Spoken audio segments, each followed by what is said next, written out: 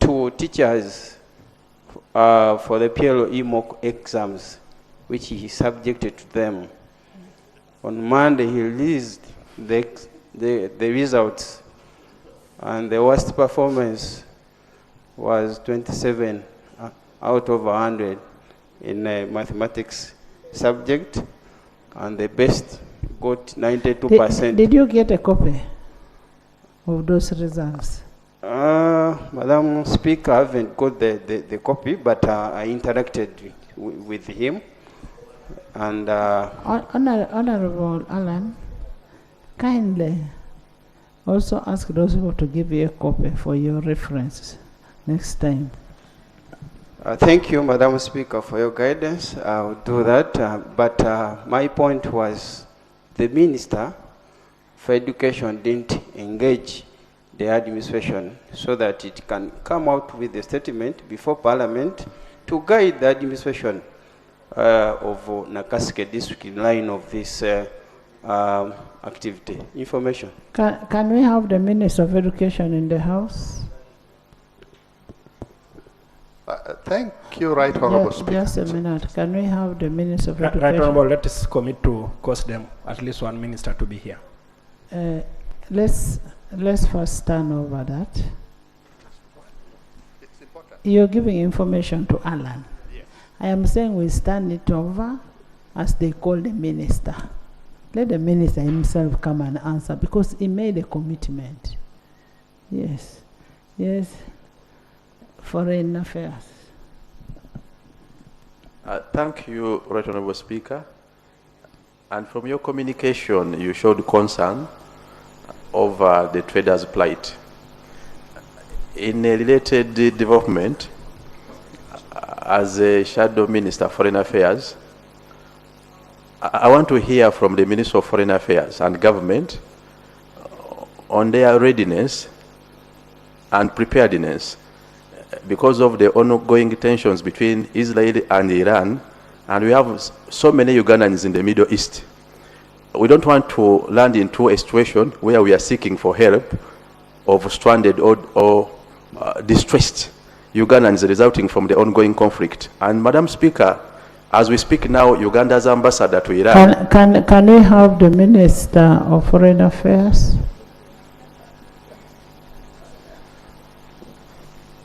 Madam Speaker, let's organize that the Minister comes to the House before the closure of the sitting. You see, I don't want us to start gambling like we don't have ministers in those respective ministries. Afidra?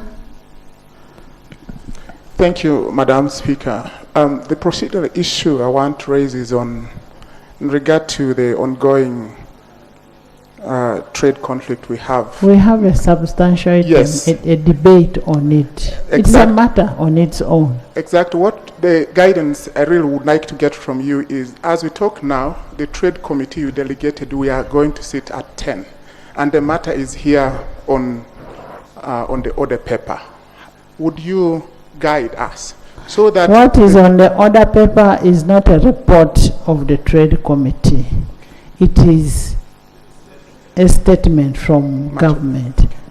So, trade committee, we are waiting for your report, trade and finance. Much obliged. Thank you. Chairman.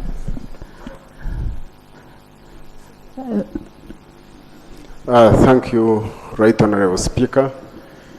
Chairman Frankore, but Bazir Bataringa, Member of Parliament. Out of respect, I didn't want to call you. Yes.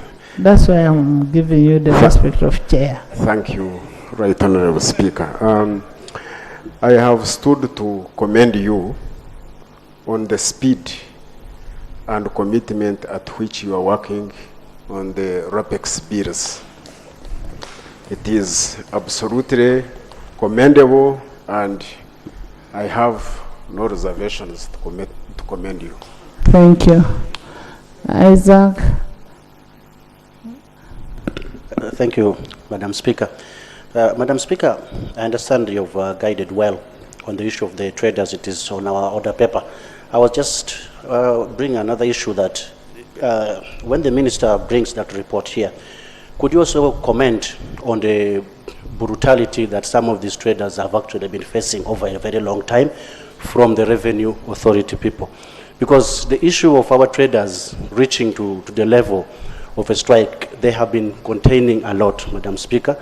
We have, when members of the revenue authority go to these shops, they are not even aware, they don't go with any documentation, they harass most of the shopkeepers, they go with soldiers. So I'm just wondering if the trader, the report can include all those issues. The URA people don't have identification. So how do you know that you're dealing with the right person? That's the thing, because they go with soldiers through these shopkeepers and everything, those people are usually scared, and those things have been going for a long time. I have had a number of shopkeepers come to me saying, you people, can you at least straighten this system for us? No, let's discuss that. Max? Thank you very much, Madam Speaker. On RAPEX, Madam Speaker, I have no doubt that this House is made up of very, very competent members. As we process RAPEX, I feel that at this point in time, we would possibly request the Honorable Minister sponsoring the bills to refresh our minds on the justification for these bills. RAPEX, as I was... Honorable Member, you bring that up when we are discussing an issue of RAPEX.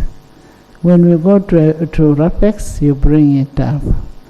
But if you want, refresh your mind on RAPEX. Honorable Byanyima, just give him. Thank you, Right Honorable Speaker.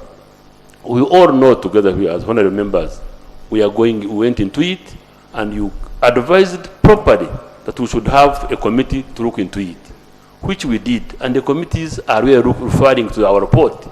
And I think what you are saying is what you should be telling the committee or debating the report when we come there, when we reach there. The issue of revisioning, it is important that I have said that we must be very careful whatever we are doing, so that we don't rush, and then at the end of the day, we regret the actions which we have taken. This Honorable House... But so far, are the committees looking at our report? Yes, except yesterday, Meteorological Authority, which we all had agreed, but when the House resolved, we will go with you. Okay. I thank you. Yes, Honourable Minister. I join my colleagues, Madam Speaker, to commend you at the speed at which you are processing these Apex bills. I think processing 10 bills in 2 days is a great speed, a great milestone. In addition to the report authored by the committee of Byanyima, each committee processing these bills has produced reports, and I would encourage my brother to get familiar with the reports of the committees. All the details, the justification for rationalization, mainstreaming, are really in those reports. So as we upload these reports, let us have time and read them. The refreshment will come as we read the reports. Thank you. Honorable Sarah Enos. Thank you very much, Right Honorable Speaker. Right Honorable Speaker, for me, I'm sad. We are processing very important bills. But why are you people going to bills when we are on communication? Sarah, you'll bring that during communication. Okay, can I go to the communication? Right Honorable Speaker, I was raising that because members have been speaking.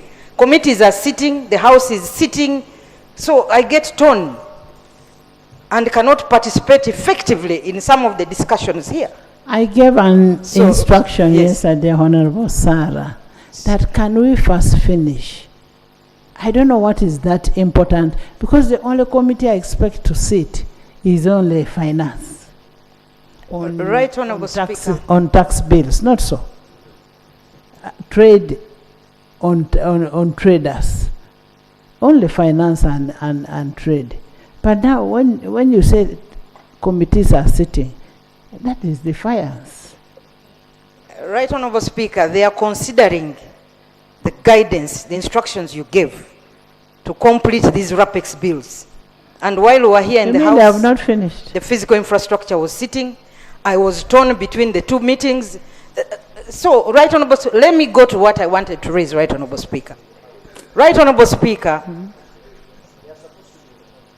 we have an issue currently, and I do not want us to see children dying tomorrow. Yet we clearly know, Right Honorable Speaker, that government outlawed the transporting of children on trucks.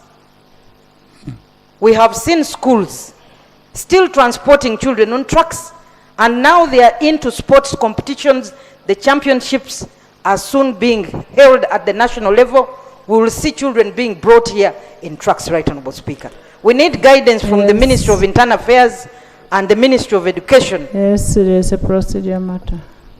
Thank you, Right Honorable Speaker. Right Honorable Speaker,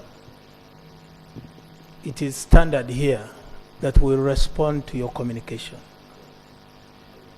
But I'm surprised that a colleague on the floor is raising matters of national importance. I need to be guided. I thank you.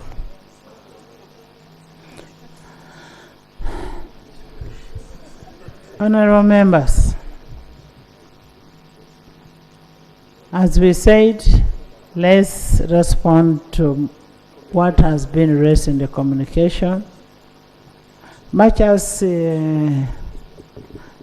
I may forgive Honorable Sarah, because I have seen it. Children are being transported like cattle in those cattle trucks. And I wonder which kind of school is this that is transporting. And these vehicles have ended up getting accidents and people's children dying. So the Minister of Education really has to give guidelines to that effect. Members, let's go to the next item. Yes, Thank you, Right Honorable Speaker. Thank you, Madam Speaker. Regarding your communication, you spoke about the death of our colleague's dad. May his soul rest in peace. It reminded me of the bad accident we had on Entebbe Road yesterday, where a young life was lost, a lawyer. But in that accident, Madam Speaker, the cause of accident tentatively had to do a lot with the truck that lost control. And that brings me to one issue. I saw the Minister of Works here. What happened to regular inspection of vehicles to determine their roadworthiness? There was a company that had been awarded, I think, a contract to do regular inspection. That was SGR, but I don't know what happened. On our market, or on the roads, we are having trucks that are totally out of control. We've lost lives because of these trucks, but still government is quiet about that. Could the Honorable Minister of Works help us and understand what's their plan to deal with regular inspection of vehicles? Thank you so much, Madam Yes, Attorney General. Thank you very much, Right Honorable Speaker. In answer to, I'm not the Minister of Works, but I have something to say in response to what Honorable Enos has raised. There was previously an agreement with a company called SGS for regular motor vehicle inspection. But the 10th Parliament cancelled that agreement, and as we speak as government, we are paying compensation to the company. So that exercise stopped. So unless this Parliament sees it fit and calls upon government to reinstate or reinstitute or reconsider that exercise, maybe it can be done. AG, are you sure we cancelled it? Let me answer. Right Honorable. No, I just want a clarification. Yes. Parliament stopped the work and caused an investigation.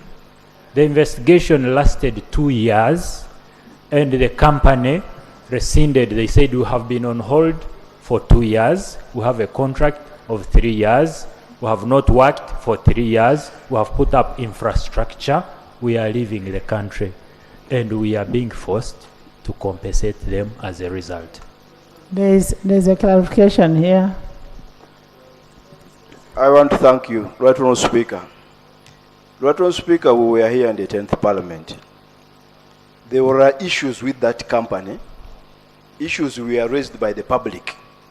And indeed, Parliament intervened. That matter went to the committee. Parliament recommended that government considers the issues that had been brought up in the committee for purposes of streamlining the operations. So the issue of stopping was an executive decision. Parliament just did recommend because there had been issues raised in the committee. So I think, Learned Attorney General, when you say Parliament stopped, definitely Parliament does not have a mandate to stop a contract between a government and another company. But there were issues that were raised. So I think the record should be put straight as far as that matter is concerned. Actually, Honorable Jonathan Oduru was a member of the Fiscal Infrastructure Committee. And I remember he forced the chairperson to resign. Honorable Oduru, tell us what happened.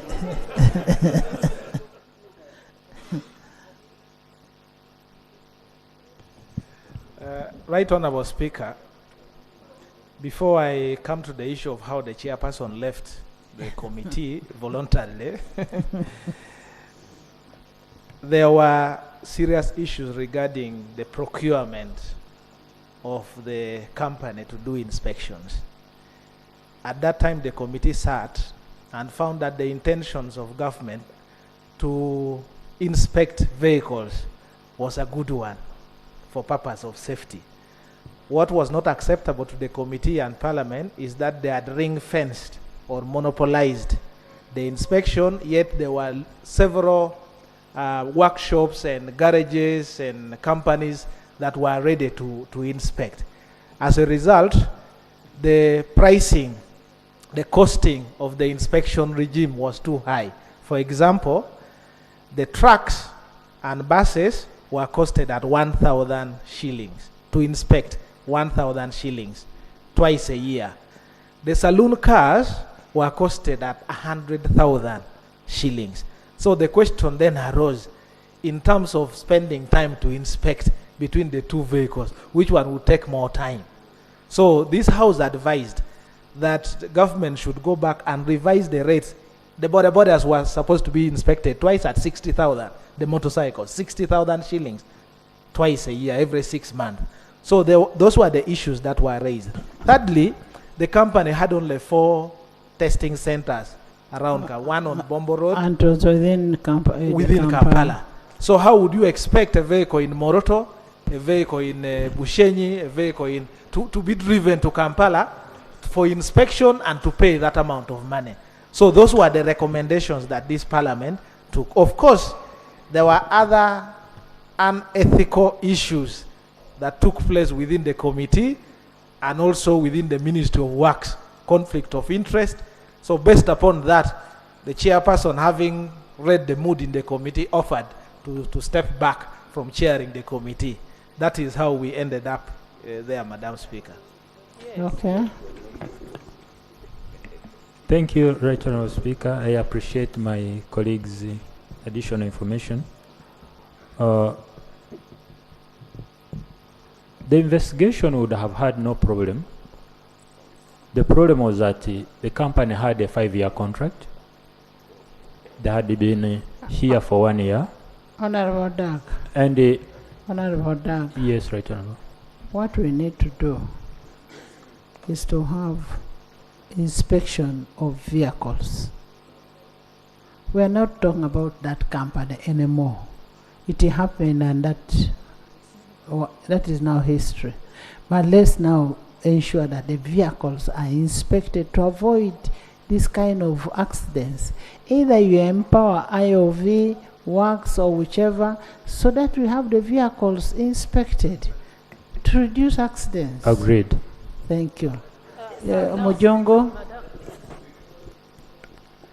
Right Honorable Speakers, thank you. I rise on a matter of procedure. Right Honorable Speaker, last year we came here. Procedure on my communication. Let me first speak and we want your guidance, Right Honorable Speaker.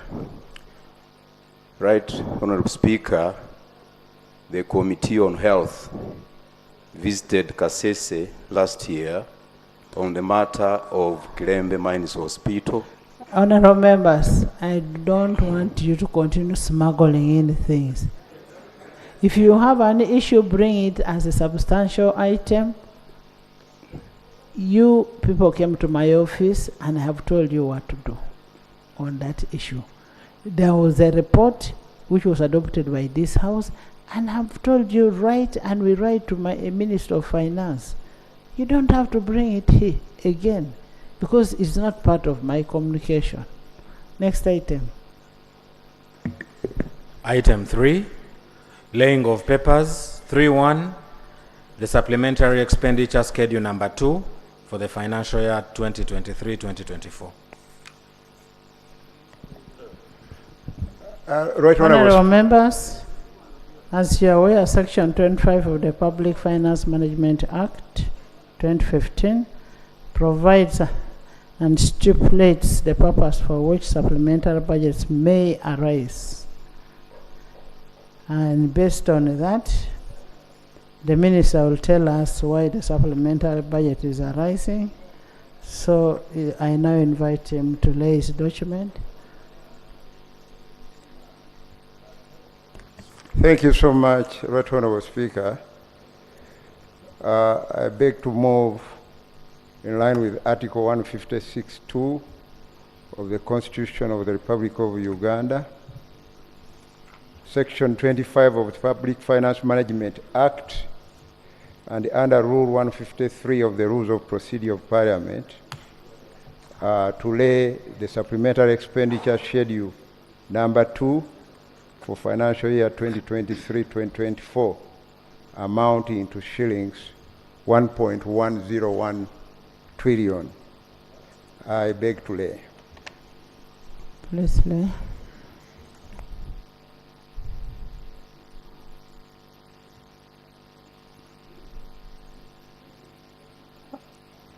Let me have a look at it.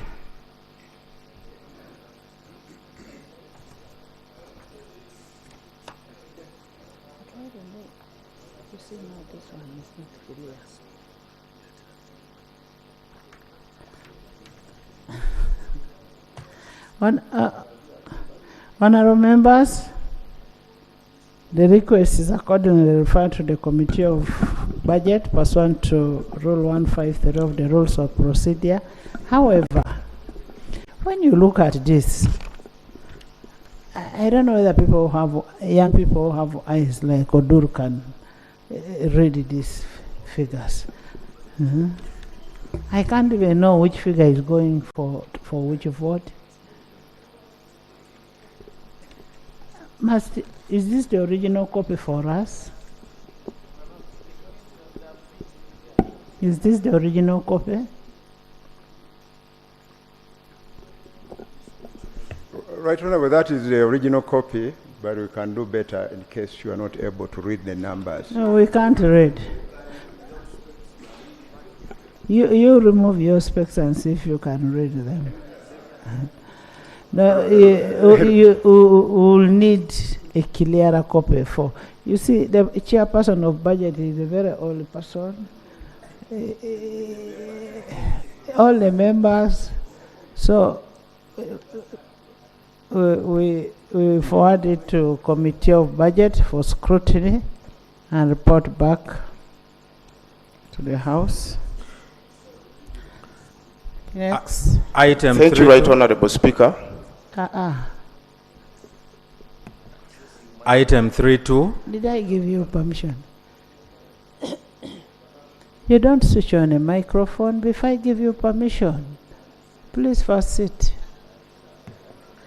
Item 3.2, proposal to borrow euros 110.5 million, approximately United States dollars 117.26 million from Standard Chartered Bank to finance the upgrading of the Kitgum-Kidepo Road. Honorable members, as you are aware, Article 1592 of the Constitution of the Republic of Uganda, 1995, vests the power of approval of government borrowing in the legislature. This power is operationalized under Rule 155 of the Rules of Procedure of Parliament.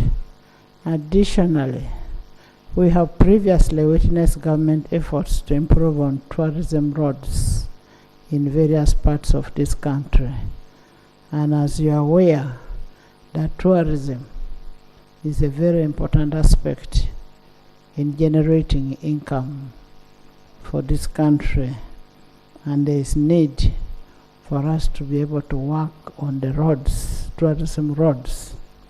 Today we will receive a proposal to borrow money to finance such a tourism road, which is from Kitgum-Kidepo Road.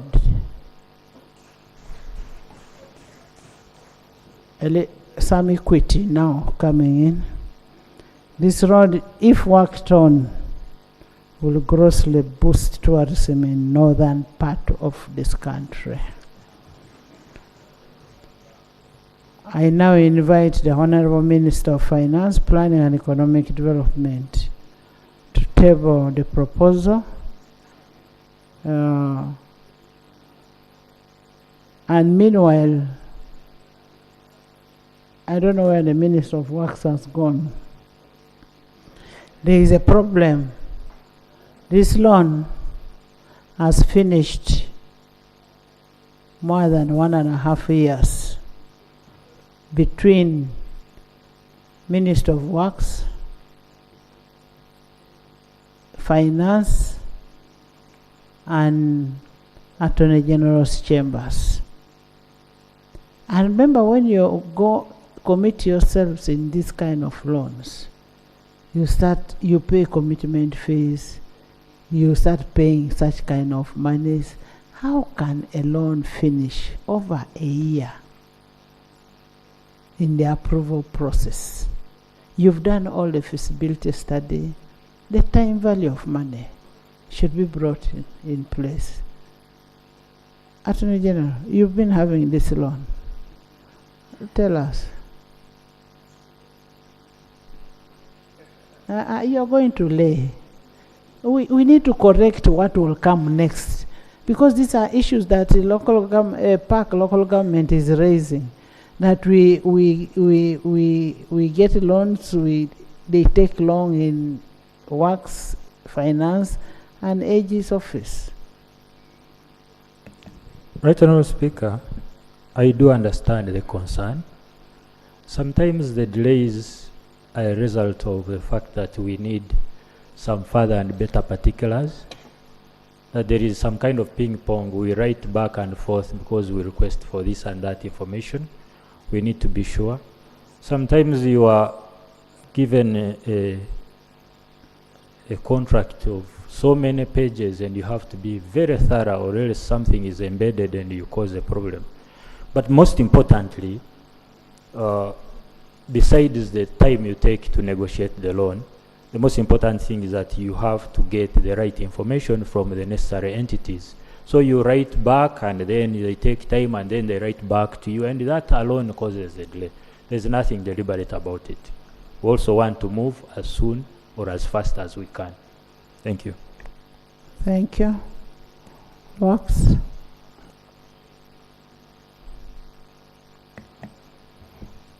Right Honourable, just on what the Attorney General has said, what we do is, my team is always quick in causing the designs. That one we do. Now after designing, we communicate to the Minister of Finance to initiate the processing of a loan. And I can report to this House that we have so many roads that we have designed. And sometimes by the time the resources come, the design has been overtaken by time, that because of the challenges and delays. So it is really something that we in Minister of Works and Transport promised to work out with the Minister of Finance particularly.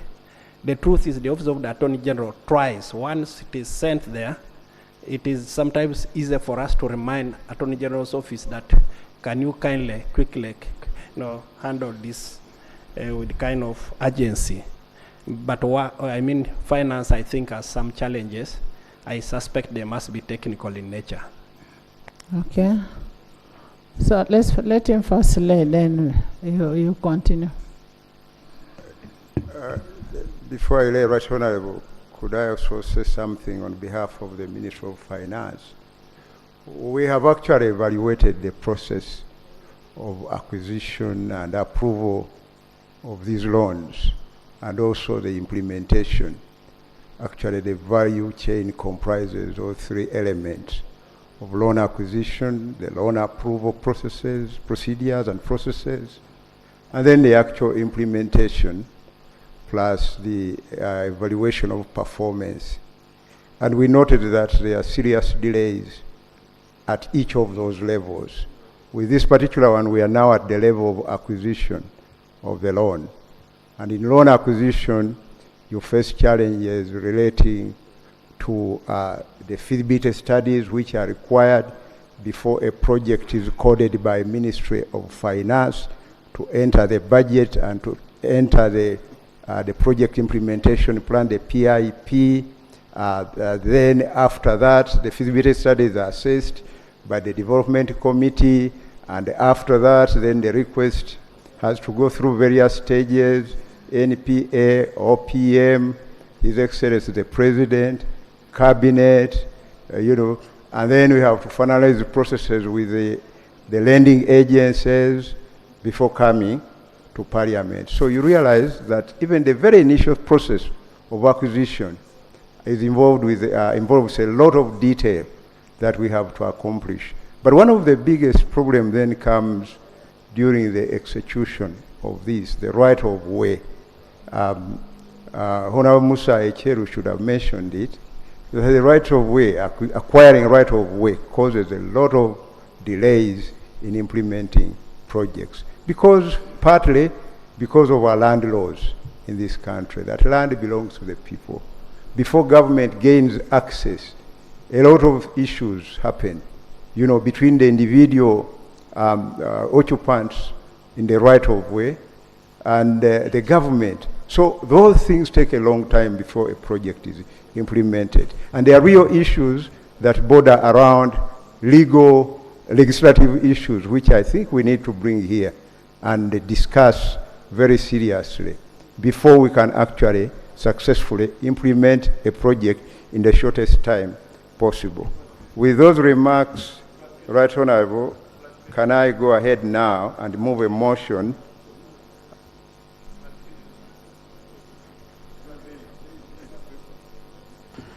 Go ahead.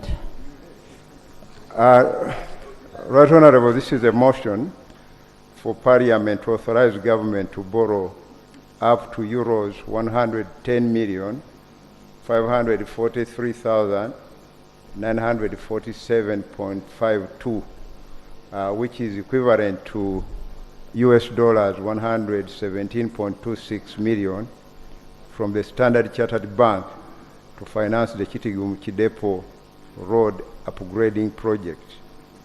I'm moving in line with Article 159 of the Constitution of the Republic of Uganda, 1995 as amended, Section 36 and 39 of the Public Finance Management Act 2015, and Rule 155 of the Parliamentary Rules of Procedure for authority to borrow the amount of money that I've just described from the Standard Chartered Bank to finance the Chitigum-Kidepo Road upgrading project. I beg to move. Thank you.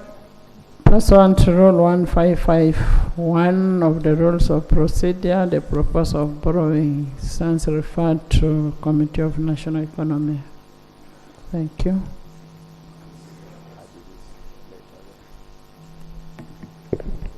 Item 4. Yes, but there's a procedure matter. Thank you, Right Honorable Speaker. Right Honorable Speaker, I'm not against the borrowing, and more so in issues of Kitugum Road. But my issue, when you look at Article 159, the powers of government to borrow must be clear, in line with clause 4 and 4A and B. The Honorable Minister has explained us the purpose of borrowing and all the procedures followed. However, Article 159, clause 4B requires, in cases of accumulated interest, the president to be caused to be presented here in the House to explain about the accumulated interest and the provisions made in servicing or repayment of the loan. And if the president is not anywhere in the House, the Honorable Minister has not explained to us about the provisions made in loan repayments and servicing. And the interest to the country is becoming a very big burden where we borrow, we follow all the procedures, but not explaining the loan repayment measures. That's my procedure matter. Honorable Member, these documents were laid when they were laying the appropriation bill. And we have these documents. It's just because that maybe you're a lazy reader. But if you want, you can go and check. They were laid on table. Yes, Haj. Right Honourable Speaker, my brother, the Honourable Tevandeke, raises fundamental issues, but with due respect, they are raised prematurely. Because once a matter has been referred to the relevant committee, the relevant committee is going to make scrutiny of the loan, and a report will be made here. Some of those fundamental issues, we will have an opportunity to address them either here or actually to go to the committee. And I think that's why I'm saying that since the matter has now been referred to the relevant committee, there is that opportunity for us to examine those issues. Right on Speaker. Thank you so much, Honorable Basalirwa, for that information. And in addition, you may want to know, I did not present all the details in documents, but details relating to the terms of the loan are all contained in this document. And the committee will have the opportunity to actually analyze them. Honorable members, in the public gallery this morning, we have a group of petitioners from Tibet Hima Mining Company based in Kampala. They have come to listen to the presentation of their petition on the status of implementation of the concession agreement with the government of Uganda. You're welcome. Please stand up and we'll see you. Thank you. Thank you for coming.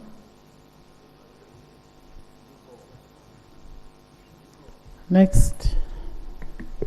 Item 4, statement by Minister on the outcome of the meeting held with traders on Tuesday, 16th April 2024.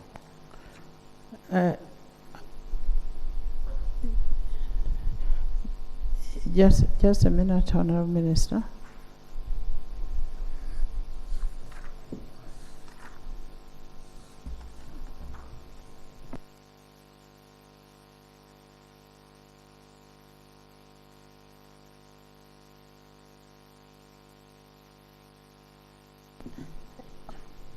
I don't want us to rush the debate on the petition. I mean on the report. Can we have the petition laid, and then for us we'll handle the report even if it takes hours. Item 5, presentation of petition of Tibet. Is that okay, Attorney General? Is that fine? We dispose of the petition, and then we have time to debate on the traders. Yes. Item 5, presentation of petition of Tibet Hima Mining Company Limited on the status of implementation of its concession agreement with the government of Uganda. Honorable members, as you may be aware that Parliament is a people-centered institution, and as such, addressing public concerns through petitions is one of those avenues for enhancing public participation. Therefore, pursuant to Rule 30 of the Rules of Procedure, I will invite Honorable Silwanyi, MP Bukol Central, to present a petition. Honorable Silwanyi. Right Honorable Speaker, I stand to present a petition on behalf of the petitioners because they cannot come to this house. Right Honorable Speaker, I move under Rule 30 of our Rules of Procedure of the Parliament of the Republic of Uganda. Right Honorable Speaker, the humble petitioners of Tibet Hima Mining Company Limited presented it on it. I'm presenting it on their behalf as a member of Parliament for Bukoli Central, and showeth and states that 1, the petitioner is a company registered in Lhasa, the capital city of the autonomous region of the People's Republic of China, that in 2013, through an international bidding process, Tibet Hima Mining Company Limited won a competitive bid to manage, rehabilitate, and operate Kilembe mines for 25 years, from 2013 to 2038. 3, on 6 September 2013, the petitioner executed a concession agreement with the government of Uganda, wherein the petitioner was required to make an upfront payment of US dollars 4,030,000 and submit a written undertaking from the consortium partners and pay an annual fee of US dollars 1 million, 4 million United States dollars, and submit and pay an annual concession fee of United States dollars 1 million on each anniversary of the concession agreement. Right Honorable Speaker, they are supposed to extract a minimum of 4.5 tons of iron ore in phase 1 of the project within the first 3 years of the project, and undertake exploration studies and develop Mabuku hydropower generation project and introduce modern mining technology and foster economic growth. 4, that the petitioner is implementing the concession agreement between June 2014 and January 2017, where they paid 4.2 billion to Uganda government directly, and it directly employed 822 Ugandans, purchased machinery worth 22 million US dollars, and acquired mineral processing equipment, and committed United States dollars 183 million to future investments in resumption of the copper ore production for Kilembe mines. Number 5, that the petitioners undertook a number of activities in preparation of mining and processing of minerals from Kilembe mines, including upgrading existing operation facilities and undertaking underground mine dewatering supply, design underground materials, and do procurement and construction and all the underground structure. 6, that in spite of that, Tibet Mining Company performing its obligation, the government failed and neglected to fulfill its contractual obligation, like A, failed to hand over Kilembe mines to the petitioner by 9 months from the date of entering the agreement. 2, reduce the concession period from 25 years to 15 years without any explanation. C, failed to provide the necessary permits and licenses. D, stripped assets and equipments belonging to the petitioner and unlawfully, without any regard to contractual terms, terminated the concession agreement. that your petitioner was frustrated in performing their obligations under the contract due to technical bureaucracies and inadequate coordination without any due process in the law in various ministries and departments and agencies, and that was required to report to that 8. Following the early termination of the concession agreement, your petitioner has suffered substantial financial loss amounting to $980 million as direct loss. And then 9, government of Uganda has lost $10 million annually due to failure by government to fulfill its contractual obligations under the concession. Whereof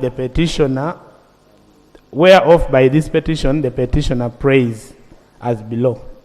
A relevant committee of parliament investigates the implementation of the concession agreement between Tibet Hima Mining Company Limited and Government of Uganda to establish whether the obligations in the agreement were fulfilled by both parties. B, in the interim, your petitioner further prays that Parliament holds the ongoing advertisement and subsequent procurement process related to Kilembe Mines. And 2, investigates the reasons for the site handover delays, and your humble petitioners are in duty bound, will ever pray. And here too, your humble petitioners have appended their signatures. Right Honourable Speaker. Right Honourable Speaker, I also beg to lay on behalf of the petitioners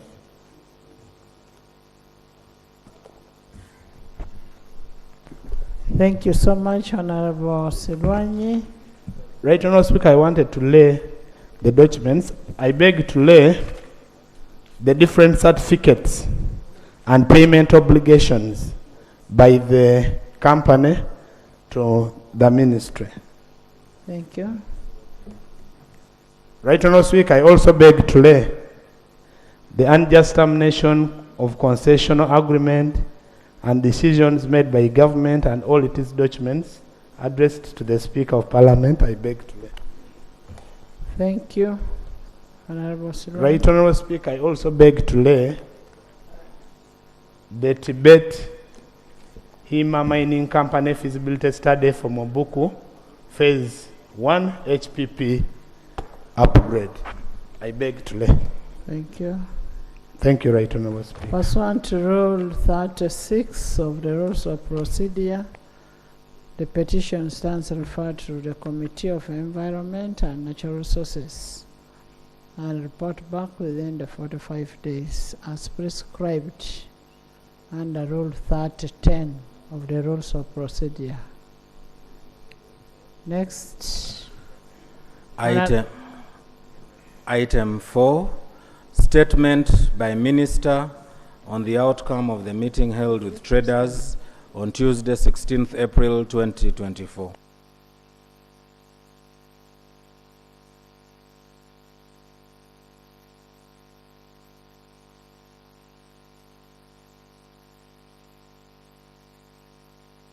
Honourable members, as earlier stated in my communication, it is important for government to amicably resolve the standoff between the traders and the Ugandan Revenue Authority.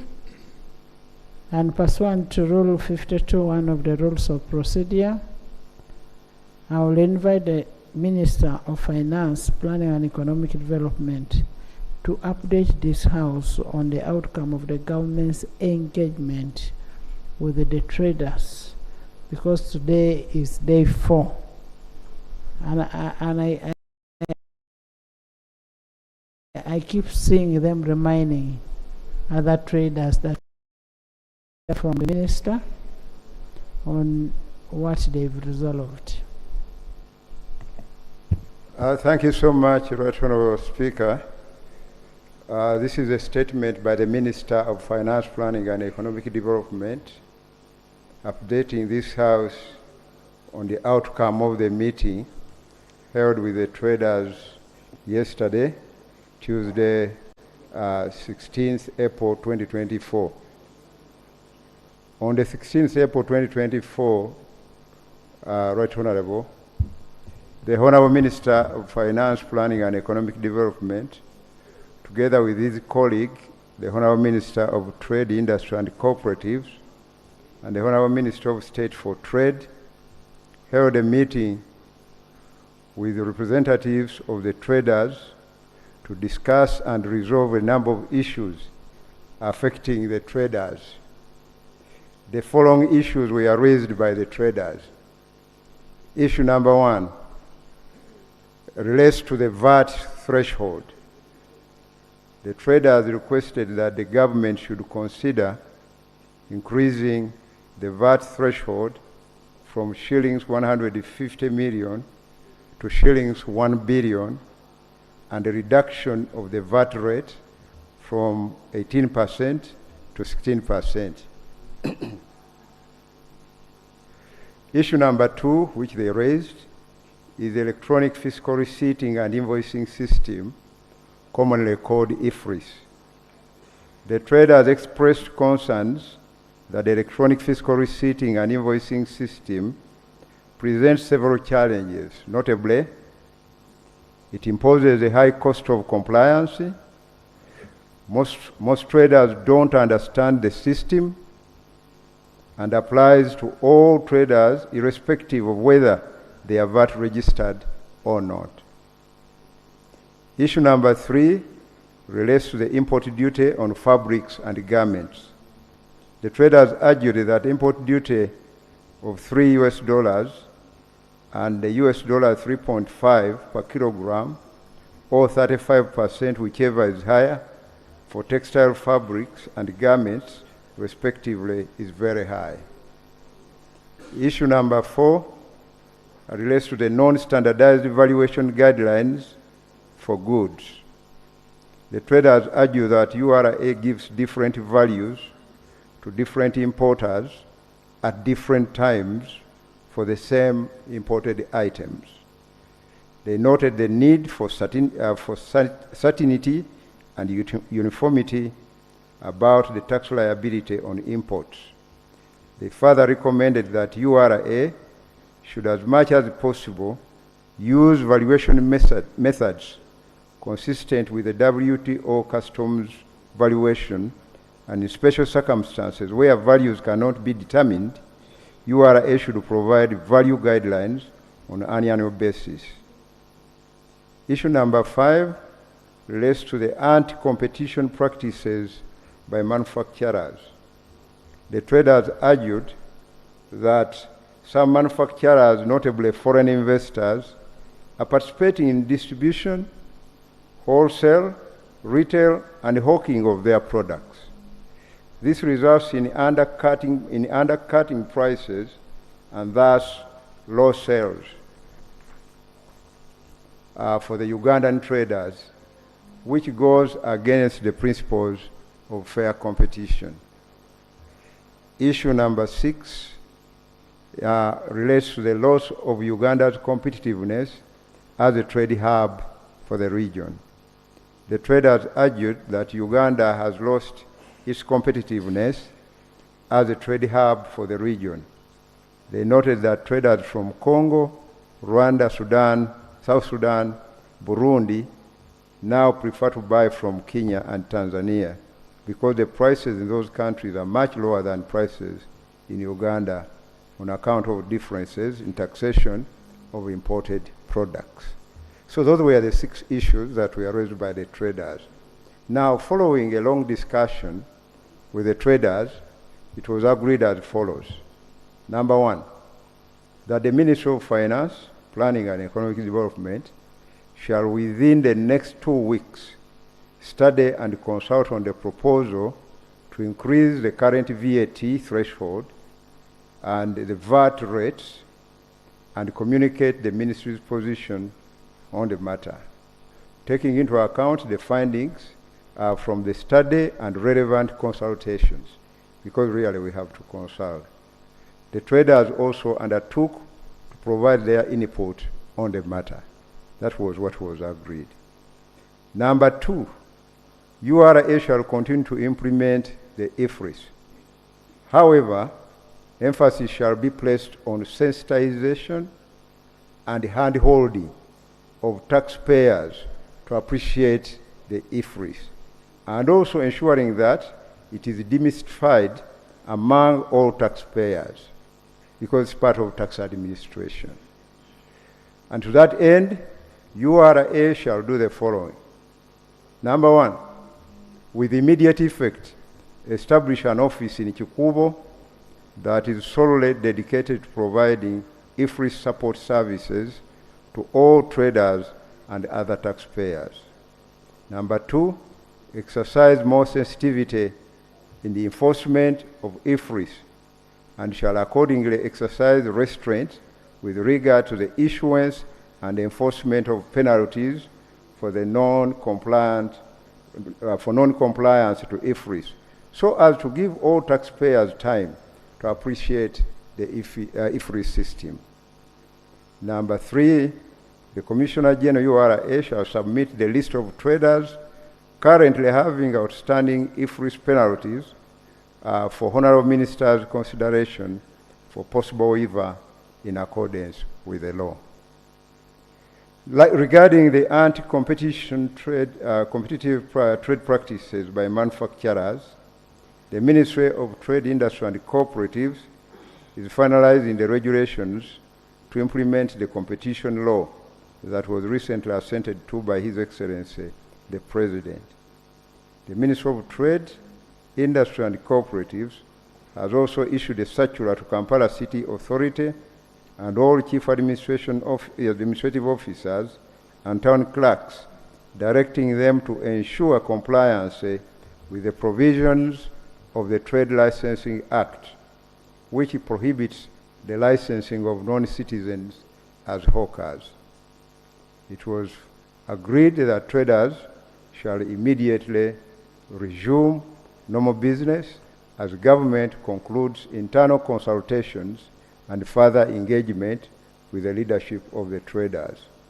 The consultations shall be concluded within 2 weeks. Just to add that I now understand that the traders are meeting His Excellency, the President of the Republic of Uganda, tomorrow. And subject to that meeting, some of these provisions could change. So we shall update the House following that meeting. Thank you so much.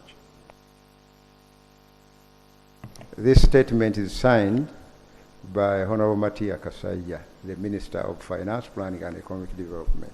Thank you. Thank you so much for the report. May I, with your permission, lay? Please lay.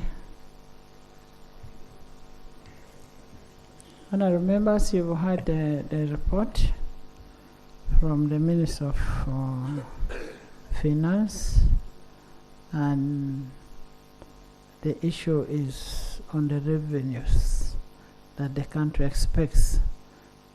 As a minister seeks for 2 weeks for further consultation on the proposal of revised VAT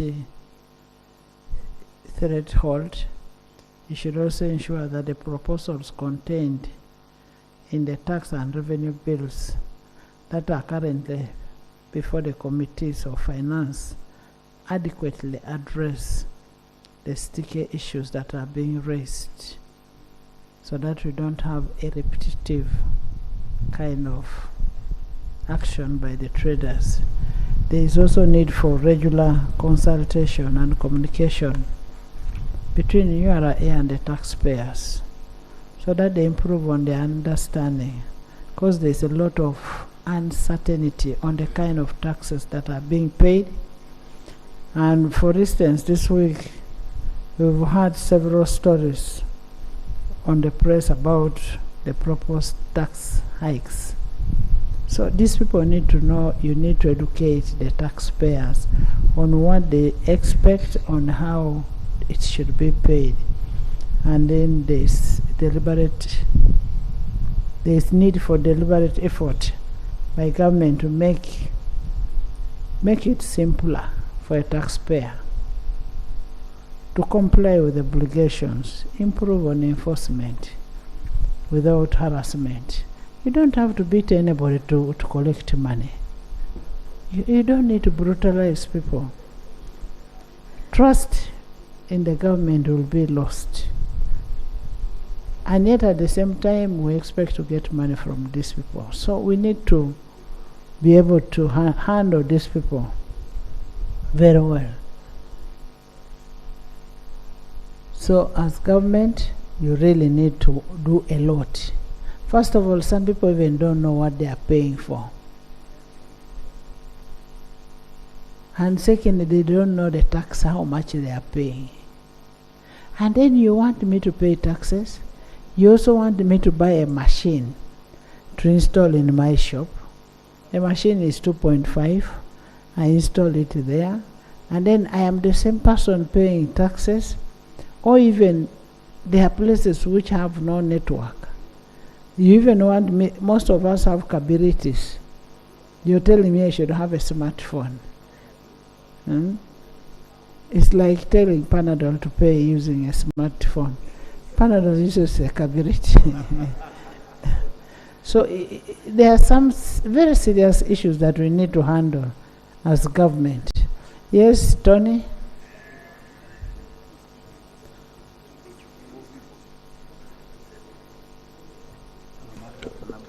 Thank you, Right Honorable Speaker.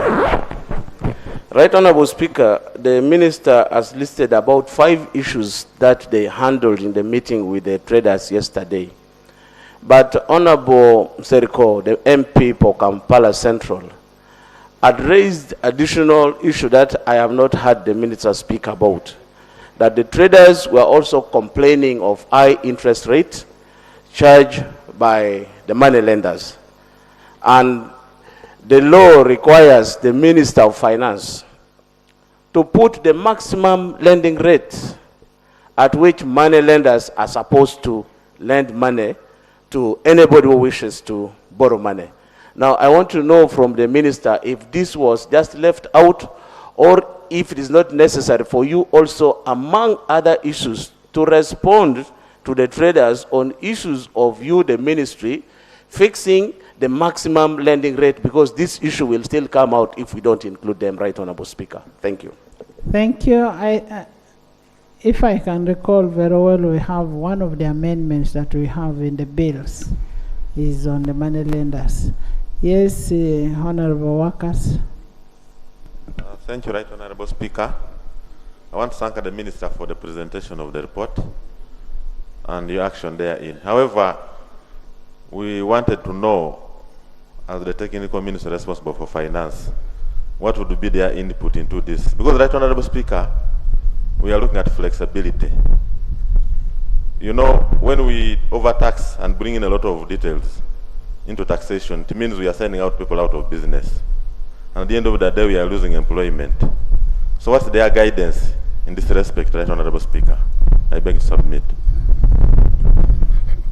And maybe just for information, the Committee of Trade and Finance are meeting traders now. So we will be waiting. The minister has not come? That they are waiting for the same minister to go to the committee.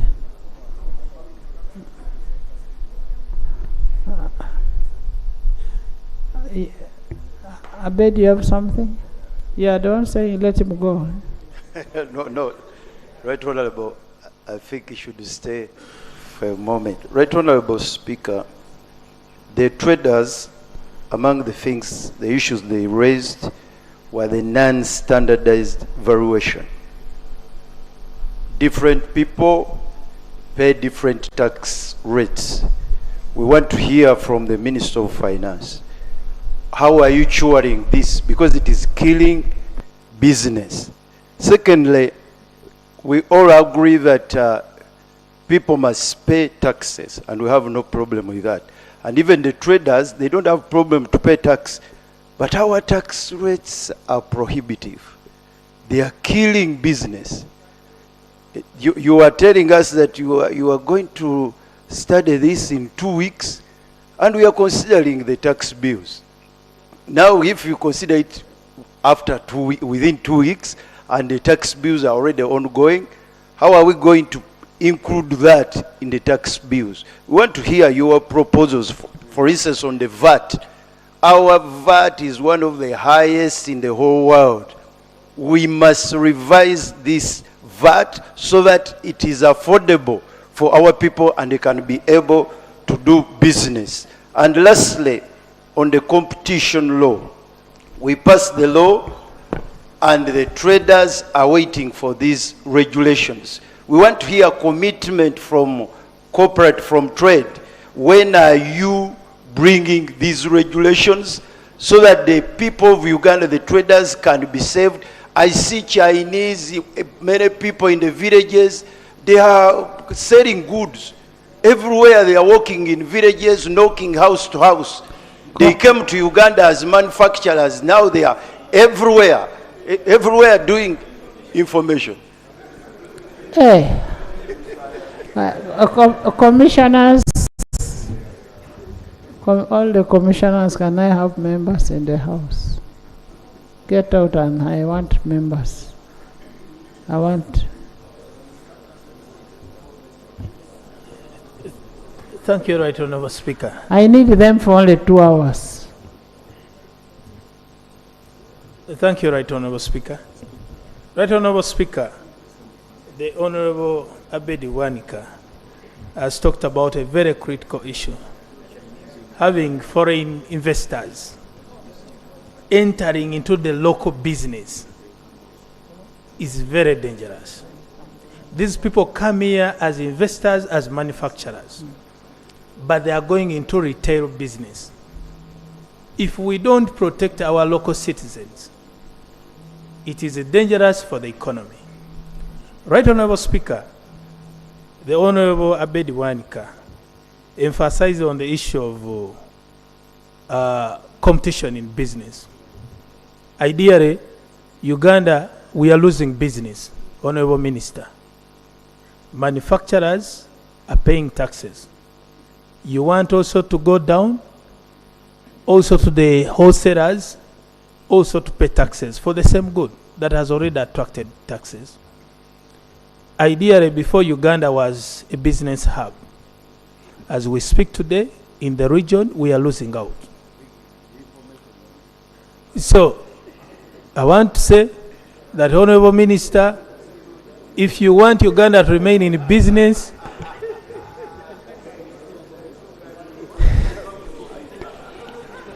I take back, Right Honourable Speaker. Honourable. Just one last thing, Right Honourable Speaker.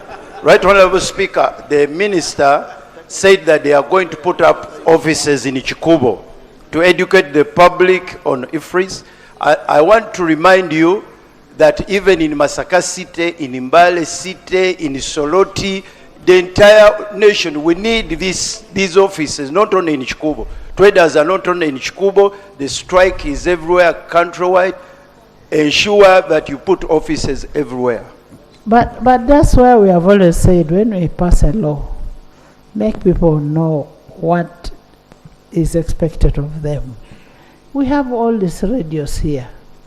Putting an office in Chikubo or in Masaka, a person in Bukede will not reach that office. But if you went on radio and started popularizing what you've passed, what you've agreed, and these people will pay because they want services, but they lack information. Yes, Attorney General. All of you are going to speak. Thank you, Right Honourable Speaker. Our economy has largely been driven by our local traders. And if you have been in Chikubo 10 years ago and you go there today, you will realize the real slump in the business. Most of our people have actually been driven out of business. And one of the factors has been overtaxation. When Rwanda closed the borders with Uganda, it established its own Chikubo in Rwanda. And most of the people used to shop from Chikubo here, from Rwanda, Burundi, Congo, have now resorted to Rwanda and others to Tanzania.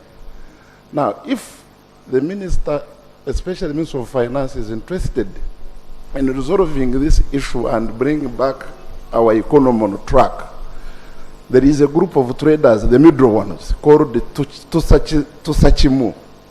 and to Sachimo. And I've tried one time to link up the ministry with that group of traders to discuss with them, and you actually get to know where the challenge is. IFRIS wouldn't have been a problem, but it is adding a cost on their business. Most of these traders, by the way, are P7 dropouts, P7, S1, S2, but they are the ones who have been driving this economy. Now, you have the foreigners who have opened up, yes, they are manufacturers, but they have their own wholesale shops, they have their own retail shops, and they have had all this system throughout the entire country. And our people are being driven out of business. Some of us who have been surviving on them as legal practitioners are also running out of business. So the ministry really needs to go down and have this dispute with the traders addressed from both a legal point of view and also a humane point of view. Thank you, Madam Speaker. Thank you. Maggie.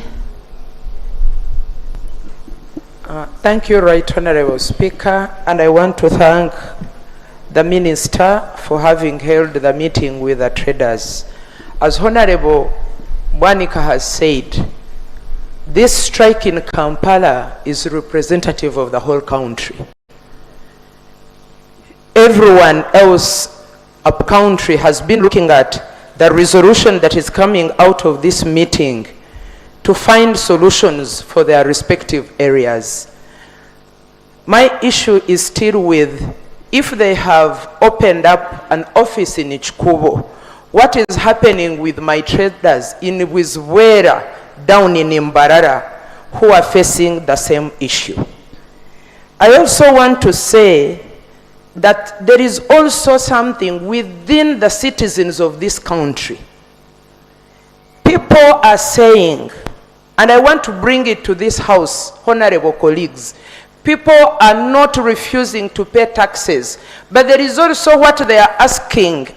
What is the tax they are paying, doing for their children, for their spouses, for this country? As we continue to pay taxes, as our people continue to pay taxes, at the end of it all, what are people gaining from the taxes that they are paying? I beg to submit. Thank you. Though what you pay as tax should not be equivalent to what you receive. Taxes, you have hospitals, you have schools, you have roads, you have all of that. Even paying you as a member of parliament is out of those taxes. Mitoma. Thank you, Right Honorable Speaker.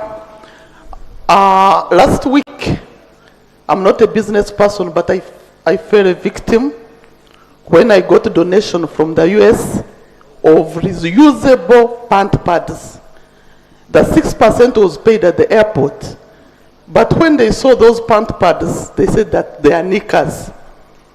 I went through a lot, but when I went to URA, what has been raised here by the traders, it was found out, even for them, they didn't know, that even knickers are charged 35%.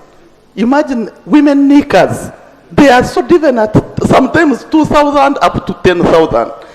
35% is big.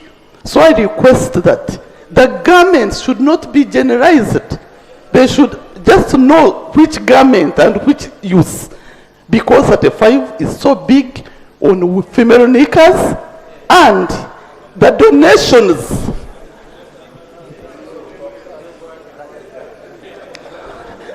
Right Honorable Speaker, I get protection. People, let's Honorable Mitoma finish. And secondly, these were the donations. My donors were forced to pay 20 million for those reusable pant pads. I even have samples here. They call them knickers because they are reusable pant pads. So I request that they change, they try to categorize the garments they are charging 35% for. Thank you, Right Honorable Speaker. Thank you, Isaac. Thank you, Right Honorable Speaker. Right Honourable Speaker, I think the problem that we are facing here is that the Ministry of Finance, Uganda Revenue Authority, have failed to recognize our businessmen as stakeholders in generating taxation. The major stakeholders. The major stakeholders. They only go in form of enforcement. They do not involve them in most of the negotiations. And that is where we end up with this problem. If they could involve them right from the beginning, that this is what is coming up, take their opinions as well on board, and reach a meeting point, we would not be where we are right now. On the issue of VAT, Madam Speaker, Kenya pays VAT already at 16%, and most of our goods actually pass via Kenya. Our VAT indeed is high at 18%. So I do understand and plead with it, understand the traders' plea that VAT should be reduced to 16%. And Madam Speaker, VAT is supposed to be reclaimed back. But up to today, we do not know how many traders actually know that they can claim back VAT. Such informations are not being given to our traders, that they can balance some of those things. So I beg that we get more information, like you said, that they should get more engagement through radios and sensitization. Thank you. Thank you. You should have the stakeholders' engagement for them to know what we expect of them and what they expect of us and what their right is. Thank you, Madam Speaker. Madam Speaker, I want to say here that we all need taxes to develop the economy. But however, the issues being raised by traders here are issues I will consider to be irregularities in the administration of the tax. We are a member of East African Community, and one of the reasons of joining East African Community was to widen our market so that we become competitive in the East African region. But when you look at our tax regimes, the decisions we make in terms of taxation, they do not make us to be competitive. Members have already raised here that neighboring countries, their VATs at 16%, but for us we charge at 18%. Now, here as a country, we thought we would boost our trade with countries like Congo. We even went up to the extent of constructing roads in Congo in the name of trading with Congo. But when our taxes are very high, we may realize that we have constructed those roads for other countries, not for ourselves. So for me, to promote our competitiveness in the region, we should work together with the rest of the countries in terms of issues to do with the VAT.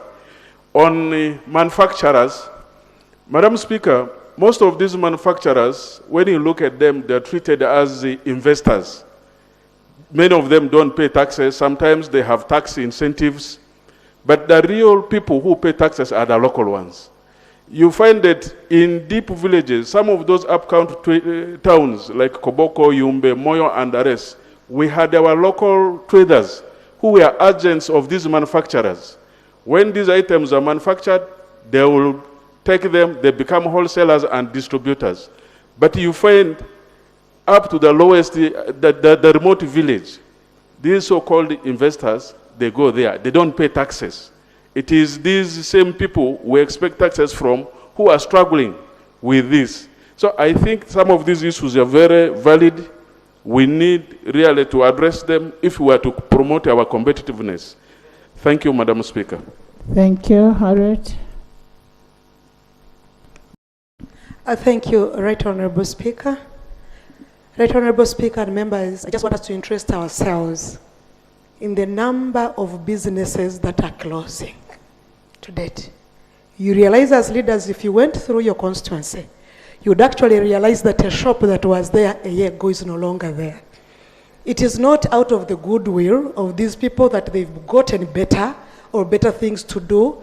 It is because of COVID and the high taxation, people are closing shop, Right Honourable Speaker and members. And what does not help this country is that this country has carried out tax exemptions to people actually who have ability to pay tax. Yet they continue to squeeze the ordinary person who does not have capacity to pay. The traders have a very yes, and actually as government, when businesses close, we don't gain anything out of it. Because even if you charge high tax, people close shop. You'd rather have very many businesses open and then you charge what is available. I thank you, Right Honorable Speaker. Thank you, Ntungam. Thank you so much, Right Honorable Speaker.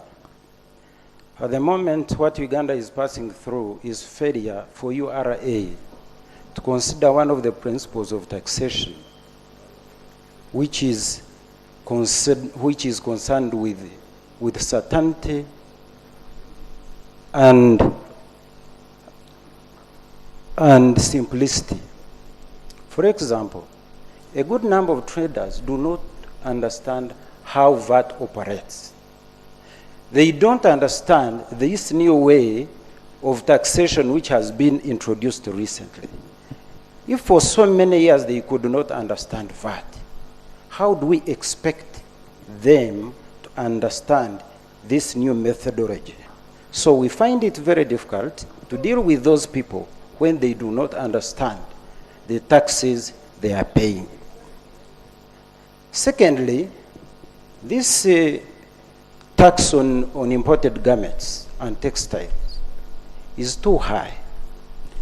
And we thought by putting that tax would discourage people from importing those garments, and then we produce local as Ugandans. However, the same industries which are producing the same items are being overtaxed. Therefore, we cannot realize that in Uganda. So we must make sure that there is a way we are reducing taxes on manufacturers who are producing garments. Secondly, we must come out and think about making Uganda one of the tax hubs in Africa, because it is a landlocked country. We cannot favorably compete with Tanzania and Kenya if we do not reduce our taxes. And remember, members, we are targeting the Congo. Congo is very big.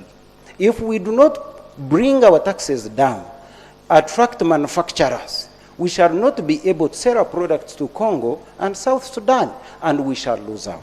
So, Right Honorable Minister and members, I propose that we think about reducing taxes in Uganda so that we can enjoy our position, which is between DRC and South Sudan. Thank you so much. Thank you. And I think what we need to do is to increase on the tax base and reduce on the taxes. Increase on the tax base. Thank you very much, Right Honourable Speaker. Right Honourable Speaker, I want to thank Honourable Minister of Finance and Minister of Trade for the engagement with traders in Uganda, and I want also to thank that there's a meeting which is going to be held between traders and the head of state. Madam Speaker, I want to zero on sensitization. When you look at what is happening in our country, there is nothing like a component of sensitization of traders to know what taxes, and even categorization, which category is supposed to pay this tax and which category is not supposed to pay this tax. According to the minister's submission, he stated... Honorable member, it is not only the traders. There is no awareness of any law that we pass. People don't know what happens. We pass the laws here, they go and they put them in the drawers. I've not seen any minister coming out and say, we passed this law and this is what is expected of you and us. Thank you, Right Honourable Speaker, for your guidance and addition. Madam Speaker, I want to say that the Minister of Finance and Minister of Trade, they are supposed to conduct sensitization, countrywide sensitization to our traders so that they get to know what taxes they are supposed to pay. Madam Speaker, when you look at our trade between Uganda and Congo, we were constructing roads in order to get or to do trade with Congo. But the Congolese now are bypassing Uganda to go to Kenya, and they are trading there's trade between Kenya and Congo. When in actual sense we are in the middle. You wonder why they are bypassing our country and go to Congo. The issue is that our taxes are very, very high. We need to do something. We need to sit on the drawing board and do something. Otherwise, we might lag behind. I want to thank you, Madam Speaker. Yona. Thank you, Madam Speaker. Madam Speaker, the tax system needs a rigorous action by this Parliament.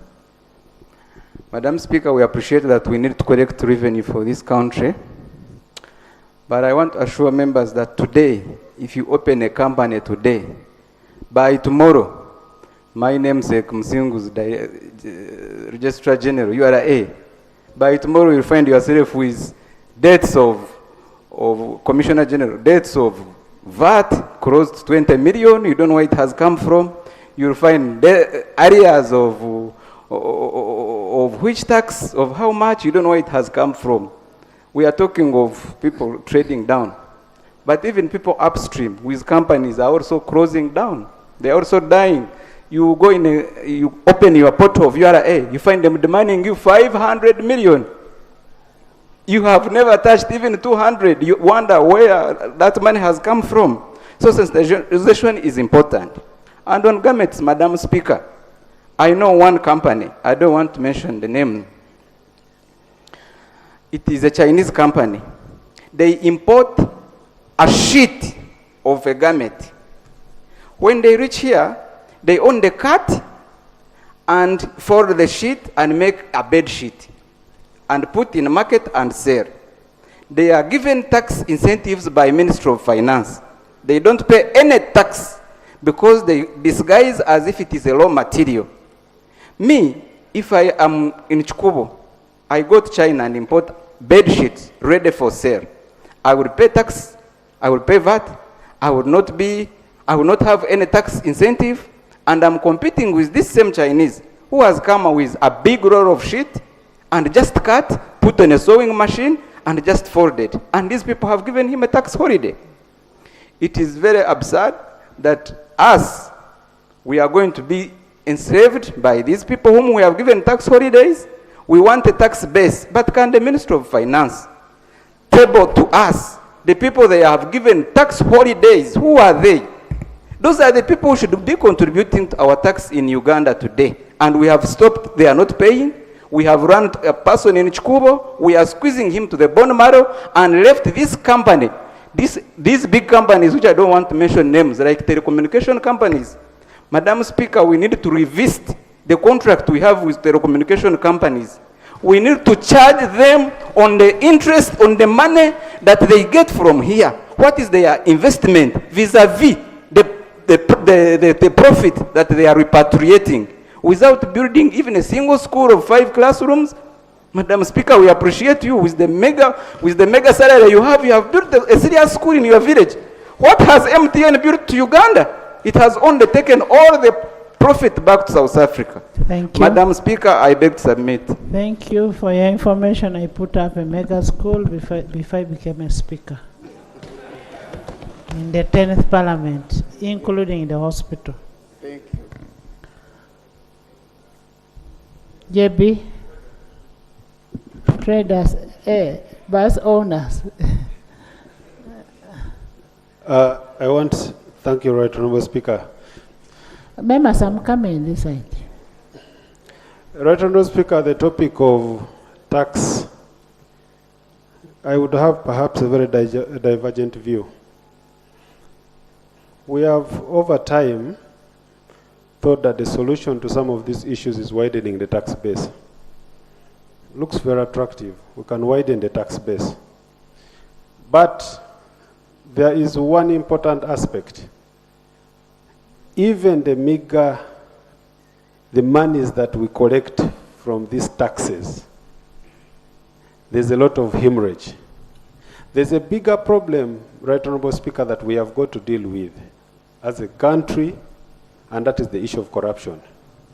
If we do not stamp our feet and realize that this is the biggest enemy we have as a country, we shall keep widening the tax base, and we shall always be realizing that we are not able to fill the basket.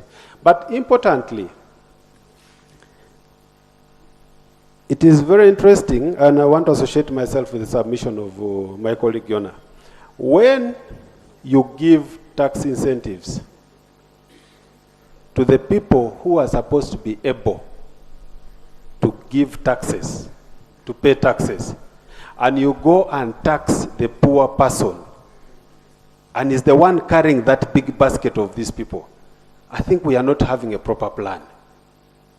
If we as a parliament resolve that any tax incentive to be given, because a tax is a creature of statute, any tax incentive which is given, if we have not approved, nothing should be done. But people have gone behind parliament to give these tax incentives. We have requested for lists to be tabled in this parliament. I have not seen the lists being tabled of the people who have the tax incentives. So, Right Honorable, if you gave a timeline for even Minister of Finance to table that list, it can be that we are moving in the correct direction. I beg to submit, Right Honorable. Honorable Minister, take note. Thank you, Madam Speaker. Not you, first before you. I will tell you to stand up. Thank you, Right Honorable Speaker. Right Honorable Speaker, I want to thank you for bringing this issue forward. Right Honorable Speaker, sometimes I fail to understand why URA is failing to undertake voluntary tax compliance with the businesses. Right Honorable Speaker, in some places, if you go to, like in West Nile, when people hear about the URA, people are running away, the business owners. Why is business not operating in a way that URA advises our people to do a better business? Look at the situation in West Nile, where URA is collecting money by chasing people and their death case is reported. Right Honorable Speaker, we expect by now URA to have massive tax education because our businesses are recovering from COVID. People have been in COVID. People lost a lot of businesses. But now again, you are coming with a situation where you want to chase traders out of their businesses. Where do they want our people to go? Right Honorable Speaker. Really, as Parliament, we need to help our own people to see that they're in businesses. I thank you, Right Honorable Speaker. Thank you, Doctor. Thank you very much, Madam Speaker. I also want to talk about the tax holiday given to big companies, to investors. And when they are given the tax holiday, they do the manufacture of items. But again, like my colleagues had already talked about, the issue of the manufacturers, the investors, taking the same items directly to the villages where they sell their items without paying tax. But we need to note, Madam Speaker, that our traders, for example, in Rukungiri recently, a trader called me and was complaining about manufacturers who make items, and the traders come and buy the items from them. And remember, these traders, when they sell items, that's when we get our VAT. But again, there are items which they buy and put in their stock become dead stock because the manufacturers come directly and sell to the supposed to be their customers. I think government needs to pronounce itself on this to stop manufacturers from carrying items to the district directly to the people in the communities. Thank you, Nyachi. Nyachi, Flora. Thank you so much, Right Honorable Speaker. Right Honorable Speaker, I think this issue of IFRIS is a good issue for widening the tax base. However, it came at a time when traders are suffocated with taxes. And I believe this is their opportunity now to come up and speak about their challenges. Right Honorable Speaker, as members have talked about the high taxes on garments, and sometimes I wonder how the Ministry of Finance and Planning plan for the country. They said they are raising taxes in order to stop Ugandans from importation of these other clothes. And as we are seated here, I'm wondering who is putting on a cloth made in Uganda. There are very few. And if you look in our budgets, how much money, for instance, have we budgeted for cotton production and silk-culture growing in our country so that we can manufacture these clothes within the country as we continue to suffocate the importation of garments? So for me, I think as we plan for increased taxes on certain materials, let us look at what the substitution that we have back home in order to suffocate the other things that we import from outside. Right Honorable Speaker, over the weekend I attended a function where there were traders from Chikubo.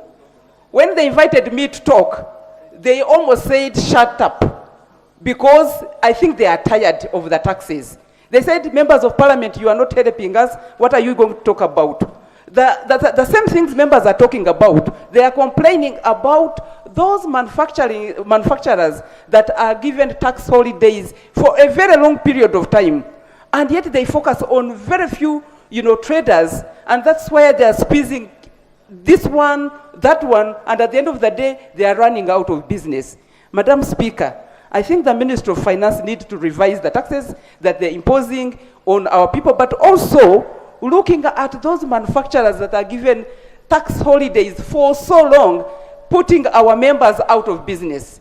Madam Speaker, when government releases money, money trickles down to the consumers, and we are capable of buying things from, Chikubo, from shops, from retail shops. Madam Speaker, I've been complaining about how government has defaulted in paying people that does business with them. If they default paying people that do business with government 4 years, 5 years, people are demanding for money. How do you expect business now to take off?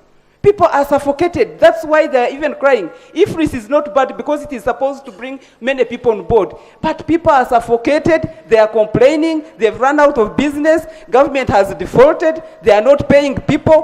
Where should people go right now? Thank you, Madam Speaker. Thank you. And because government is not paying, people end up on money lenders. And which money lenders charge very highly. Flora, Thank you, Catherine. Thank you, Madam Speaker. Madam Speaker, I'm a businesswoman in Kampala for the last 20 years. But I had to close one of my businesses beginning of this year because of VAT. VAT is, many people are closing businesses. There are so many women I know that I started with business in Kampala that I have run out more than 20. Right, Honorable Speaker, when you see last financial year, URA failed to collect taxes by 50 billion because of businesses which are getting out, of people who are getting out of business. We are seeing, let me give an example of a caterer so that the last person down can understand me. If you're doing catering, you'll go to a market.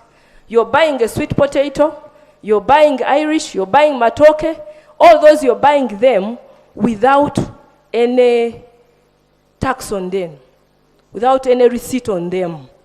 But when you produce and supply, they tell you you have to pay VAT.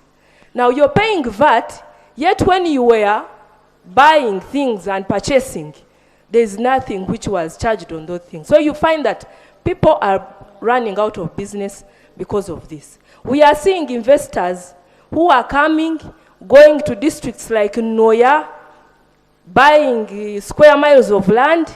You find they are planting they are planting soya, they put their factories, they do business from grassroots up to production, up to they even have supermarkets. They produce, they take to their supermarkets. So you find we are competing with such Honorable people. Minister, I hope right? you've left somebody to take note. So right, Honorable Speaker, VAT has become a problem, and also investors who come, they Thank start you. from zero and Thank then up you, to the Catherine. market. Thank you. Catherine. Thank you, Right Honourable Speaker.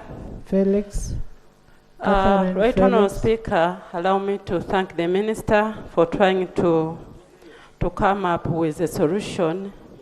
Right Honourable Speaker, it seems that Uganda has become a dumping place. In a few months back, I was in China, but when they saw us, they were like, these people have come for their usual business. They would even ask, are you from Uganda? This is your rate. Are you from Kenya? This is your rate. So, even business people have known that they are going for cheap things to bring to Uganda because of overtaxation. Right, Honourable Speaker, URA is scaring away all the natives that are trying to join business because of overtaxation. Right, Honourable Speaker, if you go to the business community and you keep asking, the taxes imposed to them are even higher than the capital they are having in the business. And in so doing, they have been forced to run away because of the loans they have incurred, and now they are in hiding. Where are we taking the country? If the capital, if the charges are more than the capital, are we really becoming human? Right, Honourable Speaker, I beg that the finance should also get involved and really rescue our business communities. Thank you. Thank you. Felix. Madam Speaker and honorable members, the issue that we are handling today is deeper than what the minister presented. And I think Uganda is becoming a destination that is not good for investors, especially local investors. Madam Speaker, there are about 5 issues that we need to address. One is the government policy. We are talking of import substitution. We are protecting investors who have put their investment in Uganda, but now we are overtaxing imports. And that's why right now these people produce, distribute, retail, knocking out our local traders. And that's a very serious matter of protecting foreign investors. We are overprotecting them. For example, Madam Speaker, foreign investors are given more support than the local investors. First of all, when especially in the construction industry, they import their vehicles, which is tax-free. Everything that they bring into the country, they are not taxed, apart from tax holidays that they are given. So they are actually knocking out all the local investors. Madam Speaker, when you go now to Kampala Road, we used to trade there. Ugandans used to be there after we removed the Indians. But now they have all come back. When you go to Kampala Road, you find that all the shops are being owned by, you see their colors. We are being knocked out. We are now coming to supermarkets. These people import and then they take to their own supermarket. In other countries, this does not exist. When you go to Ethiopia, a foreigner is not allowed to operate a supermarket. It is only reserved for local participation. Madam Speaker, again, government is the one failing our own people. Government makes you to supply them and you are not paid. The Honorable Minister knows the level of domestic arrears he has. The people he has not paid for many years. You have locked their capital, they are borrowed from the banks, their properties have been sold, and you never think about them. Madam Speaker, apart from that, all government contracts, especially big contracts, are only reserved for foreigners, foreign investors. When you come to roads, local participation is not there. Big contracts, you see what is going on. Ugandans are not there. Even the supplies, it is being done, these consumables are being done by foreigners. So, Madam Speaker, the minister should come here, even in the parliament, to how they are going to handle domestic arrears, the money that the government owes our people. Madam Speaker, the other thing is the government policy on business. Why should government start competing with local, our traders? For example, I've been seeing here, Uzima is water that is owned by government. But now they have instructed all government institutions to buy Uzima water. What about those who have invested in water? Even in Parliament now, they have changed. I'm now seeing Uzima. You go to State House, you see Uzima. You go everywhere. Why is government knocking out? Bobo, we are promoting Bobo. You say Google, but that is government.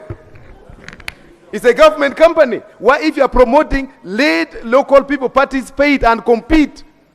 Let them come, and the supply should be given to people who have competed, not getting blue letters from State House. That one should not happen. By the way, it is not water by Honorable Nzima. It is not by Onzima. We know the Onzima, I think it is by a government institution, that I think in NEC, whatever they call them. So I think that is also being unfair to our local people. Madam Speaker, they have even directed that all constructions being done by UPDF. UPDF is a government institution. Now you have locked out all local contractors. They are not there. They have invested. They have equipment. They have everything. Where do you want to take these people? UPDF is being paid by our government. It's being paid by the people. They are already being employed.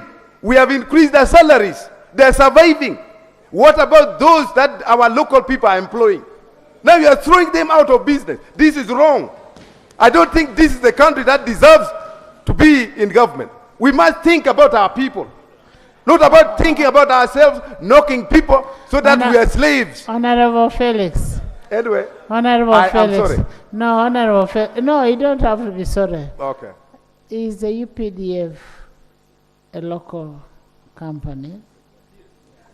Madam Speaker. The engineering brigade, is it local? I'm saying, simply saying. No, what I'm saying, is it local? Yeah, what I'm saying, Madam Speaker, our government is an institution. And we have a choice. Like now, if you're selling water, we as Parliament, you're saying even Parliament is using Onzima, we have a choice. We are not forced.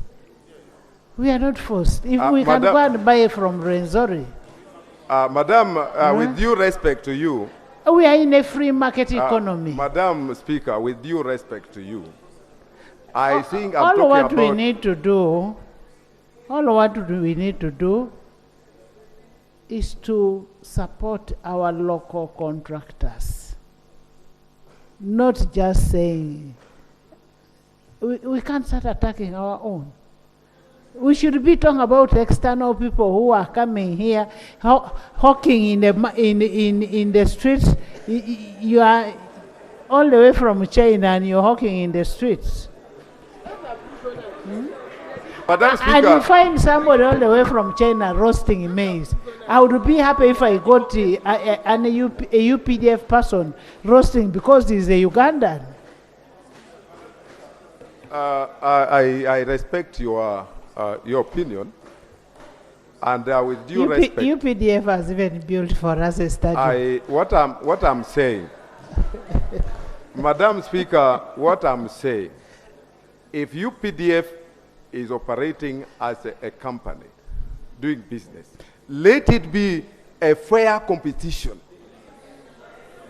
Let us all bid, but we don't want blue letters from State House, giving them exclusive rights, exclusive position over our people. And what I'm saying, UPDF is a government institution. You know, with due respect, my elder Felix, you're diverting our debate. You're diverting our debate instead of us discussing on how best we can help the local traders down there. You've gone on to UPDF. I don't know what problem UPDF has, but let's see how we can help our traders. Huh? Speaker, I don't I want think you must have been denied some business. No, Madam Speaker, You no, know, let's discuss on how to help the traders. You know, Madam Speaker, I suffered, I think in 2011, when that one I'm not going to bring it, when I lost a lot of money. But that I'm not going to lay the debate here. I have not again made that provision, service to the government. Lastly, Madam Speaker, it is about cost of doing business in Uganda. Right now, Madam Speaker, everything is electronic. Everything is about money. When you register URSB, you are filing your returns, every time you must file, all the time. And that is all the money. You must get the licenses you get from everywhere. You get from this local government, then again you get from the other local government, it's everywhere, you have to pay. So the cost of doing business, Madam Speaker, is actually very, very high. The government has to come with a position on that. Madam Speaker, I want to thank you, especially the new management of URA. I want to note that they are pro-people. That one I want to state. When you appeal to them, they answer to your appeal. So that one is the best that you can do to our country. So we have to appeal and support, let's support the new management of URA. They're actually supporting our local people by listening to our local investors. Thank you very much, Madam Speaker.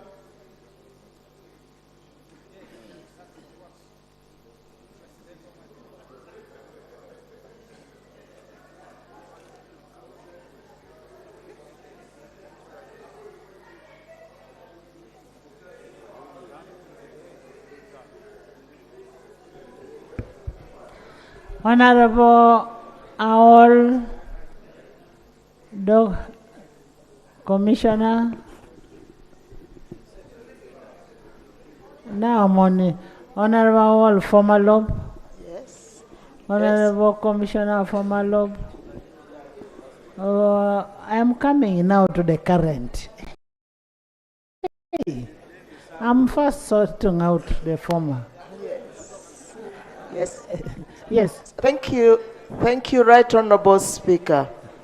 Right Honorable Speaker, emphasis has been made to instead widening of the tax base instead of us putting off our people from their businesses. The traders are suffering. Let's give 2 minutes each. And as they suffer, I want to tell you that some of them even lose their lives. Sometimes you have to go out of your business, but when you have loans, and the loans are killing our people, I think Ministry of Trade should go back on a drawing board and see how best to help our people. If it's really policies, then the policies have to be revisited in order to help our traders, the local traders. When Honorable Okwatogong talked about the UPDF. Thank you, Honorable Speaker, and Right Honorable Speaker and Honorable colleagues. I would like to inform this House that we have a constitution. When you go to Article 209, it spells out the functions of UPDF. Among the main functions is that UPDF should participate in activities for national development. The other point I want members to educate themselves about, Right Honorable Speaker, worldwide, Ugandans, we should also follow what goes on in the world. There is what we normally call defense economies. Actually, Uganda, we are still lagging behind. In most organized countries, armies are in the lead of building national economies. So I want to inform you that what is happening is not unique to It is not unique in the world. General. Thank you. I Thank beg you to for inform. the information. Thank you for the information, but Thank it's you. also to tell you, General, Thank you. that I saw in Gulu when they were trying to build is it immigration office of Gulu. It would have offered our poor people opportunity to participate in the building, but it was UPDF, and you know our UPDF already have salaries. I don't know, but it is subject to discussion. I wanted to go. Honorable members, what General is saying, what UPDF Engineering Brigade is doing is not anything that is outside their role. When you look at Article 209D, the functions of Uganda People's Defense Forces are to engage in productive activities for the development of the country. That's what he's saying. So even when they are doing that, you never know, they could have also gone through the bidding process and they won. Thank you, Right Honorable Speaker. Right Honorable Speaker, now the problem is our market women, the women in business. Even when something was brought here, we were sensitized about GROW, because GROW would even widen the tax base. It is supposed to help women register their businesses. But you wait forever and ever, it's not there. Our women who are in the market who are selling fish, even fish is being blocked. And yet, when women have loans, so let us see how best we can help our people, how Uganda can widen the tax base and help the women maintain their businesses instead of getting out of their businesses. Tax, and again, even the support which they are normally promised are never there. The supports are never there. Ministry of Gender, Labor and Social Development need to also help us in getting this growth for our women. Thank you. Much obliged, Right Honourable Speaker. Right Honourable Speaker, a year ago, I presented to the country the better model of allocating resources to government entities. And I implored the Parliament that we needed to get into an arrangement where we vote for an entity money depending on the jobs they are going to create. And apparently, if you ask the Minister of Finance, who also does planning, to inform Parliament how many jobs were created in the last financial year, I'm very sure they wouldn't have that information. To submit to Parliament how many jobs were lost, so that we have a comparative analysis of jobs gained and lost, then you do know why we are where we are. In other jurisdictions that are better democracies, governments fall because of jobs created and jobs lost. Here we do not care because that's not a matter. It depends on how much energy you have.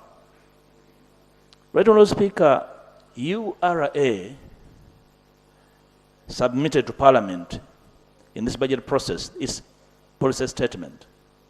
And they are reporting that actually they are going to register a decline of revenue growth. Even during COVID, we had a trajectory of growth of 9%.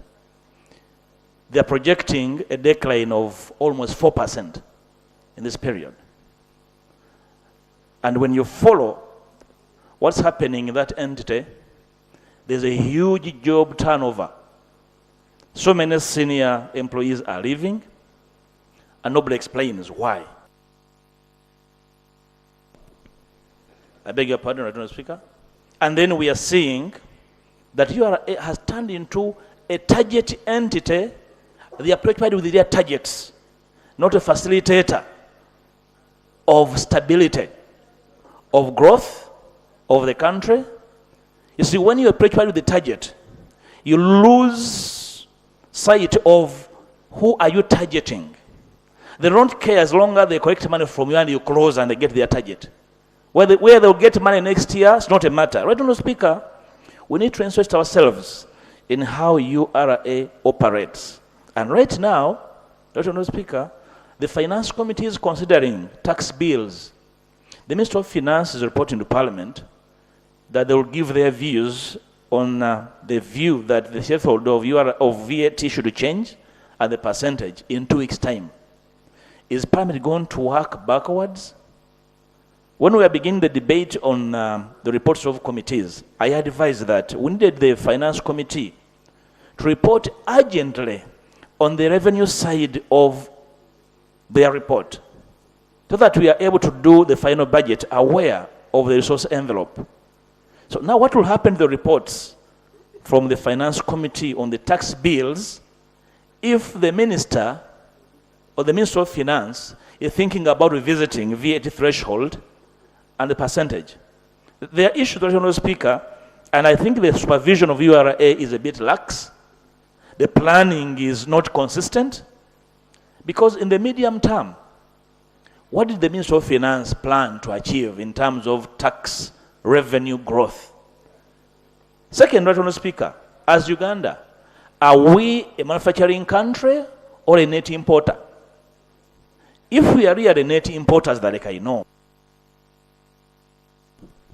concluding, Honourable Speaker, we are net importers. If you look at our revenue base, we are not manufacturers as a nation. We are just trying to grow manufacturing through import substitution. So if we don't facilitate the importers that are holding and babysitting and midwifing this economy, we're in their straits. So the Minister of Finance must supervise URA consistently to rhyme with the medium-term plan of revenue generation and growth. Otherwise, URA and finance seems to be at cross purpose in their targets. And the suffering person is the trader, the business person, is the common man, because they have different targets. They have a plan, URA has their own plan, which is just a target of revenue. And it's a problem. Right, Honourable Speaker, the Minister of Finance should tell us finally, what are we going to do with the tax bills before Parliament, now that they have a view of revisiting the threshold of VAT from 150 million to another figure, and then the percentage from 18 to another figure. Is that coming, or you gave the traders some bruff to calm down the pressure? Thank you.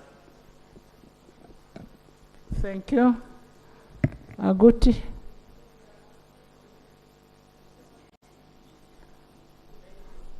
Santa. Thank you, Right Honourable Speaker. I want to add on the high tax rate, which is killing our business. Our businessmen and women, one, I think they should be sensitized on the tax they are paying. For example, the VAT. They don't know much about it, but they just hear about tax.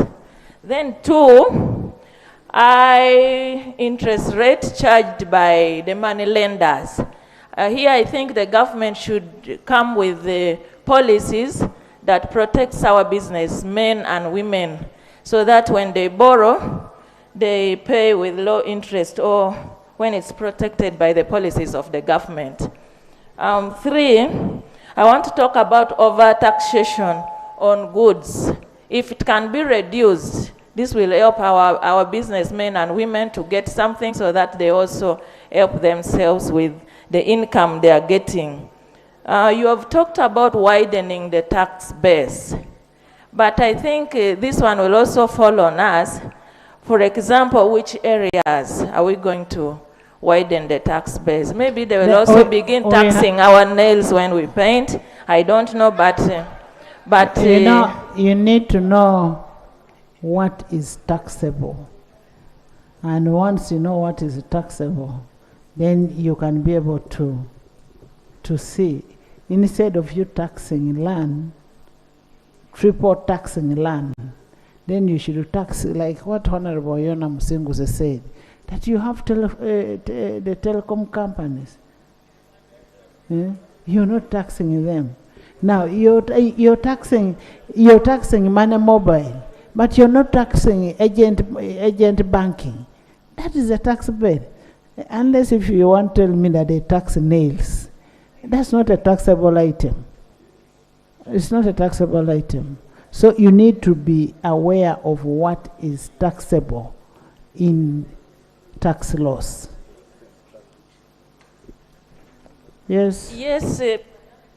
Yes, Madam Speaker. I'd not yet finished, but I was saying that maybe tapping into areas that are outside the tax right now, which you have mentioned already.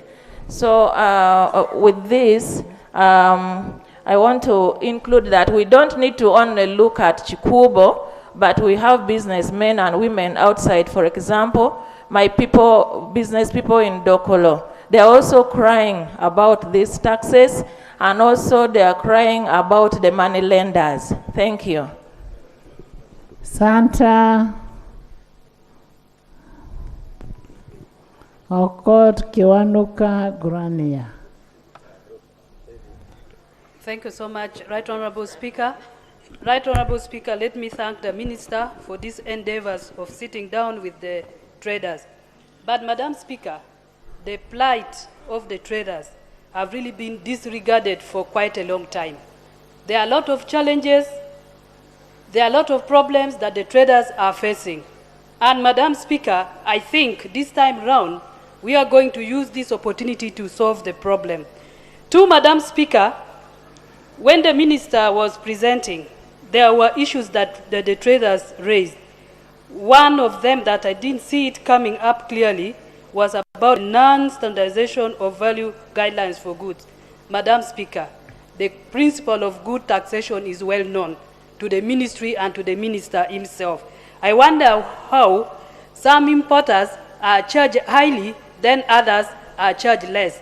This in itself, it discourages some of the traders. So I want to see way forward that the ministry is coming to deal with this situation.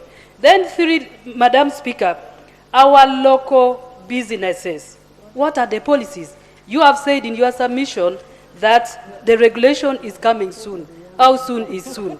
And then finally, Madam Speaker, we are talking about IFRIS. This IFRIS is supposed to work across the country. We have businessmen and women in the villages, in some other towns, but you are establishing an office in Chikubu. What about the businessmen and women in Lango, in Acholi, in Teso? Are they going to come up to Chikubu to get the assistance that they need? Finally, or you are going to give them transport, Honorable Minister, to access these services? Then, finally, Madam Speaker,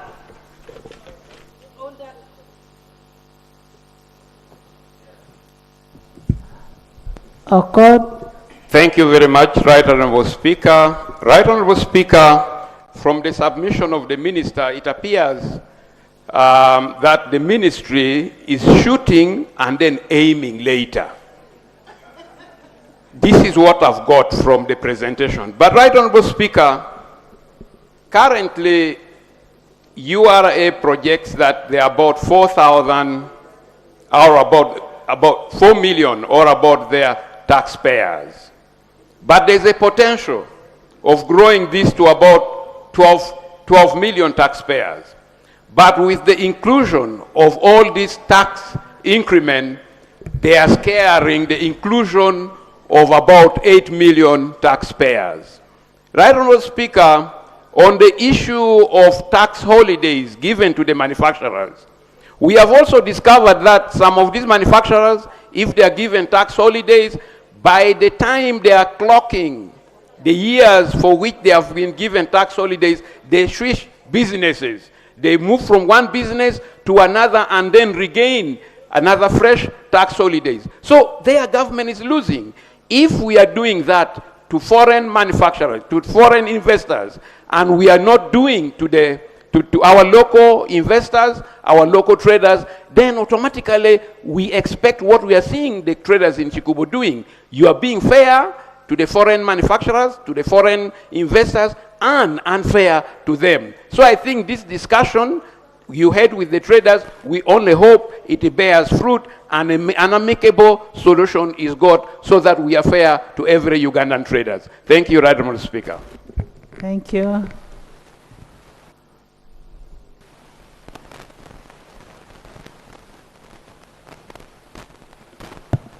Thank you, Right Honourable Speaker. Right Honourable Speaker, Uganda is among the several countries comprising of the East African Federation. And among the objectives was to ensure that there is what they call common customs union. I have failed to get an explanation of the minister's statement. Why in Kenya the VAT is at 16? In Rwanda it is at 16. TZ it is at 16.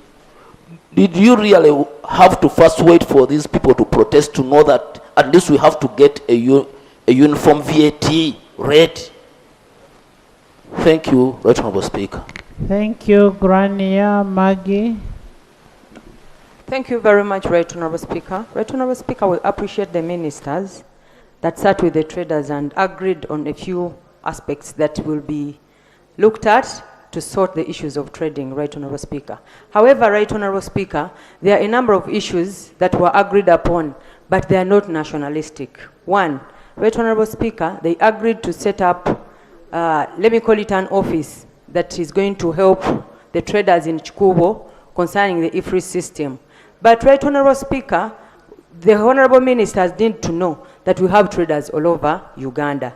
And so the people in Mubende, the people in Gulu, the people in Imbale also need to have these issues sorted. They need to be educated. Right Honourable Speaker, we have so many traders that are not able to write or read. But these are people who are investing a lot of money in our country, in the suburbs of Uganda, let me call it. Thank you. Right Honourable Speaker, these need to be guided on how to use this machine. It is not that they are not willing to comply, but they do not have the capability to operate these machines. Right Honourable Speaker, this will mean that they have to employ someone who is literate to help them operate the machines. And you never know, it is another expense, and some of these people that they will employ will end up cheating them. Right Honourable Speaker. It's actually an expense plus fraud. Yes. Because if I am not educated and I tell you put 100,000, I will add another 10, not so. And it will lead to fraud. Yes. As I conclude, Right Honourable Speaker, I want to thank you for the compliment, for the addition. But we believe that since they held this meeting in the interest of the traders, they will also listen to what we bring to their concern and consider it. Thank you. Thank you, Maggie. Yeah, thank you very much, Right Honourable Speaker, for giving me this opportunity. On the issue that we are talking about, I think people should know that the majority of those people, the low earning or the low caliber businessmen in Chikubo, they don't have anything. These are people who are trying to gamble because of unemployment. We have so many gaps. People have gone to school, but they are afraid to find anything to do, or because they have not been employed. Then the parents and friends contribute to them so that they can have something to do. They begin with 3 million, 5 million, but the taxes are so high. We need to do something about it. And we, as representative of the workers, I get concerned. Because what is happening there is a social divide. I've seen people who are Egyptians who are selling saucepans across the country on foot. They keep coming. They can even come 3 times in a month, asking you whether you want to buy those saucepans that you can pay later. We have had those people who come here and they give you things when you go to buy. Recently I went and I was moving around on a Saturday, and I went to a shop and I saw these small packets, bags. So I entered and I wanted to buy. They gave me 2 and I paid. When I asked for the receipt, the Indian grabbed what he had sold to me and he told me to go to another shop. And I asked him why he doesn't have the receipts. Daudi, let her finish. Yeah, thank you very much. So we are being cheated and we agree. Also, there is no communication. Only when the people go to a strike, that's when the ministry is concerned, run to them so that they can cool them. But for how long? These people wait when they don't understand what is happening, but you are saying, you do this, you must. If not, you are going to be penalized. I have a case of a woman who has cookies. Cookies are like biscuits. They make them in a garage, and they recently, they asked for 2 million in tax because they have moved it to several shops and the supermarkets, and they have seen them, so they had to look for the number and sent some money, 2 million, because they have not been paying. But they were paying 400 every month, but they say they are not paying. So we get so surprised when these things are happening. Right, Honorable Speaker, I also pray that you give me just 2 minutes so that I bring my other message. My mother passed on Sunday this week, and many people were praying for us as family, and the others gave contribution, financial contribution. We don't take it for granted. And others were also sending messages, encouraging messages, comforting messages, and the others came physically to be with us at the time of burial on Tuesday. I cannot just keep quiet. I thank all those who reached out to us in any way, because even prayers for me, they matter. May the good Lord bless all of you richly. Thank you. Thank you. Daudi. Thank you, Right Honorable Speaker. Daudi, Kelly, Emmanuel, Fred.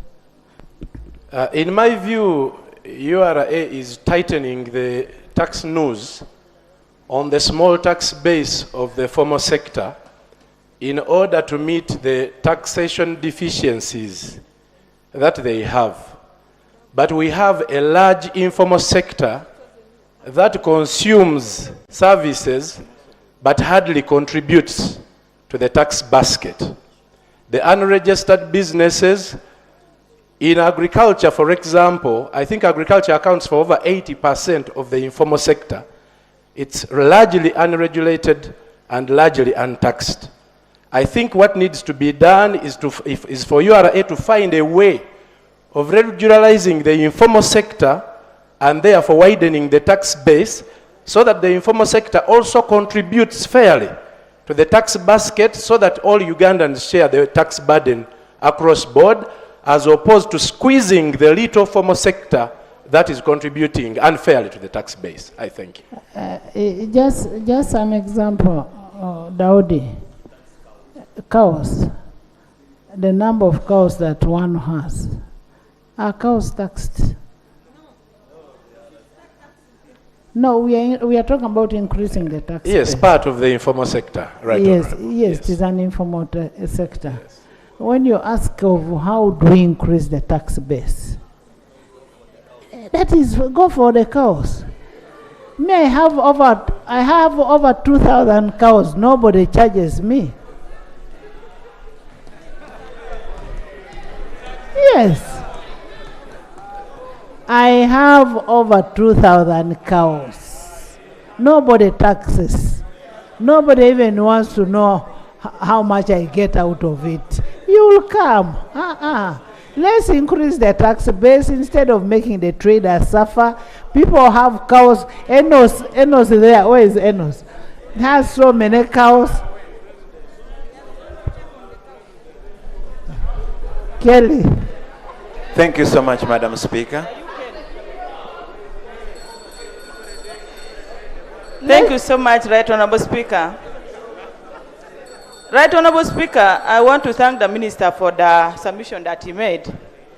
He talked about the anti-competition where foreigners who come to our country come like investors, and they deal in each and everything. They are the one doing manufacturing, at the same time distribution, at the same time wholesaling, at the same time retailing, even hawking. We have seen people who are going to the villages, the Chinese are going to the village to sell things that were meant for our local people. It is our sole mandate as parliament of this country to protect the local traders who are out there. If we cannot protect them, who will then protect them? Two, Right Honorable Speaker, I'm urging the URA to should give uniform tax liability on import. When you go to the market, you see that people are selling the same product, but with different prices. There is price discrimination in the market because other people are highly taxed, others are not taxed. Thank you, Right Honorable Speaker. Thank you. Kabusu Moses Emmanuel. Thank you, Madam Speaker. Madam Speaker, I thank the Ministry for engaging with the traders. Madam Speaker, I wanted to be diversionary. I wanted to know whether the ministers that engage the traders are aware that still the shops are closed. They are aware. And when they are aware, are they in charge of the problem? And my concern, Madam Speaker, is the many ministers we have that handle a problem, it is high time they should be in charge. They should provide solutions to these people who always demonstrate and strike. I know the traders want to meet another senior person in governance, Madam Speaker. And my call is that you honorable ministers, when you saw, you took oath to provide solutions. You should be felt. When these traders started communicating that they will strike, ministers were hiding and avoiding these people. At long last, you have done so. So they want to meet a higher person. Yes, Madam Speaker. I am informed they are supposed to meet the president. When? Friday, tomorrow. They will meet the highest person. Yes, Madam Speaker, that was my concern. That now, these people who went to interact with the traders, had they done so early enough, probably even the traders wouldn't have desired to meet with the president. I have a last concern, Madam Speaker, is URA, as all members of parliament have talked about their indiscrimination. URA lacks records. The fishermen, the ones I represent, ever since the army interfered with fishing, these fishermen do not go fishing. But URA sends them demanding notes and messages asking for them money. These people have not been fishing for 2-3 years, but their records assume these people are in business. Ministry that regulates the department of URA must come in and ensure there are proper records and the right people are taxed. They should not send messages to people who are not working, my fishermen. Thank you, Madam Speaker. Thank you, Emmanuel Fred. Thank you, Right Honorable Speaker. We are here in this debate because of a problem, an immediate one, and trying to see how it can be resolved.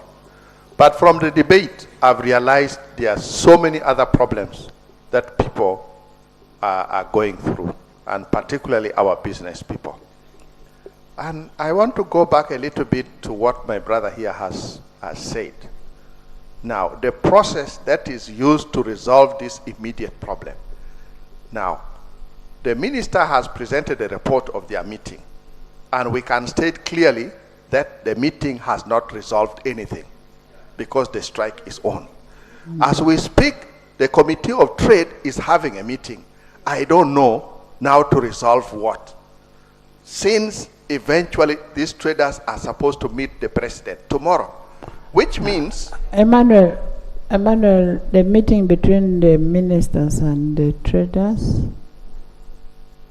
and the meeting between the Committee of Trade and the traders are two different meetings.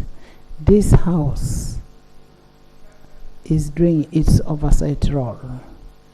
It's finding out what is the problem between the traders and the collecting body in the tax administration.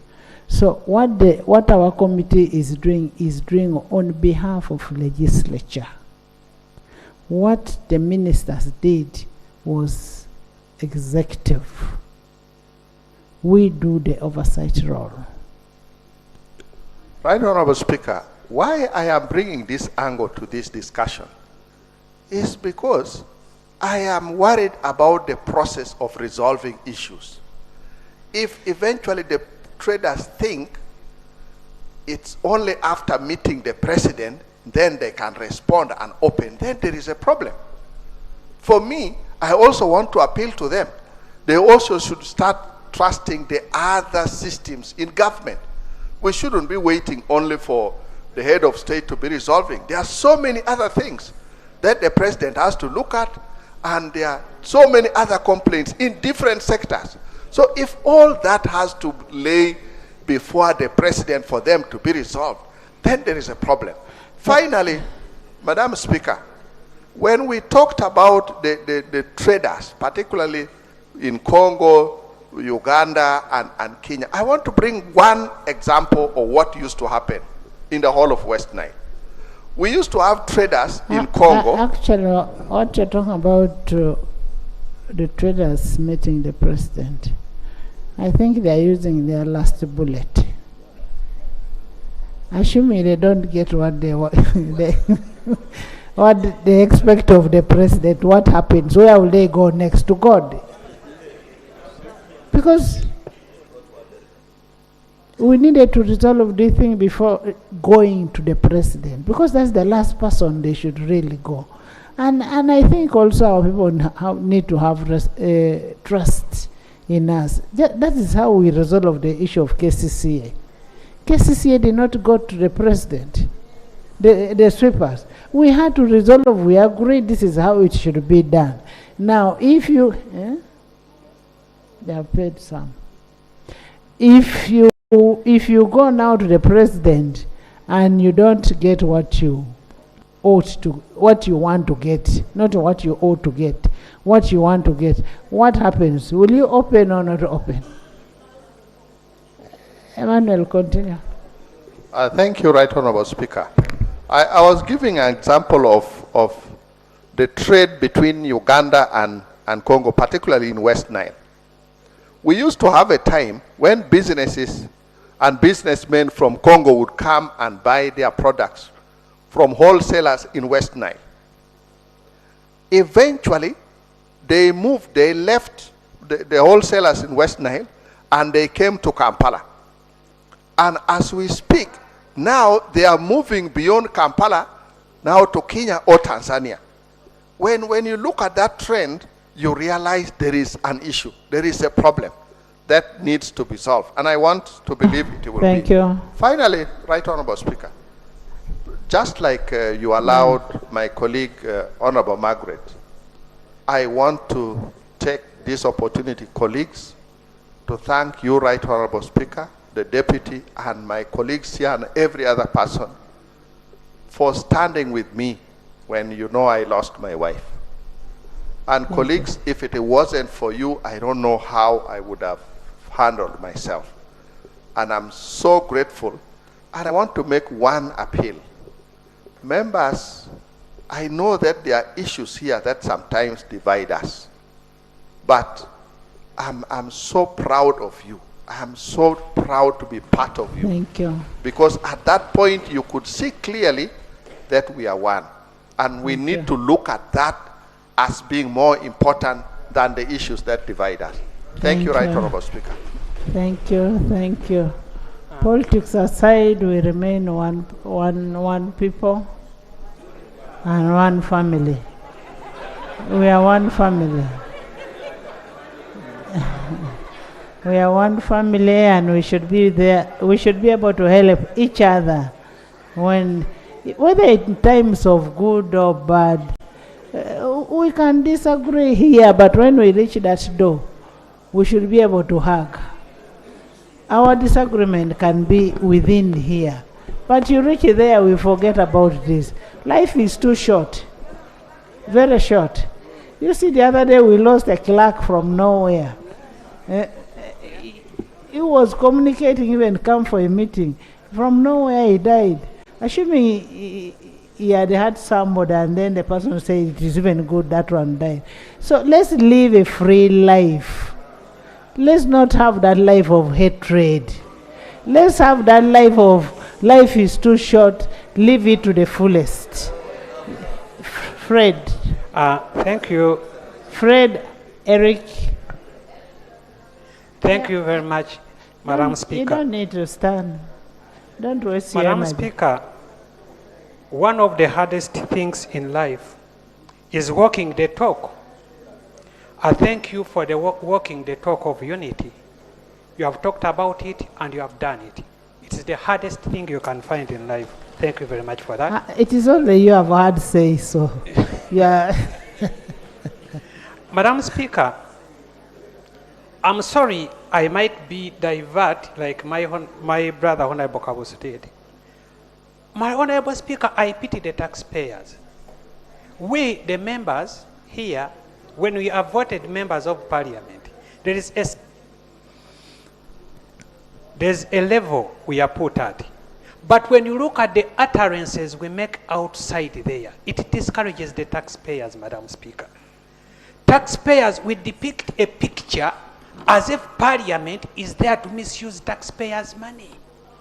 Instead of encouraging people to pay taxes, we are discouraging them. For example, Madam Speaker, one MP here was on a TV and said that each MP every day gets 2 million.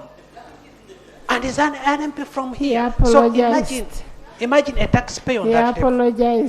Secondly, Madam Speaker, my former rep talked about the supervision.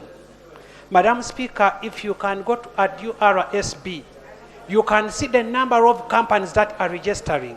And when you go to the deactivation portal of URA, you can see the number of companies that are being disregistered. Madam Speaker, it is a performance indicator in URA that you have to present that to show that you have performed, you must show the companies you have deactivated. And it is a performance indicator. When you look at the interests, the penalties, the assessments that are given to Ugandan companies, we cannot survive, Madam Speaker. Therefore, I implore the Minister of Finance to increase on the supervision of URA. Otherwise, URA is a shark that is killing Ugandans in the business waters here, Madam Speaker. Thank you very much, Madam Speaker. It is not actually a shark. It is helping us in getting taxes. Only that maybe the way it is being done is not managed well. But URA is not a shark. It is one of our entities, a formation of this parliament. And when you call URA a shark, then we are equally. Thank you. Thank you, Right Honourable Speaker. Right Honourable Speaker and colleagues, a few days ago when these traders we are meeting the leader of opposition, they raised an issue which was also captured by the minister without a specific way forward. The issue of charging them, especially the traders in garments and fabrics, charging them the 3.5 USD dollars or 38% per kilo, whatever is higher. I haven't heard from the minister what was resolved and what is the way forward in terms of the traders' concern. And lastly, Right Honourable Speaker, is to do with the Ugandans. Of course, as a shadow minister for foreign affairs, there are several Ugandans who travel abroad. But they are complaining of the way URA handles their personal luggage and the properties. People cannot come back with gifts. There is no clear criteria on how travelers can return with their donations, gifts, among others. And we need an explanation. And lastly, Right Honourable Speaker, I'm seeing the Minister of Foreign Affairs around. There's already... First, don't divert us there. Let's first finish on the issue of taxes, What you're saying that when people come back from abroad, Yes. they are subjected to very high taxes. I was actually surprised one day, just my mere clothes. They told me I should pay taxes, and the taxes were more than the cost of the clothes. I was actually surprised. Eric? Thank you so much, Madam Speaker. Madam Speaker, allow me to present an issue that has to do with the cost of doing business in Uganda. The cost of doing business in Uganda is a little bit difficult. And when you look at the business maturity rate, I think business mortality rate is too high. If you look at how businesses can survive, even a year, we're looking at the other issues that manage a business to survive, say water, electricity, and others. That's why we are looking at several businesses across business centers collapsing. Honourable Minister would implore you to look into a system of enabling business practitioners manage this business, because we are fighting the level of unemployment in Uganda. And the only way out is to support these people, run these businesses, and then we see how we can move on. Lower taxes, manage, let it really be regulated very well. Don't look at Kampala only, but look at other areas. These are the upcoming towns. I was even surprised to see these people in my town of Kagadi, URA, moving and closing shops. So you can imagine such a situation, Madam Speaker. Thank you, thank you. Honourable members in the public gallery this afternoon, we have students and teachers from Bukomansimbi Secondary School, and that is Bukomansimbi District. They are represented by Honourable Ndagire Christine Ndiwalana and Honourable Nanyondo Veronica. You're most welcome, and thank you so much for coming. They are here to observe the proceedings.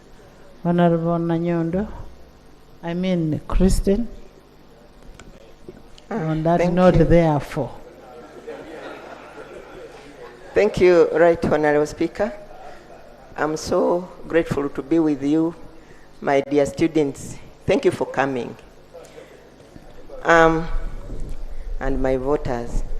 Right Honorable Speaker, concerning this issue which we are discussing today, Bukomansimbi District is the leading district of coffee farming. But we find that we are the poorest in Uganda, simply just because the farmers, they are being squeezed. The prices for coffee is too low, and okay, today at least the prices are not so low today, but the traders are gaining so much more than the farmer who is being disturbed in the gardens all the time concerning the weather. The weather is changing. We don't have irrigation systems. So we want to see the farmer being thought of, so that when the traders go down there to get coffee from the farmers, the prices are not so fluctuating all the time. The coffee is the major cash crop here in Uganda. But at times you find that the cows are at a higher price and milk, and they are not so much charged like coffee.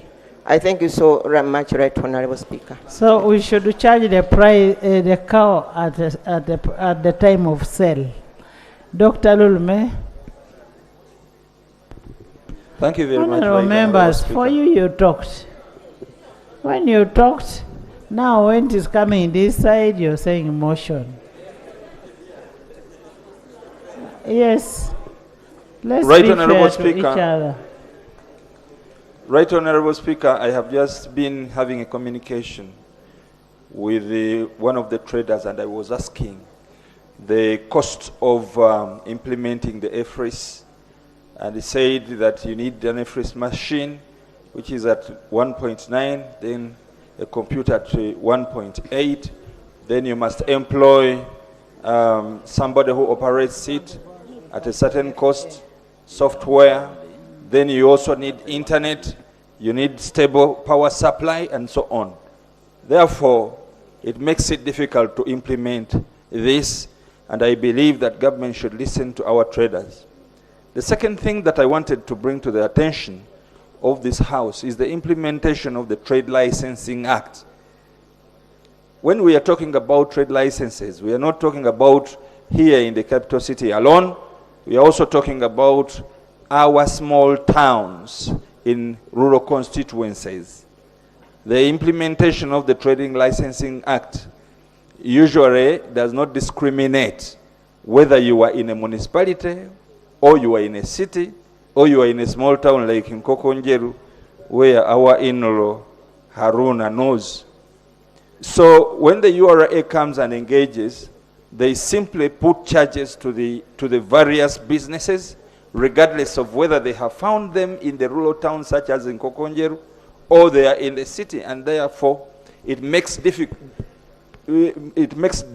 business very difficult, especially for rural businessmen. I want to implore Alan. Thank you, Madam Speaker, for the opportunity.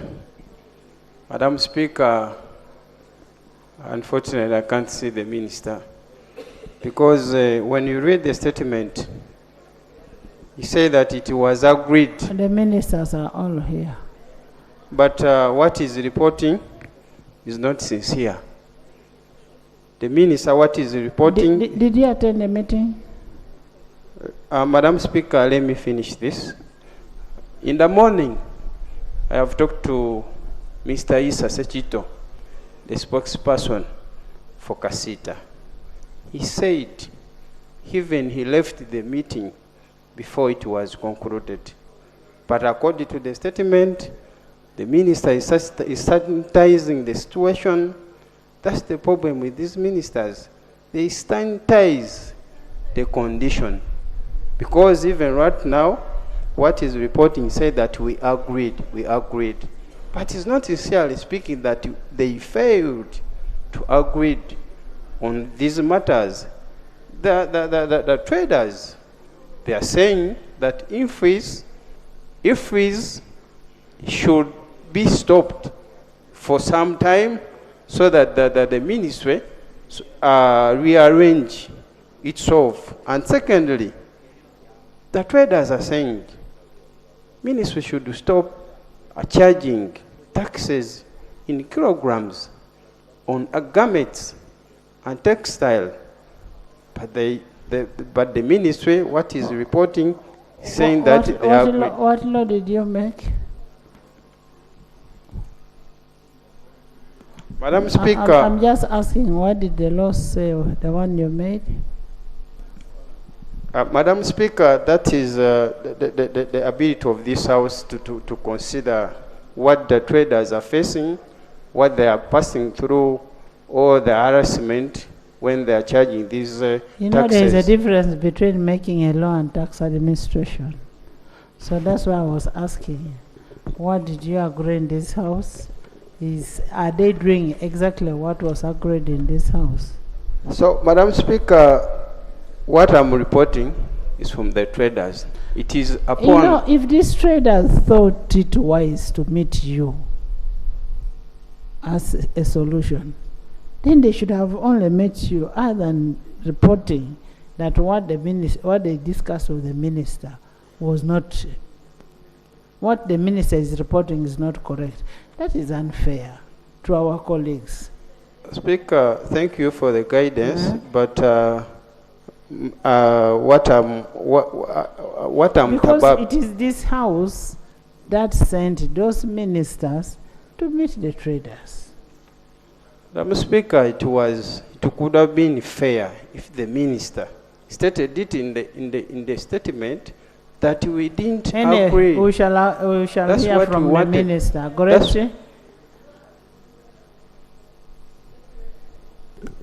Thank you, Right Honourable Speaker. Right Honourable Speaker, we agree that we have multiple taxes in Uganda, but for me I want to propose other sources of revenue in line of increasing on our tax base. Right Honorable Speaker, from the payroll of government, we realize that government is staffed up to an average level of 56%. So when you look at the staffing gap, if we filled all those positions, the youth would get employed and they will pay taxes in form of pay. So let us fill the staffing gaps in the positions of government that are not staffed. Right Honorable Speaker, too, is the NTR, the non-tax revenue from all the agencies of government. Right Honorable Speaker, before government seeks for the public to pay tax, government should put in effort to collect the taxes within these ministries and agencies. 2, ministries, departments, and agencies of government should pay taxes. Right Honorable Speaker, it is on record that the Ministry of Finance is the highest default of taxes. So it's unfair of government to go down looking for taxes when they have failed to pay. So if I was URA, I would get padlocks and close the Ministry of Finance so that we can increase on the revenues of this country. Right Honorable Speaker, 3 are the exemptions on taxes. Right Honorable Speaker, gold is tax exempt. It had an estimate of over 451 billion. We only got 47 billion. So I really implore Uganda Revenue Authority to stop exempting areas where government can get money. The big wings don't pay taxes. We found out that most of the big hotels in this country don't pay taxes. So Right Honorable Speaker, it is prudent that we ensure that all people who are meant to pay taxes pay. Lastly, taxes, one of the principles of taxation is benefit and the capacity to pay. Right Honorable Speaker, we should look at the line of service delivery. Ugandans will pay taxes as long as we... Thank you. The big wings, including you, because you are the big wings of this country. Thank you, Yes. Madam Speaker. Yes. Madam Speaker, I propose that we should go back to the drawing board about this new system of taxation. For example, they left out the main stakeholders. These are the traders, and they had to be trained, whereby they had to prepare themselves because this tax is laborious and it also needs some gadgets like computers. 2, this tax is not going to work only in Kampala, it's going to work across the country, whereby we need to work on the infrastructure like the internet and electricity. 3, these traders need time to make sure that all the items in the supermarkets are included in the system. So you can find one supermarket having 800 items in one supermarket. So all these items must be included in the system. So they need time. And lastly, I want to talk about the penalties. Are very expensive, people are not trained, but for example, they can tell you that if you default, you are going to pay 300 currency. Jawan.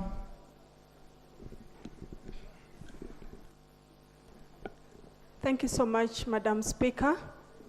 I want to thank the Minister for this report, but also I want to request that we implore the Minister to produce a comprehensive report on all taxation processes, on all the taxes that we're having as a country. Because as we all know previously, there have been very many tax proposals, including land tax, where a buyer is supposed also to pay 10%, and also the seller is supposed to pay 10%.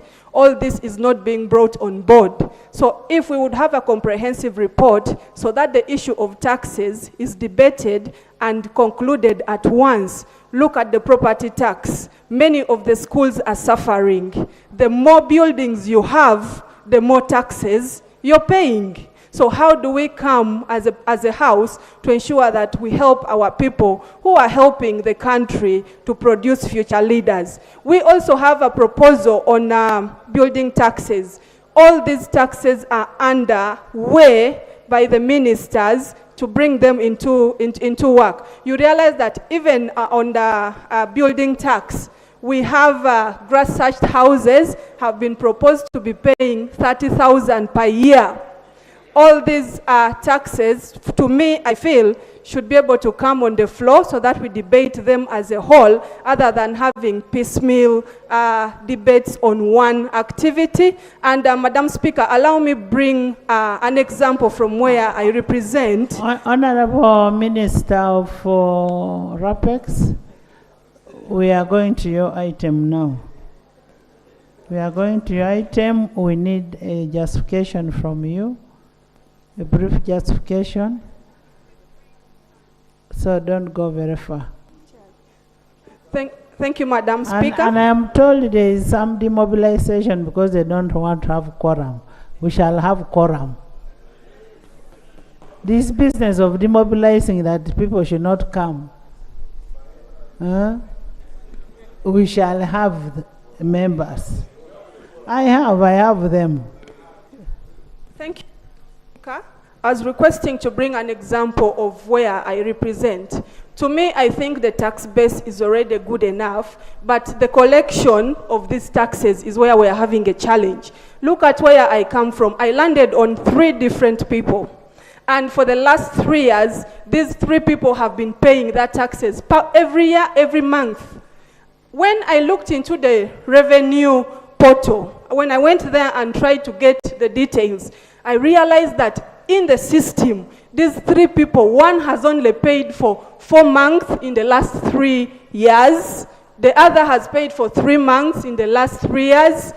And when you ask them where they have been paying, they have the receipts for all the 3 years. When you ask them where they've been paying, they tell you, we have been paying to so and so within the city council. So I think the disease of corruption is what we need to first see how we wipe out. Let many of these individuals be put into book to ensure, let at least one act as an example in the country, so that we ensure that this money we are collecting gets into our system. Soroti alone has a capability of collecting more than 15 billion in a year. But at the moment as we speak, we are only collecting 1 billion. As a whole city, we were collecting more when we were a municipal council than even when we are a city council now. Actually, what happens, some of these officers go and tell them that instead of you paying the 2 or something, you just give me this. And they give a receipt. And that is a very serious matter. That's a very serious matter. Soroti West. Thank you very much, Right Honorable Speaker. Right Honorable Speaker, just like someone observed here, I am very disturbed when the issues that should be handled by the ministers, we want such issues to be handled by the President. Mary, you're going to speak next. The President should be handling strategic matters of the country.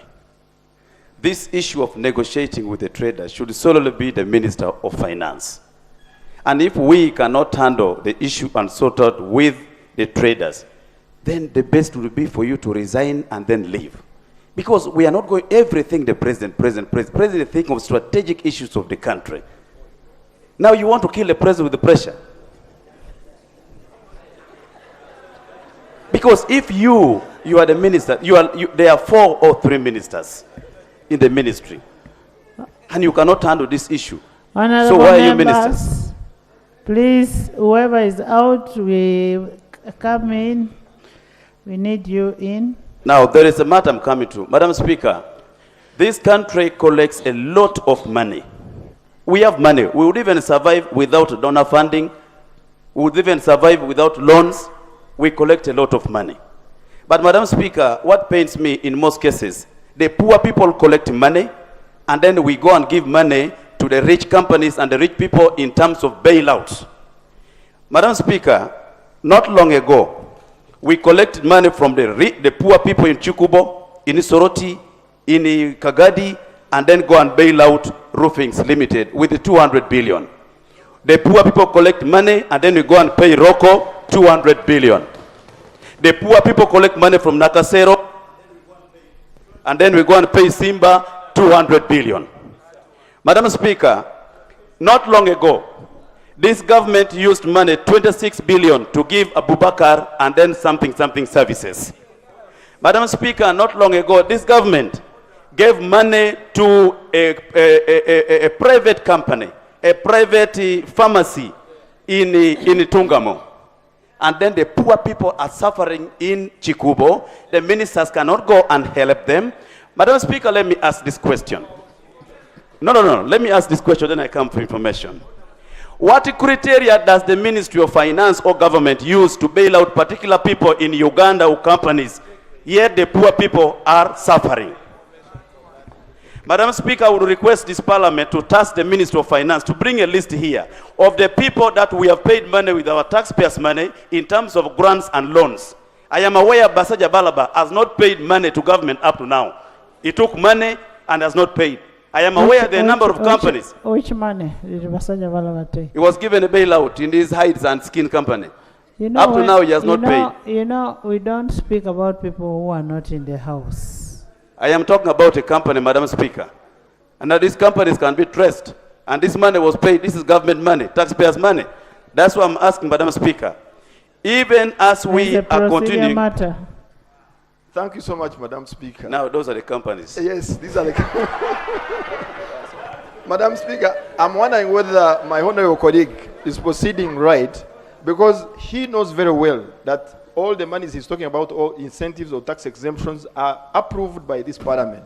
So is he, is he proceeding right to keep referring to unknown people without mentioning who actually gives out money, well knowing that it's actually this Parliament that approves this money and it goes to wherever it goes?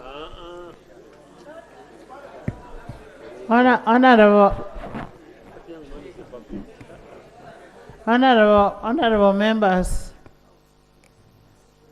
the monies that, some of the monies that is being talked about is given under 3%. It comes for a retrospective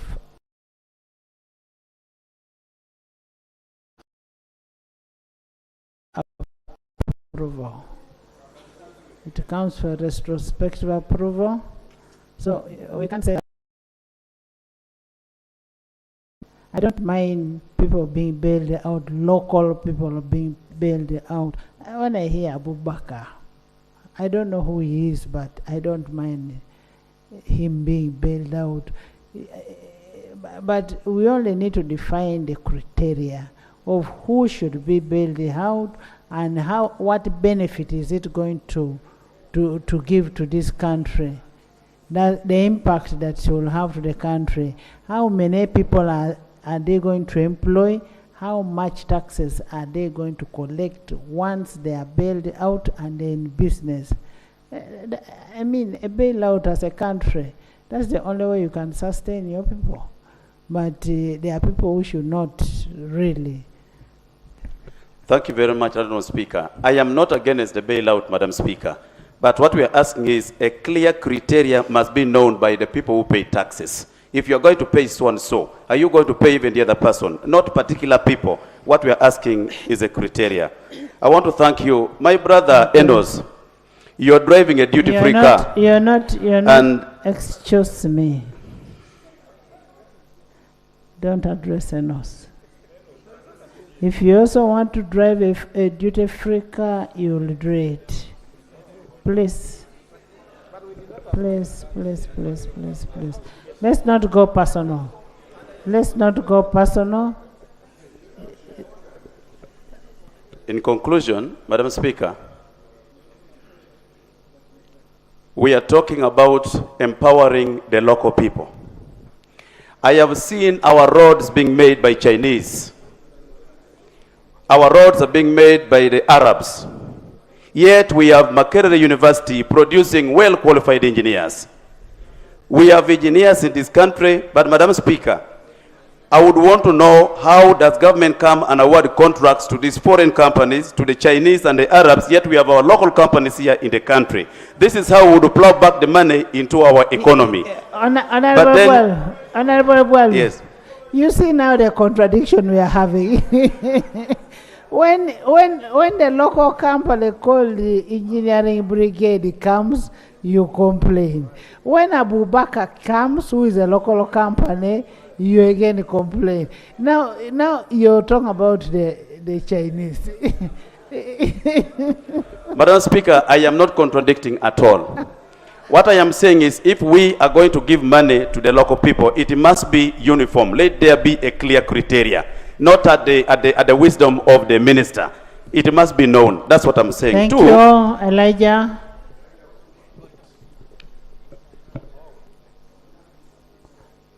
Two minutes. No. Right Honorable Speaker. Right Honorable Speaker, I think let us focus ourselves to address the matter. How we could be able to get out the traders back to work such that we are able to collect more revenue. But like they say, since biblical days, it's been very difficult to pay taxes. But we have to live with it and ensure that we pay taxes. Honorable Speaker, let me ask, I will ask the Minister to clarify. When I was watching the news yesterday, at 9, NBS TV and NTV, it contradicts what the taxpayers were saying. They are saying they are not agreeing, they did not agree. But today, we have this statement that you agreed. Can you clarify who is telling the truth? Two, Right Honorable Speaker,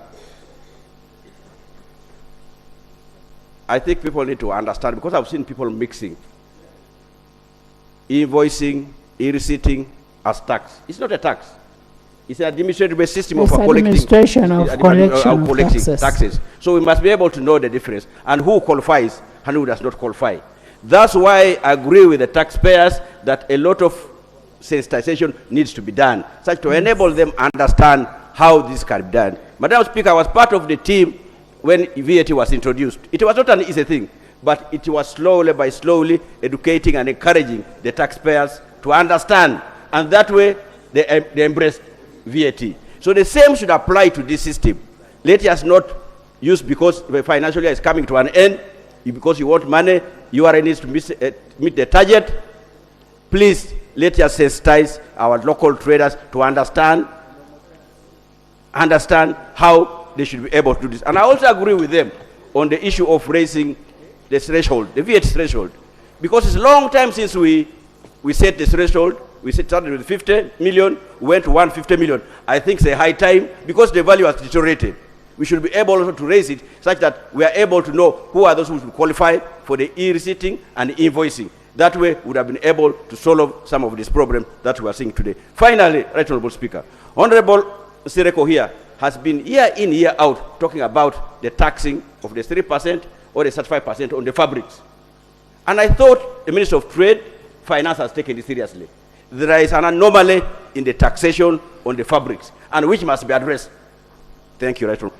Thank you, Masava. Luther. Thank you very much, Right Honorable Speaker. One, it concerns one of the key issues that the Minister talked about concerning enforcement. That is, I think, the biggest challenge as to why the traders have come out to demonstrate. You'll find that someone carrying a box from Chikubo, they will harass them and confiscate the box and ask them for a receipt.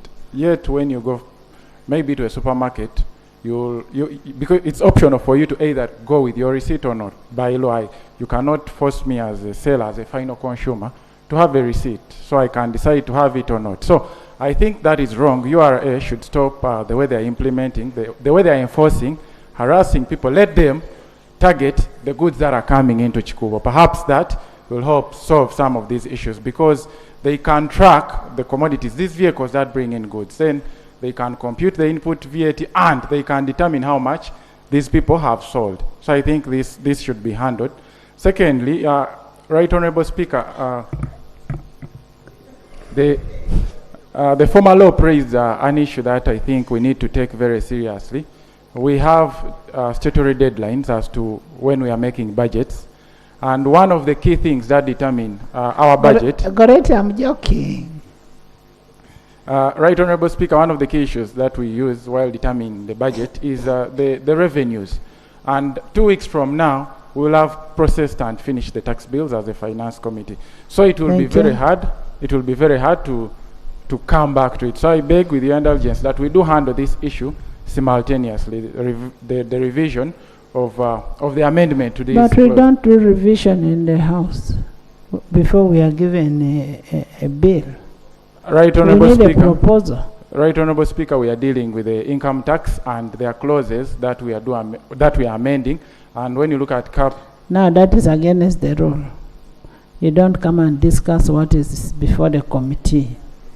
It is not yet in the House. right, Honorable Speaker, the point I was raising is we are already dealing with a bill, and this is part of the clause that we can look at as a committee. So I'm not debating about it, but I'm proposing that we can deal with it since we are handling this. We are handling this same law. So But we have not stopped you from looking at it. yes, Look at it and report to us. The minister had requested for 2 weeks to go and consult. That is what I was proposing, because next week you expect us to present this I am report. waiting to hear from the chairman because I've given you a deadline. Now, I'm not sure whether you're reporting as the chair of the committee, member of the committee, a business person, a shadow, or whichever. Lastly, it concerns the system, the IFRIS.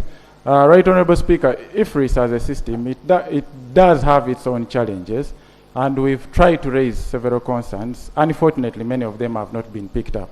For example, Let's have a minute, please. So that we pass at least 2 bills. yes, Right, Honorable Speaker, I'm concluding in a minute. For example, this system cannot capture me selling a good at a loss. We have many of our traders who resort to selling some of these commodities probably because it's going to go bad.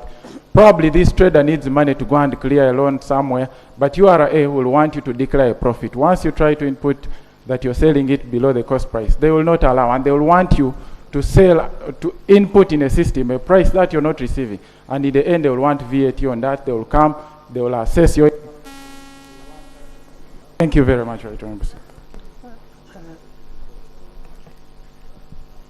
Thank you, Right Honorable Speaker. Way forward.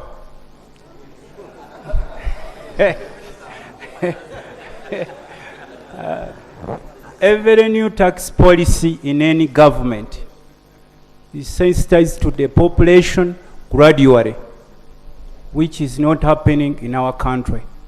They usually use what we call the SWOT analysis. You look at the strengths of the tax, the weakness of the tax, the opportunity of the tax, and then the threats. But in our country, Uganda, things are totally different because we are in an abnormal situation. That's why we are having abnormal taxes, since the situation is totally... Which taxes are abnormal? Right, Honorable Speaker, you mean this house is abnormal? No, Right Honorable Speaker. You passed those laws. You passed the taxes. What is a problem is the administration of the taxes. You must differentiate between legislation plus collection. That is administration. Yes, that's why, Right Honorable Speaker, I was advocating for the gradual sensitization of traders. Uganda is not ending today, neither is it going to shift. So we should give these traders time such that we sensitize them. By the time they come to understand the e-policy, they may be compliant. Thank you, Right Honorable Speaker. Thank you. Thank you, Right Honorable Speaker. Right Honorable Speaker, there's one thing I want the Minister of Finance to understand is that when we are discussing GDP in this country, we need to consider most of these traders who are complaining right now. And they are not only in Kampala, they're all over the whole country. Most of the big companies that we know are exempted. Most of them, they don't pay taxes. So a matter that concerns the low-income earners who are trying to earn a living should be treated. What do we understand by most? Can we just have some 2, 3 of them? Telecom companies, they pay little tax according to what they earn from the locals. That is not an exempt. There is an exemption. Most of the companies that are owned by foreigners, most especially Chinese and Indians, have tax holidays. They don't pay taxes. And actually, most of them have developed a tendency where you find someone owning a company for only 10 years. Upon realizing Honorable Minister. That the 10 years are about to elapse, they create we- other companies. Could we have a list of those companies who are tax exempt? When you give it to us, you will bring them. Yeah, we shall bring that small list, but I thought that I should clarify, Right Honorable, I should clarify that come. we sat in this house and agreed that we transfer most of these exemptions in the various tax laws. For example, for transparency purposes, you find these exemptions within the Income Tax Act, the Excise Duty Act, and the various other acts, including stamp duty. So whoever qualifies automatically qualifies upon, meeting the requirements. The requirements are within the law. We are not saying you've done something wrong. We are saying give us a list. Right Honorable, what I'm simply saying is that probably many people are qualifying, and they automatically qualifying when they file their returns. And with URA, we shall generate that list as to who has qualified that is meeting that criteria. We'll wait for that. Both local and foreign. So the law is not discriminating. In fact, this law is discriminating in favor of the Ugandans because the thresholds are lowered in favor of the Ugandans. Thank you. Thank you. Right Honorable Chair, thanks for your indulgence. But again, there's a tendency that has developed in this country. Most of these companies, what they do, upon realizing that the 10 years are about to elapse, they open other new companies. And these people are not aware. And it is deliberate. There are very many companies that we know in Kampala who had some names, but after 10 years, they closed them and they opened other new companies. And they are exploiting Ugandans. So I call upon URA together with finance to wake up and do their work. Instead of them exploiting the low-income earners, who are even, most of them are complaining that they are double taxed. Because most of the traders that we have in Kampala don't have a capacity to import. They buy from companies that have already paid VAT. And they are the same companies that are being exploited by URA because for them they don't have where to report. So I call upon this house here. Thank you. Thank you. Evans. Medi. Jonah. Thank you, Right Honorable Speaker. Right Honorable Speaker, the first issue was VAT threshold, lifting the threshold. This is very key, Right Honorable Speaker. When you look at what the traders are complaining, 150 million shilling, someone who has the capacity to sell 150 million shilling, you'll find that those people or those traders who have that capacity will even go to even those who are owning kiosks. So a simple mathematics, someone who is owning a butcher and he has a capacity of selling 30 kg of meat, a kg of 15,000 shilling, that is 450 shilling per day as sales. So it will amount in a total of like 160 million per year. That very trader will be amounted to pay VAT, which is problematic. So, Right Honorable Speaker, as the ministry is considering the issues of traders, they should lift the threshold up to more than even a trillion. I'm sorry, as a billion, because this will enable our traders to, one, to have a capacity of paying those taxes. But if you go... Medi. Just a minute. If you go down and tax those who don't have the capacity to pay the VAT, it will affect the whole system as a country, and this will lead. As a country, we are running a cash economy. You are aware, Right Honorable Speaker? I'm not aware.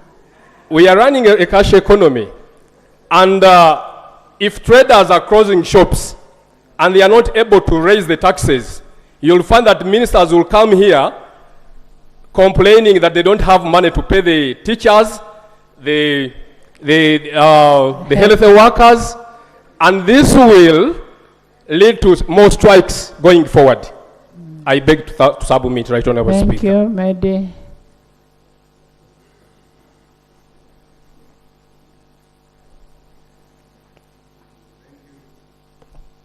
Thank you, Right Honorable Speaker and honorable colleagues. Honorable colleagues, I would like to draw your attention to the three most important entities in this country towards taxation. I think we are over-blaming Uganda Revenue Authority in exercising its mandate. The issue and the solution lies between the front bench and the Parliament. Minister of Finance proposes the taxes. Every single financial year, we sit in this house and we legislate to impose taxes on the people. Right Honorable Speaker, I would like to thank you this time for bringing such level of awareness and the traders for rising up at this critical moment in time because it offers an opportunity. Right Honorable Speaker, the highest burden towards the taxpayers is the number of taxes the number of taxes imposed on them. Uganda is one of those countries, not the country with the highest taxes in the world, but one of those countries with deterrent taxes which are very high, levied by this house. That is why businesses are not able to survive without asking for tax cuts. Therefore, if you to pay every single tax diligently, you'll find that you'll have no single growth as a company. When you have high taxes, definitely you'll have low growth, because you'll have low savings for further investments or for future investments. Therefore, we as Parliament should advocate for low taxes that are easy to understand. In that, we shall solve this, we shall create a solution for our traders. Otherwise, continuously sending them to the president will not help, because the solution lies with us here in the house. If you are talking about VAT being at 18%, it is legislated by us. It is us with the powers to lower it to 14, 13, or even 10%, depending, because we have the mandate of our people. But there is a big disconnect between us and the Minister of Finance. The Minister of Finance and the legislators of the people must box ourselves into a room and say this to ourselves: we need revenue, we need to support a budget. But how do we achieve it? Shall we go for high direct taxes, or we expand the tax base like the Speaker asked? Should someone sell a cow at 4 million shillings and not pay a single tax, and someone sells a cup at 1,000 shillings and pays a tax? Is that a fair taxation system? You understand what I'm saying? So, if we don't have an equitable taxation system, should I sell land and get 300 million shillings in form of profit and not pay even 0.5 tax? And someone sells a flask and pays 30% taxes, VAT, excise duty, etc. Or we should go to broaden the tax base but lower taxes, so we attract many people to pay taxes and also remain with profitability, a gap for profitability that will spur growth.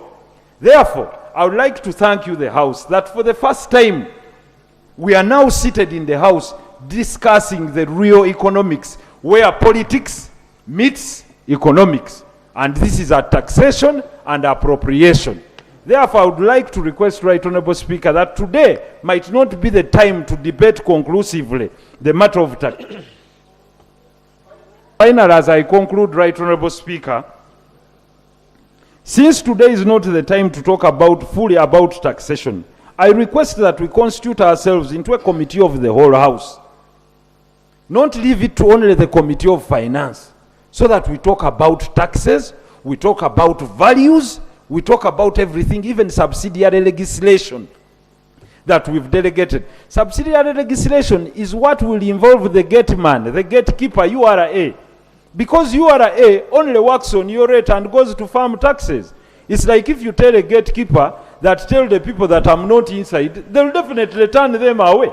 Thank you. Because the policy will be coming from you. Finally, Right Honorable Speaker, you've always asked from Ministry of Finance to tell us other sources of NTR. Government companies have been the biggest defaulters of tax, and those choosing to be exempted from taxation, because they also know that there is no sane company in this environment that can be profitable with such taxation. That is why we are here to bail out Uganda Telecom, UBC, Uganda Railways, etc. Because they also New Vision, because they also know that with this kind of tax regime, no single company can break even or even register growth, because this taxation levies a huge burden on those that invest. Thank you very much, Right Honorable Speaker and Honorable. Jana, Law. Patrick. Madam Speaker, the first proposal I would like to make is that any tax proposal that comes to this House without evidence that it has been studied extensively, we should start rejecting it. Because if we don't do that, the Ministry of Finance and the people proposing taxes appear to be sleeping, and they just wake up and they think there is land somewhere, let us go and tax it without extensively studying the impact of such taxation on our economy. Secondly, the urgent matter with the traders, I would like to reiterate, is that the instrument operationalizing IFRIS made under delegated authority does have some aspects that are not within the control of the traders. For example, it penalizes you for not maintaining power in your premises. Power is generated, distributed, and connected by a different company. Now, a trader is penalized because power has gone off. Secondly, Madam Speaker, last year or the other year before, government came here and made an amendment. In that amendment, they sought to protect suppliers to government from the cost and penalties and interest associated with VAT. That time, the traders had argued that because they supply government and government has not paid them, and you are required to file monthly returns, and when you file the returns, you are expected now to remit, and you have nothing to remit. Government tactfully came and then secured those class of traders. Now, in this IFRIS system, the invoicing system, the traders are arguing that not all the sales or not all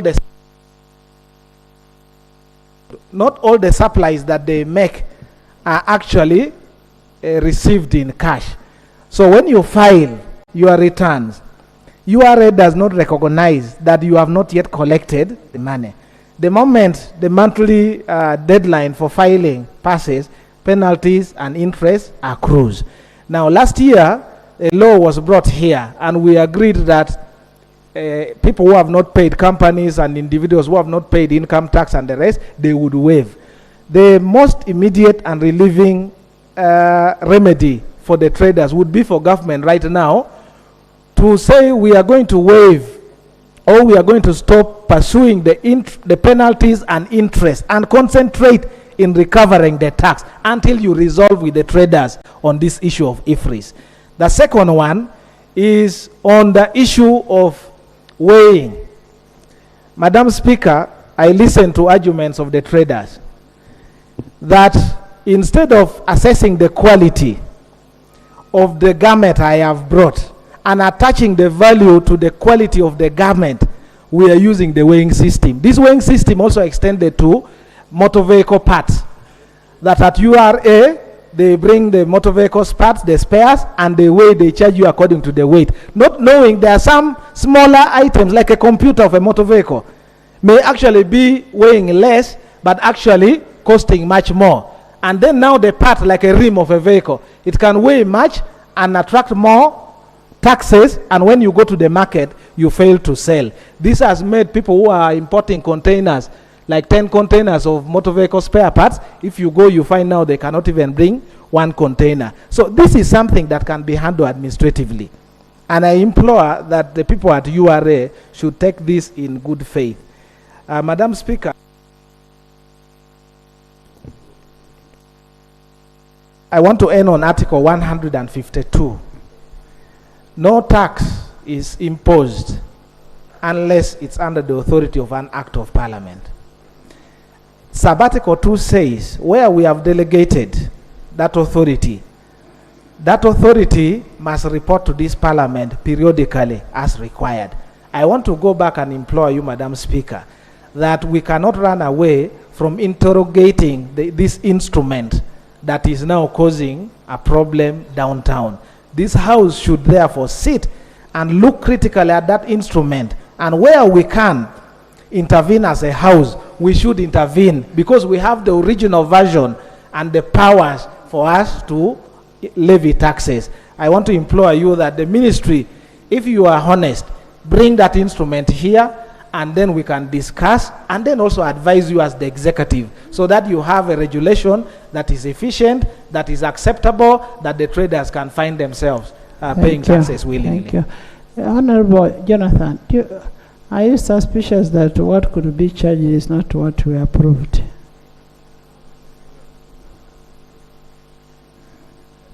Right, Honorable. For example, we never decided here that we should penalize somebody for not having power, electricity in their premise. But in that regulation, there is a penalty for it. If you don't maintain power, electricity. So, where did they get that regulation from? Because you get a regulation out of a law that is passed. Yes, in the Tax Procedures Code, Right Honorable Speaker, we provided powers to the Commissioner General to go and make regulations for better carrying into effect the IFRIS system we agreed in principle, which is okay. But now that the Commissioner went and made some provisions that are not in tandem with our thinking at that time, this House now has the duty to intervene on that matter. Where required, we can even recall that instrument and ask the executive to make a better instrument. And it has happened before, and there is no way we can fail to act at this moment. Okay. Love.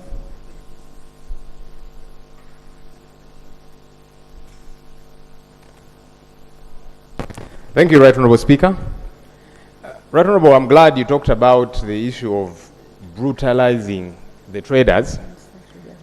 It's important that we call government to order. Let's not treat these traders like they are terrorists. In the past, we've had issues with KCCA, the way it interfaces with traders with a very totalitarian hand. It's not acceptable.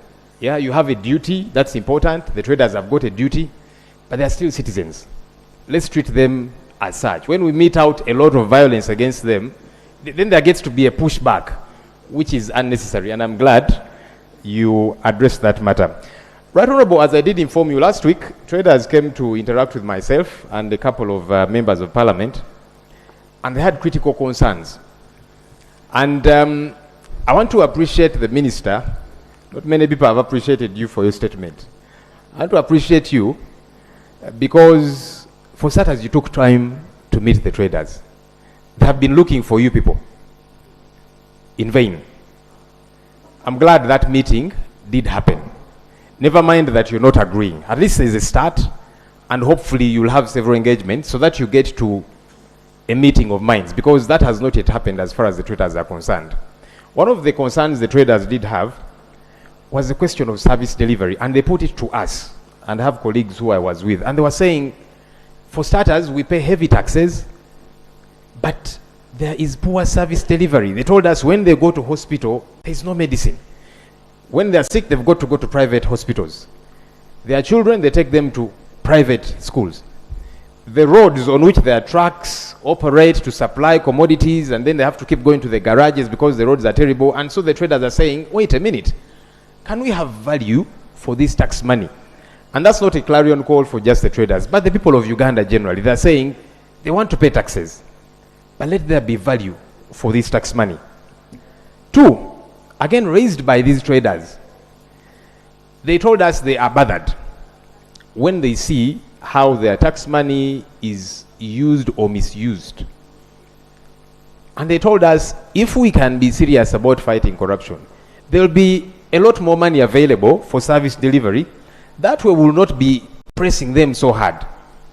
Right, Honorable Speaker, the Inspectorate of Government, which reports to this House, produced a report which said on an annual basis we lose over 10 trillion shillings to corruption. That's a lot of money. Think about what it can do. And so the traders and the people of Uganda are saying there should be value for this tax money. And that's why they are struggling. They're saying, but wait a minute, this money we pay, there's no service delivery, it is stolen, and so there's a real struggle. And that's why you struggle to engage with them because of these issues. Tax waivers. You see, any jurisdiction has got to have a modus operandi for tax waivers. We need to clarify that for ourselves here. There's a proposal which is before the Finance Committee by the Ministry of Finance. There are particular businesses which they are seeking to waive taxes for. And some of the reasons being given are ill health of the proprietors of these businesses to indebtedness of the businesses. The traders are asking, who is not indebted? Those traders, they go to banks, they get loans, and that's why they're up in arms. Their businesses are crumbling, just like many other Ugandans. And so again, I would like to reiterate what colleagues are saying. Can we have that list so that we know who is qualifying and the proper modus operandi? Because if you're saying this business is heavily indebted, let's salvage it. There are several other businesses that are heavily indebted. How are we extending help to them? The other concern that the traders do have, which has been mentioned here, foreign investors.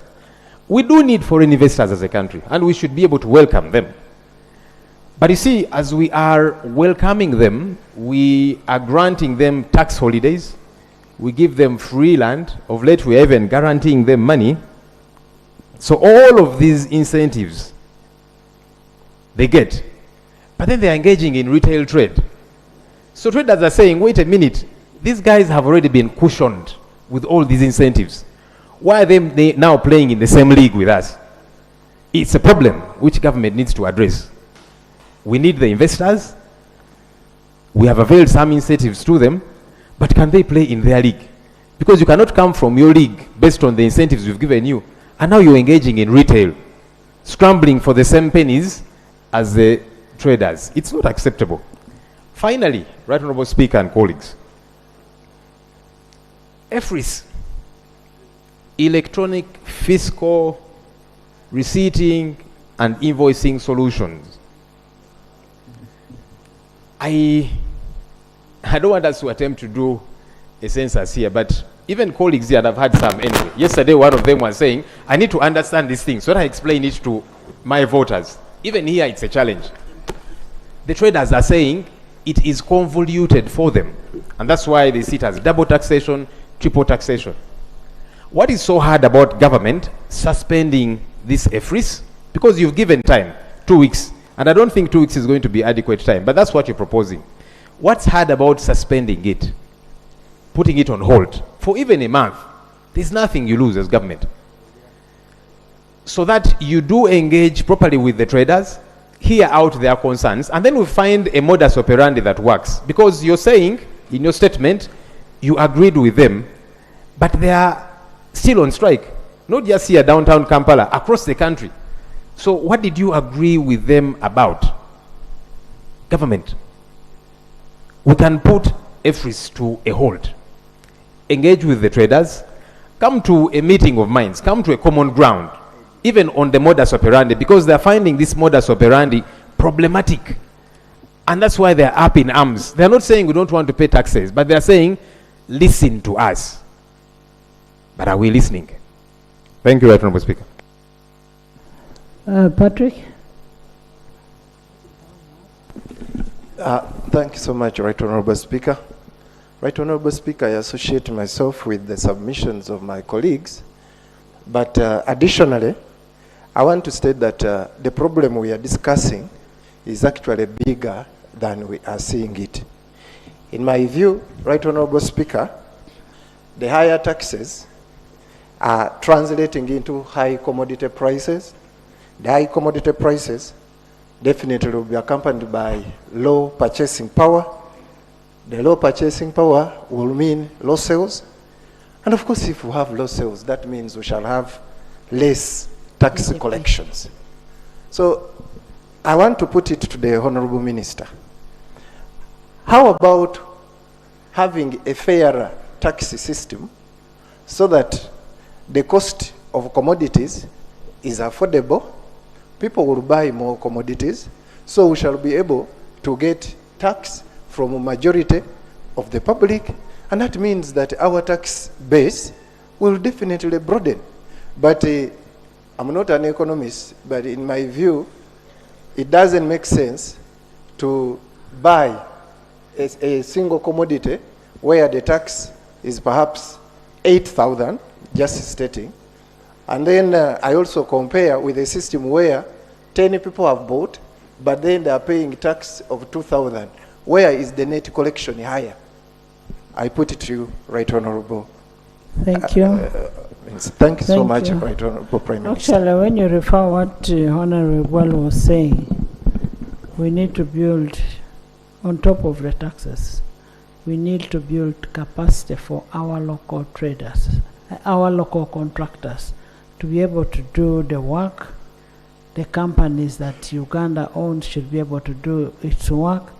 The unfortunate bit again with Ugandans, when it's a local company, they try to undermine and say they do substandard work. So we really need to build our own capacities. Can we hear from the Minister now that we have spoken?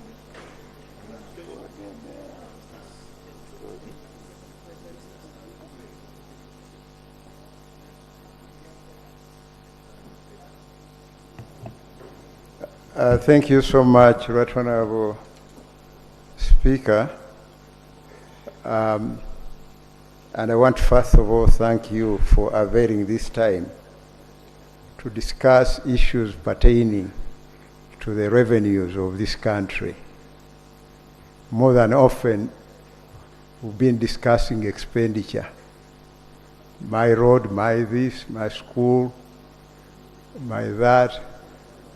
And we have not been discussing where the money comes from to establish or to construct or to deliver that infrastructure. And today has been a very big opportunity for us to discuss issues relating to revenue. When I talk about revenue, I'm going beyond tax to discuss other sources of money that run this country. We can all appreciate that, for example, we have a budget of 52 point something trillion. And out of that budget, then you have about 29 point something trillion as tax revenue, which means that you have a huge fiscal deficit. And how have you been funding that deficit? Is by borrowing. And when you borrow, you have to pay back with interest. Where do you get the money to pay back? You use your tax revenues. And after you have paid from your tax revenues, then you remain with very limited discretionary resources, from which you actually pay wages, etc. So how to get out of this quagmire is by maximizing your tax revenues. And this is where the devil is, because for a long time, our tax to GDP ratio has been hovering around 13%, far lower than the sub-Saharan average.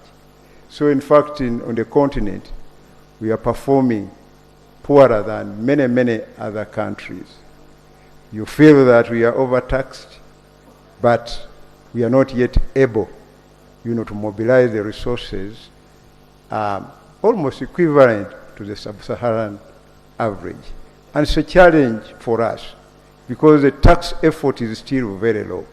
Now, this IFRIS measure is intended to broaden the tax base.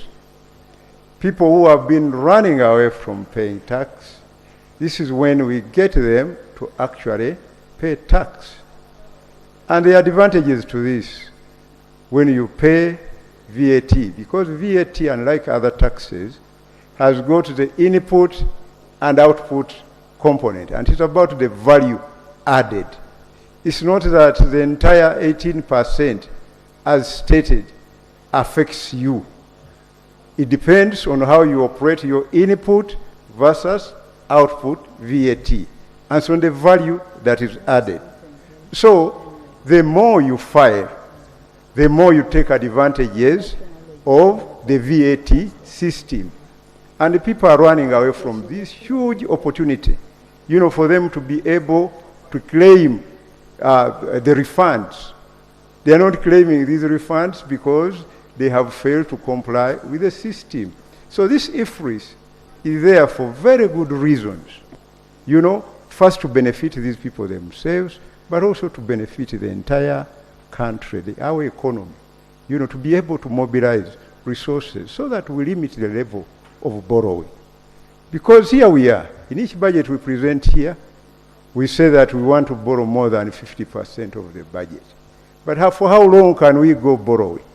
We cannot survive like that. At some point, we shall end up totally extinguishing the revenues that we are collecting in terms of debt redemption, interest payments, etc. So I want to thank you, Right Honorable, for this opportunity that we have discussed this, and many speakers here have actually appreciated IFRIS. The challenge is on the implementation of the IFRIS. Now, those are the issues. Of course, for any policy or policy implementation, there will be challenges. And it's important that we get this kind of feedback. So this strike has offered an opportunity to get feedback on the performance of IFRIS. Let me make the following clarifications. Because this IFRIS is largely about VAT. Now, VAT was introduced, is not a new tax. It was introduced in 1996. I don't know how many years those are. And IFRIS, as an administrative mechanism, was introduced in 2019, but we did not implement it because of COVID. So we started implementing IFRIS in 2021 after COVID.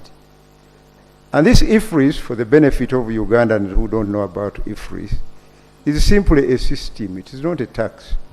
It's a system that monitors business transactions, primarily sales and VAT paid on sales. So we are monitoring your sales versus the VAT paid on those sales. So in short, IFRIS is not a tax, because I've been hearing people saying the tax is too high. You know, VAT was passed here so many years ago, and it has been in place for very many years. So the complaint should not necessarily be about VAT, you know, because the tax has been with us for many years. Now the problem is now the administration of that tax, the enforcement to make sure that that tax is paid. Right Honorable, I did not stand up to interrupt anybody when the entire House was presenting. Can I be allowed the time to respond? Continue. Thank you very much, Right Honorable. Could the member sit down, because I get intimidated.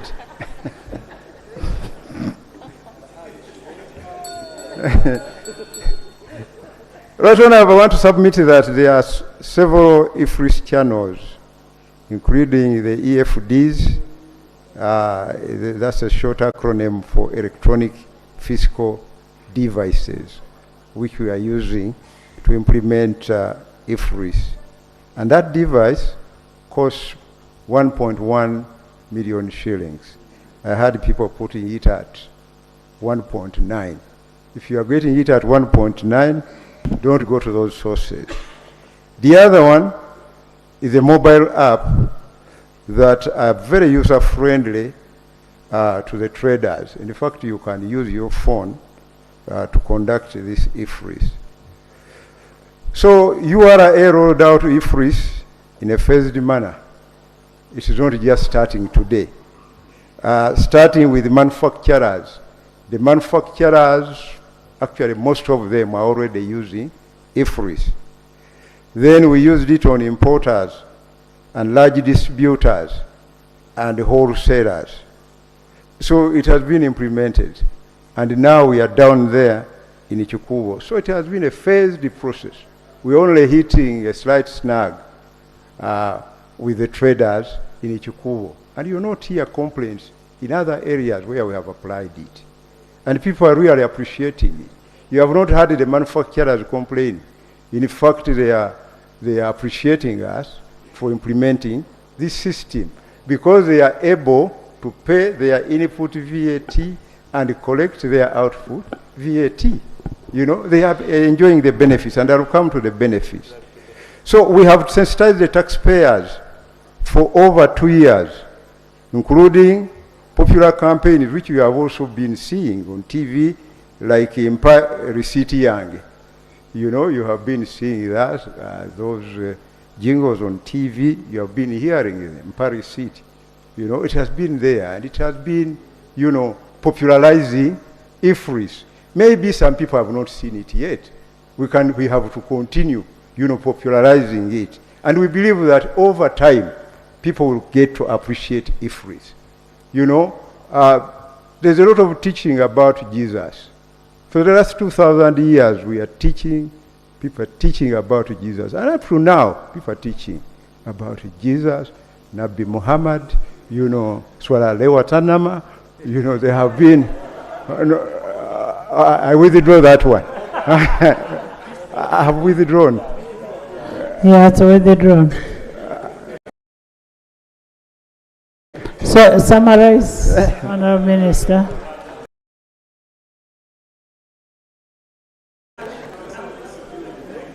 Madam Speaker, I want to further submit that very recently, in the last 3 months, we have trained over 20,000 taxpayers in this central business district, Honorable Nsereko's constituency, including the traders in Chikubo. And the CG, the Commissioner General, has actually held over 5 meetings with the traders, their leadership, in the last 3 months. He has been going there to talk to them and educate them about IFRIS. And this has also included door-to-door sensitization and holding meetings to ensure adoption and compliance with IFRIS. And we shall continue training the stakeholders by opening taxpayers' service offices close to them in Chikubo and many other areas like members have proposed.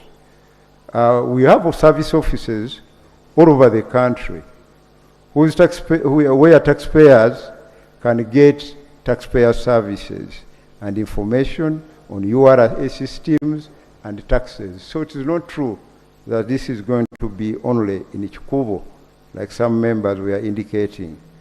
We also shall continue with the engagements on TV, radio, and social media. It is there. So IFRIS can be used even in the absence of internet, using the offline mode. And this is available on all IFRIS channels and platforms. So don't get worried, Honorable Du, when the power goes off. These channels are available. We knew about this, the challenges of power supply in this country. IFRIS enforcement that we are talking about, the current challenges we are talking about, started in 2024. URA undertakes to perform its operations with professionalism and due care. So they will continue to behave with, and with this advice that we have collected from here, I'm very sure that we are going to improve on the way we collect the taxes, and really appreciate. So all issues of unethical behavior by staff shall be investigated and handled appropriately. We've been listening to the complaints that have been raised by traders and your good selves. So we shall definitely investigate those and see what to do with them. Only let me also mention, Right Honorable, that only VAT registered taxpayers are gazetted to use IFRIS. Only VAT registered, and you saw the threshold is 150 million shillings, and traders are demanding that it should be 1 billion shillings. But certainly by doing that, you can imagine how much money would be lost, in terms of tax revenue. We need to sit down and discuss that one extensively. So we have 32,000 for the record, VAT registered taxpayers, and this is very important information.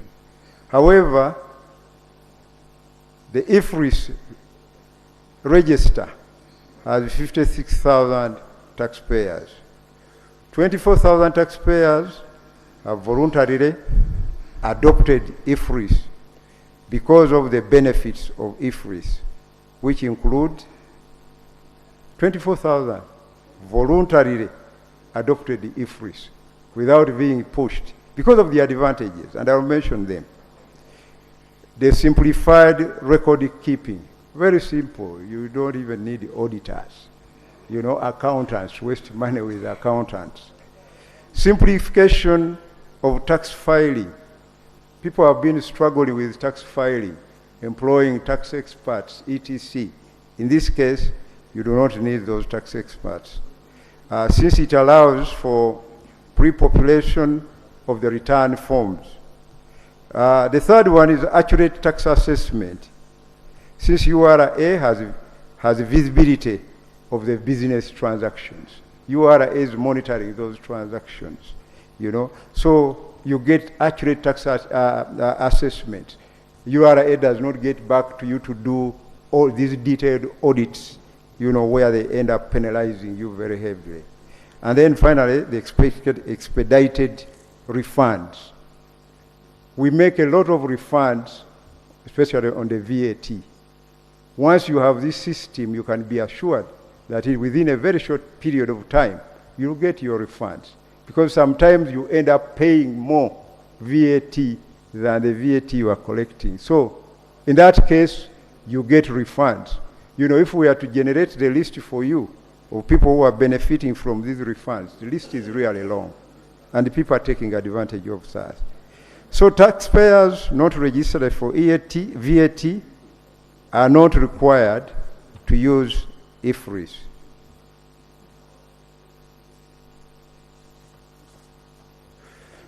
Right Honorable Speaker, I think the argument that investors should not actually engage in hawking and retail trade. It's true that these people should not be licensed to do retail trade. And the laws exist. I think it has been a matter of enforcement. So we shall all urge the Ministry of Trade to enforce the law. In fact, even the Investment Act had a negative list of areas where investors should not, get involved. And one of them is retail trade. It was on a negative list. For a long time, I worked for the UIF for a long time. And during that time, we never licensed anybody to do trading. But you know that trading licenses are issued by the various local governments. So there has got to be instructions to these agencies to ensure that they don't license these I think I was given the opportunity to continue uninterrupted. Right Honorable Speaker, the Honorable Golovio just wants to hide behind your protection all the time, and we appreciate it. But without subsidiary legislation, you're only giving us lip service. Bring the subsidiary legislation here. Let us as Parliament go through it, lay it on the table of Parliament. Because whatever you say impacts us directly. Because without legislation saying that you're bad from doing such and such a business, it will only be promissory. Even those you send to enforce will be using nothing. Maybe let's hear from He has never tabled any subsidiary legislation, even including that of penalties. Let's hear about it from trade.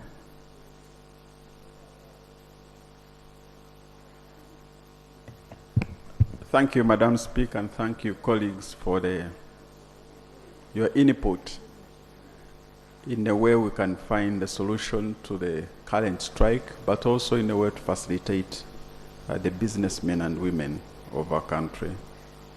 We did pass competition bill here, which was assented by the President in February. And this bill, among other things, will clarify the relationship between a manufacturer, a wholesaler, and a retailer. And to do this, we need to do regulations. I want to inform the House that we are now in the process of making regulations to the Competition Act, and they will be ready, because it needs consultation, they will be ready within the next 2 months from now, because we need to consult in the next 2 months. We shall come here and lay the regulations, and then you'll be able to have an input in that. Maybe, with your permission, Madam Speaker, I can conclude on 2 points which were raised by other members regarding manufacturing. One member said that the manufacturers do not pay tax. One member in the House. I actually just wanted to give information that in 2020, 2021, 2022, out of the 21 trillion which we collected as tax, the manufacturers contributed 5.6 trillion, meaning that the manufacturers paid 30% of the 21 that we collected. As we do speak now, the manufacturers contribute 16.5% to our GDP of 55 billion, meaning that 10 billion of our GDP is contributed by the manufacturers. So it is important to note that they do pay taxes. Then there was something that we needed to clarify, that in Uganda, there are those people who are manufacturing, and there are also those who are assembling. So we do know that, but the way we are at the moment, where the stage of our economy, the situation we are in, we do need both. We need both manufacturing and assembling. While there are few jobs created when you're assembling, but at least assembling is better than importing, because you'll be able to employ 1 or 2 people, you'll be able to pay taxes. So we do appreciate both, and we hope that the assembling can gradually become proper manufacturing. The last one was on the issue of the cost of capital. Friends, all of us know that the high interest rate affects the return on businesses, and the cost of capital is a big issue in our country. And together with you, members, we have been doing something about it. The best way is to capitalize Uganda Development Bank, because you know the commercial banks will liberalize the economy. We have not capped the interest rate, so therefore we do not really expect much from that side. Where we can control is the Uganda Development Bank, and we have been investing money in Uganda Development Bank to a tune of 481 2 years ago. I'm sure that by now, the Minister of Finance will give you the figures. We are almost to 700 billion. This capitalization of Uganda Development Bank is the only way to reduce the cost of capital. And together with the Microfinance Support Center, we can gradually decide that if we put money in UDB, we can actually cap the interest rate and be able to help the businessmen and Commissioner. Thank you, Honorable Hart, for yielding the floor. Right, Honorable Speaker, in the 10th Parliament, to which myself and you were a part, the Ministry of Finance withdrew a bill that we had extensively discussed to liberalize Social Security as a mechanism for mobilizing more savings in the country. And the minister is here telling the House that actually the best way of bringing down interest rates is by capitalizing UDB. The little economics I know is that the savings function is a small component of the income function. Would you want to clarify to this Parliament that indeed you will capitalize UDB without savings? And you think now that how the problem we are in, you can rethink of returning that bill to the House and liberalize Social Security to mobilize more savings? That, Honourable Speaker, the Minister knows that NSSF has mobilized the biggest savings in this country, and therefore most of the banks actually are thriving on money from NSSF. Do you think at this stage you can advise government to rethink that bill, return it, we mobilize more savings through Social Security and bring down interest rates like it was done in Kenya and other jurisdictions, other than telling the House that capitalizing UDB will bring down interest rates? And Honorable Minister, the issue of capitalizing UDB, first of all, you need to understand the clients that UDB handles. That is on high development financing, which is outside the local traders that we are talking about in Chikubo here. And I also want you to interest yourself on the recovery rate of UDB. Understand which clients are in UDB. I want you to understand them. Because when I was in Kosase, we looked at a report of UDB. These people were not paying. And who are they? They are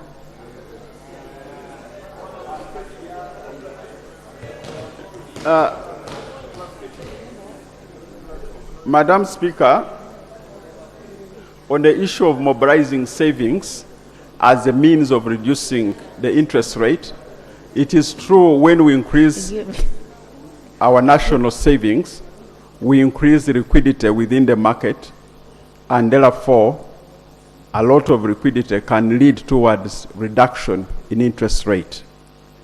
I'm not quite sure about liberalizing the NSSF because we had that debate, national security, we had that debate, and you know how it ended. But what I know is that if we are going to reduce the interest rate, we need to offer alternative to commercial banks. And the only alternative I know is to have a development bank, a cooperative bank that we are now proposing, a microfinance support center, and plug the gaps within the Uganda Development Bank. For example, we want now to propose that we can reinvest some money under UDB, specifically to target small or medium enterprises at a capped interest rate near to the PDM. So the option I have now, is really to look at Uganda Development Bank as a bank that we can control. Any other means might remain academic theory. Actually, for you to talk about the UDB is more of academic than realistic. You'd rather think about a bank that will look at a smallest business person. If you looked at a bank that operates like the way Centenary Bank operates, there you'd be speaking. Madam Speaker, that's why we are now proposing a cooperative bank, the revival of a cooperative bank. And we hope that that will probably go deeper to the cooperatives in the country. I thank you. Honorable Minister of Finance. Just to add that the interest rates that we are talking about, yes, it is a function of how much savings that we have, and therefore we needed to enhance our efforts in mobilizing savings.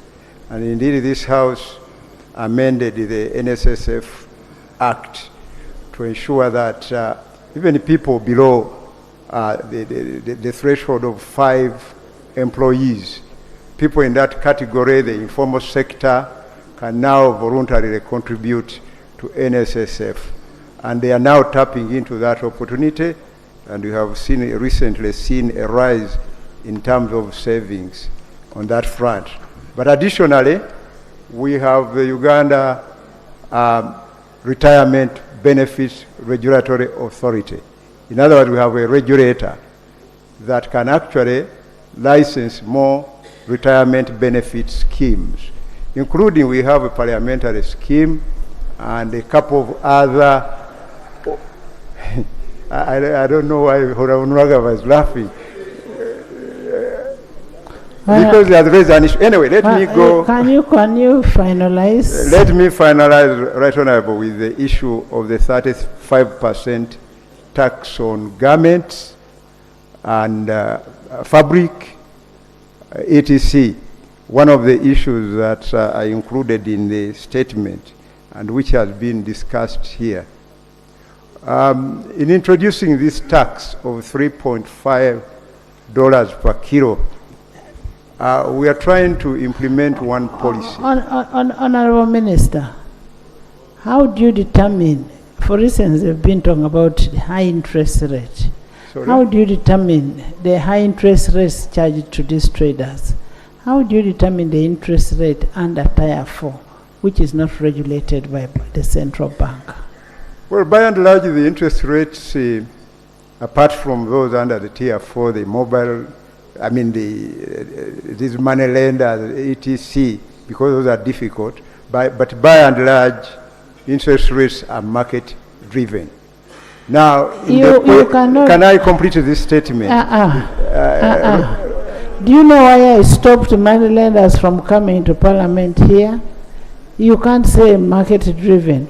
When somebody is going to charge you 30%, 30%, we should have a regulation that should be able to manage that interest rate other than making people suffer. Right, Honorable, we admit that the regulator has to do his job, and Honorable Kasolo is here in that particular area. I think he will give more information.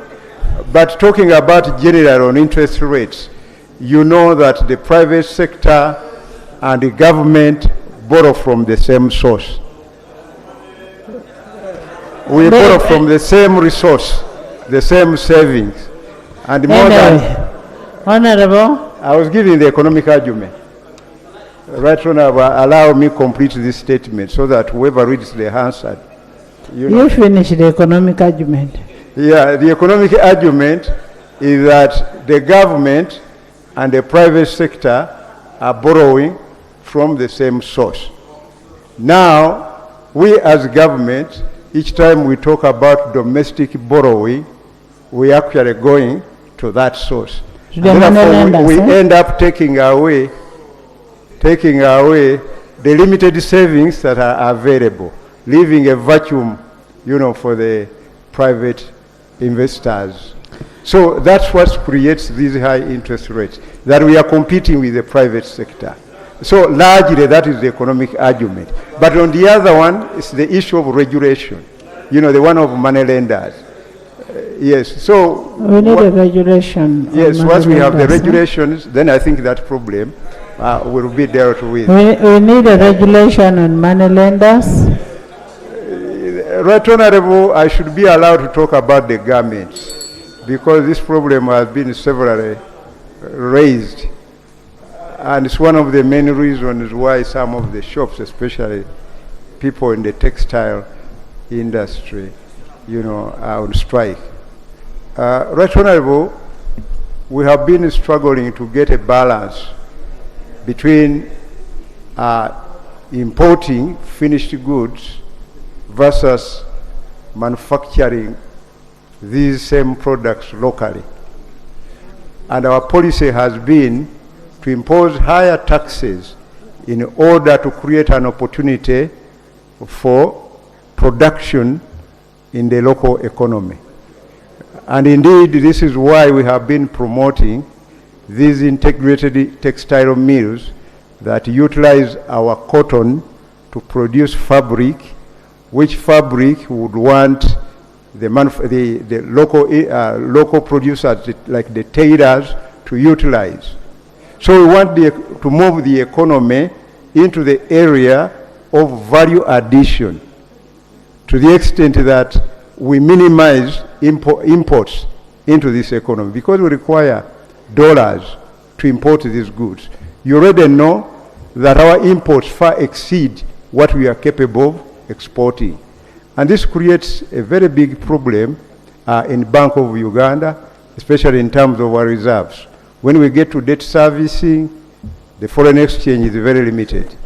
And we have a problem there because the importers are taking away this foreign exchange. So we really need to promote production, minimize imports, and maximize exports. It's a strategy. But in doing so, it creates certain challenges. And the challenge is to render some people unemployed. And it's not something that happens overnight. But it's a matter that I think has come under consideration, and I'm very sure that His Excellency the President should be able to guide on this matter. Please. Thank you, Honorable Gorobi, for accepting and being courteous enough. Now, I want us to be logical. No, I'm only being fair to you and honest. I'll not debate you, but I'll start with you. The tie you're wearing, the shirt you're wearing, the suit you're wearing. Our role and aim is try to move to buy Uganda, build Uganda. Assuming you are to walk the talk, tell me which one of those materials other than the shirt you're wearing that would be able to produce. Your suit is probably a mixture of potentially nylon and silk. And how much silk can we produce on this market in order to tax those ones higher? For me, it's being fair. If we can have it on cotton, which we can produce, then you can increase the tax on cotton. But spandex, jean, such materials that you have no capacity to produce, wool, really wool, what level of sheep production, sheep, because wool is from sheep. For sure. Honorable Nsereko. Yes, right. We are going to have a debate on this when the other report comes. So for now, can we have the next item? So before the old man goes away, we need the Minister of Minister Muruli. Item 6, Bill second reading, the National Forestry and Trip. Honorable members, whoever is outside, can we have you in? The bill second reading. Honorable members, you recall that yesterday the motion for the second reading of the National Forest and Tree Planting Amendment Bill 2024 was moved. The committee report was presented. The motion was extensively debated upon. We, however, stood over the final decision on the bill to today. I'm reliably informed that the Minister in charge of Apex and the Minister of Water would want to make a submission to that effect. So could we hear from the Minister of RAPEX, in charge of RAPEX, and then the Minister in charge water?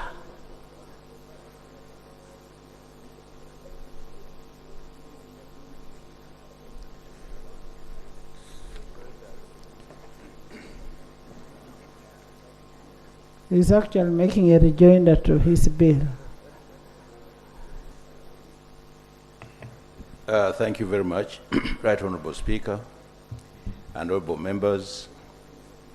Before I make just very brief remarks on this bill, let me start with a disclaimer. There was some impression created in the House that there are some people who have been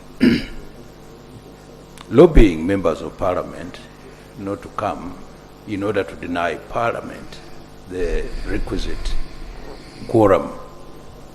The disclaimer is that public service is not part of that group wishing to deny. I also want to bring this to the notice of members of Parliament, that there is a perception that you have where you say that members of Parliament have been compromised to reject the rationalization, and this has persisted. No member is compromised to do that. We are doing what we ought to do, and we cannot continue with this mentality.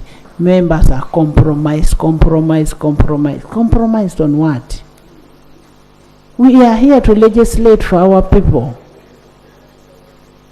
The same people went and told the chief executive that we are being compromised. So much as you make that disclaimer, we are also saying as Parliament, we are not compromised. We are doing what we ought to do. Thank you very much, Right Honorable Speaker. Disclaimers have been made, and disclaimers, I think, are now laid to rest. Right Honorable Speaker, there was indeed a very vigorous debate regarding this bill yesterday, and I would like to say that basically the impression was that yes, there was alarm, or the feeling of alarm, that if NFA is actually mainstreamed into the Ministry of Water and Environment, then either hell will break loose, or even maybe the heavens will just be perforated, and there will be a deluge. And definitely whatever semblance of forest resources and forest control that we have will just be destroyed. Right Honorable Speaker, I would like to say, and honorable members, that if we look at our proposal as Minister of Public Service about this, and with regard even to the cabinet decision that was taken of mainstreaming the NFA, we find that all the good things which were mentioned in the committee report are going to be saved, including even the new other good things that are likely to come. So in other words, the role of NFA,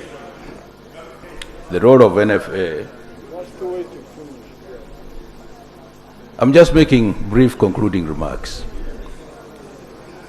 NFA and those good things that were being done and the mandate of what has been done by NFA will still remain, and all those good benefits that so far we have got on NFA, but also those we expect to get, and all those other aspects that need strengthening, so that the forest resources in our country are not only preserved, but also expanded, and they grow, these will remain.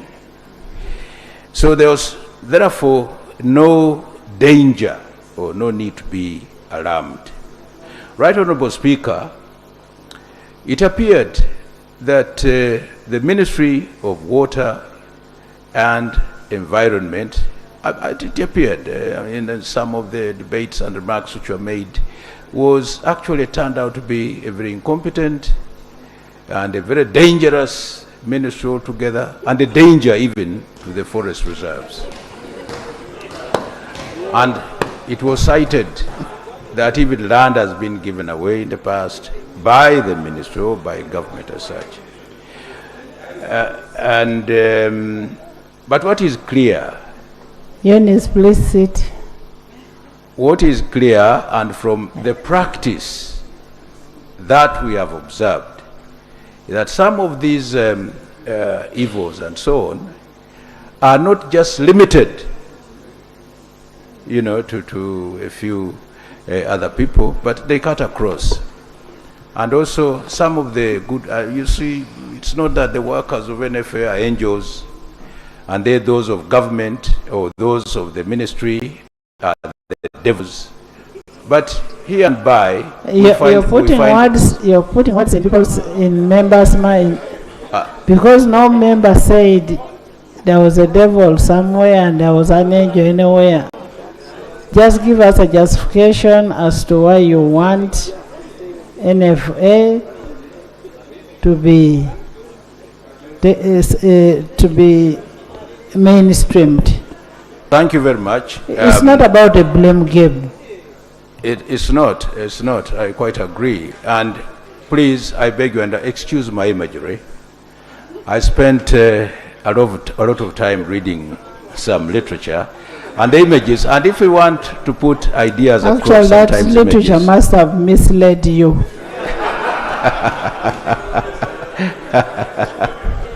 Because go straight to the problem. Yes, I'll go straight to the problem. The thing is, there are angels in the ministry, like as there are angels in the NFA. There are devils in the ministries, and there are devils in FA. Right Honorable Speaker, that notwithstanding. Not in really, our country. Right Honorable Speaker, otherwise if there are no devils, we would not have churches.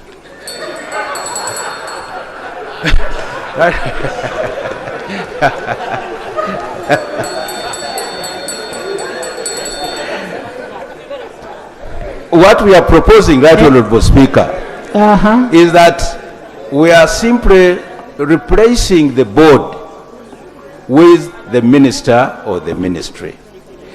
But the rest remains really as it is, and what is being done, and the management will now go to a very powerful division which will manage these resources.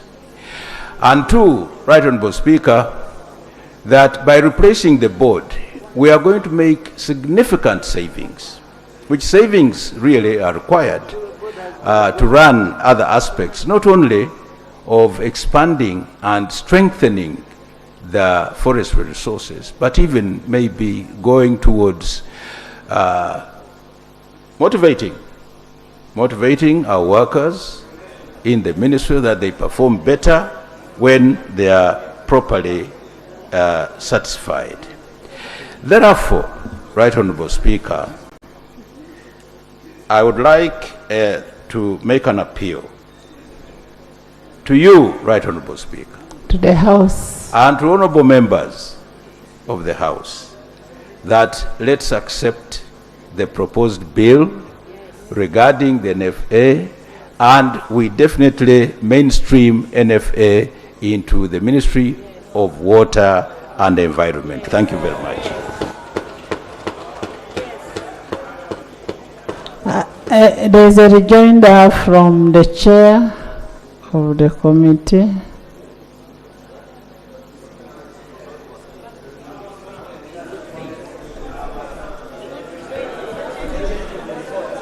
Hey, can we first have water? Then we have a rejoiner from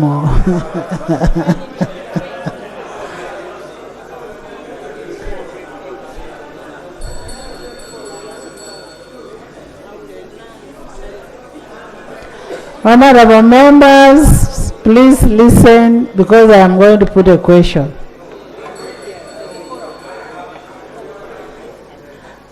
There is somebody talking about quorum. I have 129 here and virtually I have 63. I have quorum.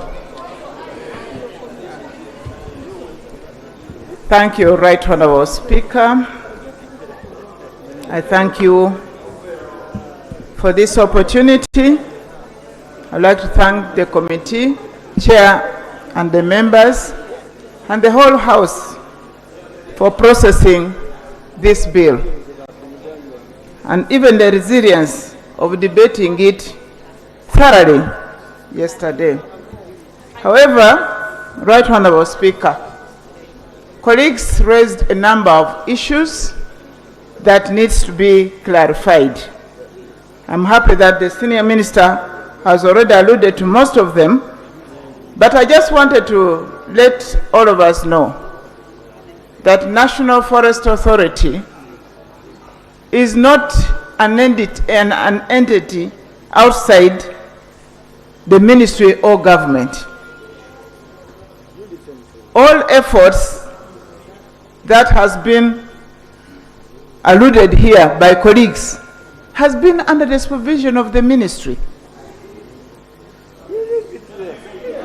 And as we justified much earlier, Right Honorable Speaker, that NFA will continue to do its function. We are dissolving the NFA and transferring the functions, which they will continue to do their mandate. Right Honorable Speaker, I need your protection. Because members debated, you are my in-law. Honorable members, let's hear from the minister. Right Honorable Speaker, just to recap up, is that members were concerned about the management of the carbon credit, which is on board. I want to assure you, the Honorable House, that in the ministry we have the Climate Change Department, which is directly, one, it is a focal point for the UNFCCC in the country. Two, that NFA will comfortably work together with them, with that department, to ensure that the process of carbon credit will be handled well. And lastly on that, Right Honorable Speaker, is that the fears of members that what happened, who will manage the forest if NFA is put back here. I also want to give you information that we are already in advanced stage to have environmental courts in place.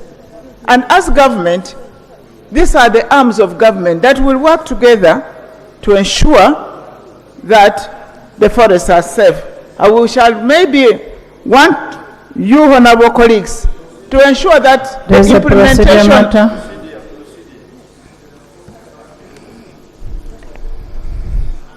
Honorable Speaker, I want to thank you. Maybe before you come with your procedure matter, does UA do the same kind of work that NFA does? Conservation of the principle. Right Honorable Speaker, UA has its mandate. We only work together because the habitat of our wildlife is within our forests. But what makes it a little bit different so is that... So why don't we bring you also to the ministry so that we have a lean system? It's okay, bring the procedural matter. Thank you very much, Right Honourable Speaker. Right Honourable Speaker,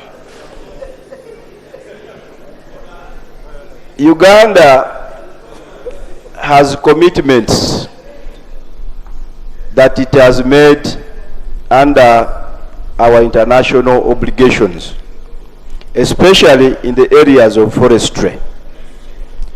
One of the issues or the requirements in all the international agreements on forestry demand that protection of forestry must be by an independent forestry agency. And this government here has undertaken commitments internationally. Right Honourable Speaker, I want to find out from the minister whether this debate of yours opposition will not be reneging on our international obligations that require an independent agency to preserve and protect forests, and how you are going to be a party to all those international agreements in the absence of an independent agency that you undertook to have. AJ. Thank you very much, Honourable Speaker. I've listened to my colleague, Honourable Sumani, and as they say, learning never ceases. I'd want him to enlighten us further. He has made reference to international instruments, out of which he says government made commitments.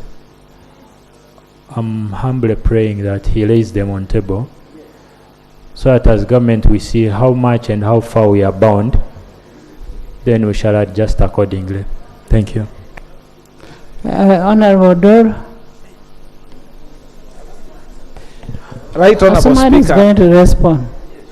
Right, Honorable Speaker, when you invited the minister responsible for these bills, the Honorable Muruli Mukasa, and the Minister for Environment, my understanding was that there was a position we took yesterday, and they were coming to give some clarification. Now, two areas came. The minister did mention that they are seeking to only dissolve the board. That came from the Minister of Public Service. Yes, I heard. It is on the record that all they want to do is to dissolve the board and give powers to the minister. Exactly. Then, on the minister responsible for environment said, NFA will be transferred to the ministry. Now, in the bill under clause 6 seeks to dissolve NFA. So, is this the new position that they are now bringing to conceding to the spirit of the debate, so that the House can then take a decision based on this new position? I am happy you're seeing all those inconsistencies. So you'll vote basing on the inconsistencies that you're seeing. Yes. Yes, water. Asomani is clarifying.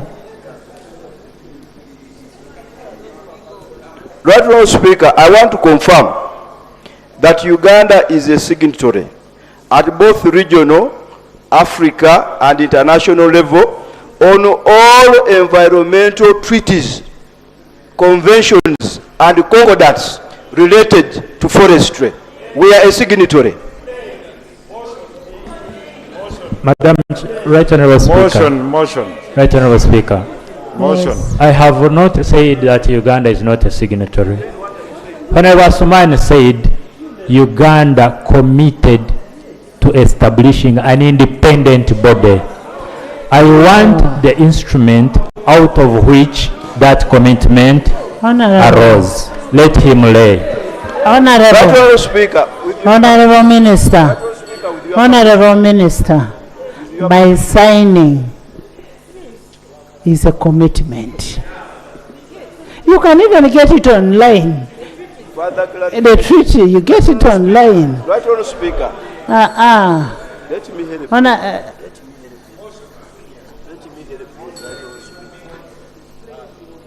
motion. Right Honourable Speaker, I would like to move a motion that a question be put as to whether we proceed to the second reading of this bill or not. I beg to move.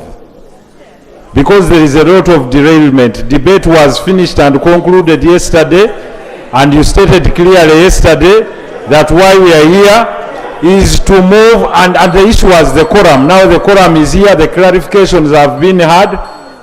Honorable Atimigo, please. Moving from what you concluded yesterday, Right Honorable Speaker, that debate was concluded, and the issue is the motion that a question be put, and that's where we want your ruling. Honorable members, those in favor of me putting a motion, you stand up and I see. Those in favor that I put a motion, I have Dr. Kefa, I have Sam, I have Kubex, I have Ntungamo, Harriet, Odoro, Asuman. Okay. I have Sise, I have Shema, I have Milton, Honorable Rakajara, Margaret, honorable members. Honorable members. Okay, sit. The question that we are going to put. The question that we are going to put is either to allow us to go to the next stage, which will be committee stage. If you do not want us to continue and NFA remains where it is, then you say nay.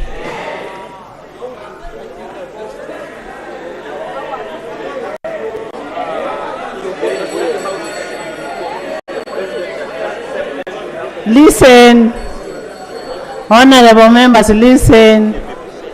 But if you want us to go to the next stage and disband NFA, then you say aye.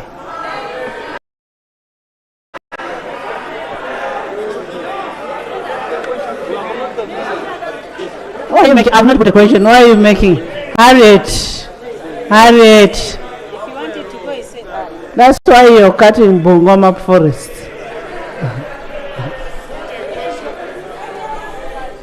Honorable, we are trying. Let's finish this. We have a quorum.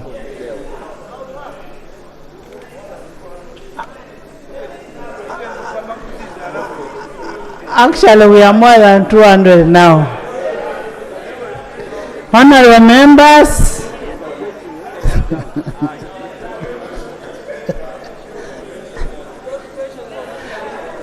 who has not understood?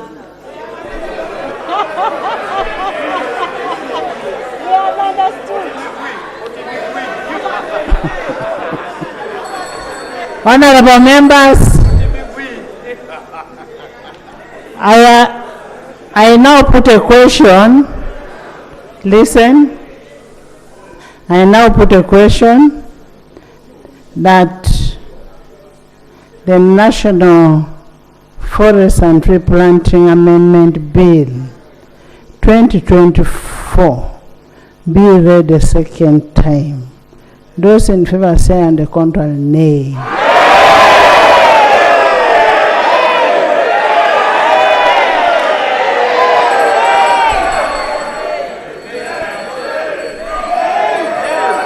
Honorable members, honorable members, honorable members, it is not standing up that will make me see you.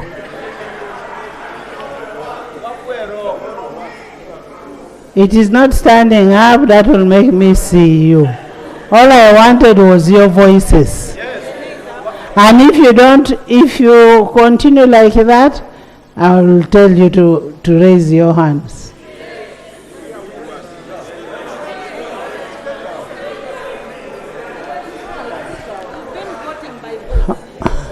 Honorable members,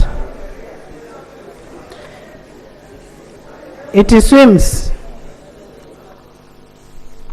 the Minister of RAPEX still has some work to do on forestry. And based on what I heard, and what members said, the nays have it.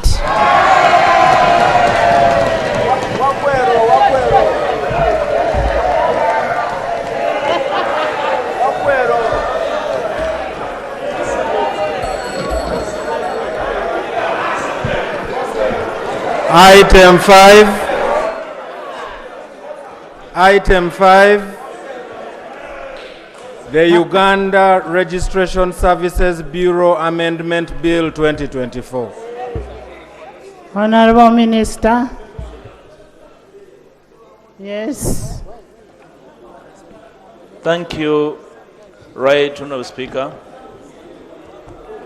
The decision the House has just made. Honorable members, we have one bill, URSB. Don't go away. The decision the House has just made communicates a lot to our environmental situation. And when I saw the minister in charge of RAPEX speaking in riddles, I knew that his goose is in the cooking pot. Right Honorable Speaker,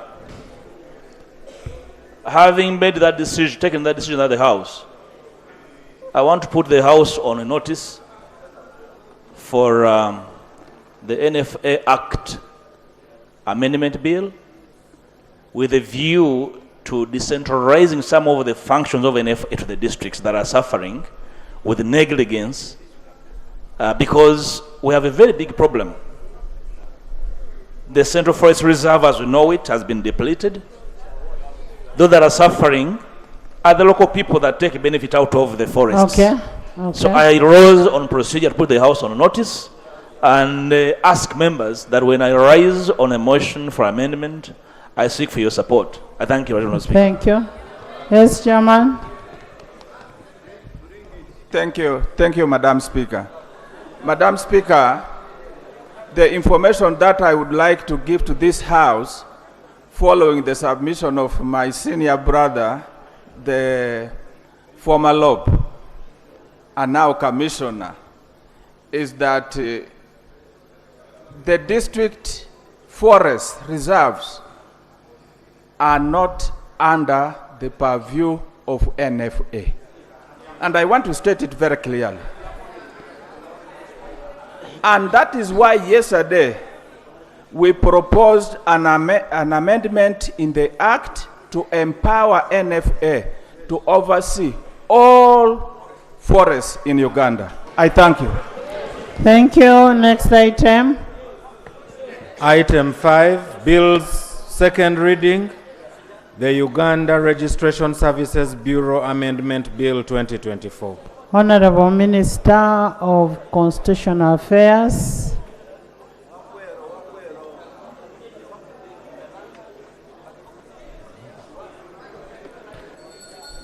Can I have some silence?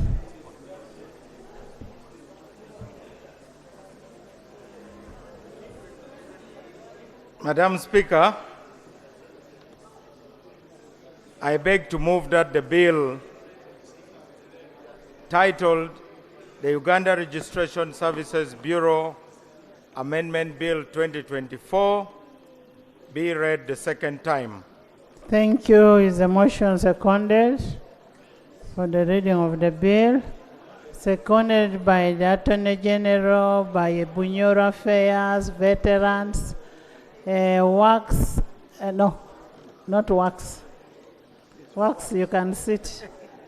By Chair of National Resources, by Doug, by Honorable Kiroro Wilson, Adeke, Afoyo Chad, Fred, Abed, Awol, Lutamaguzi, Emigo, by the whole house. Edie, would you want to speak to your motion? A little bit on the objective.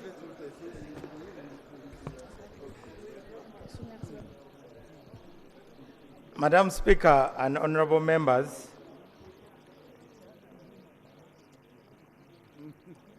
this is really about domicile of registration services. As it is said, life is like a book with two covers, and the front cover is the birth certificate. The back cover is the death certificate. And in between there are other things. You acquire property and the title is registered in your name. You get married and you get a marriage certificate.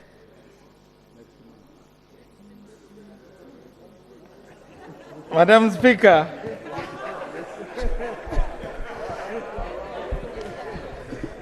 as I talk now,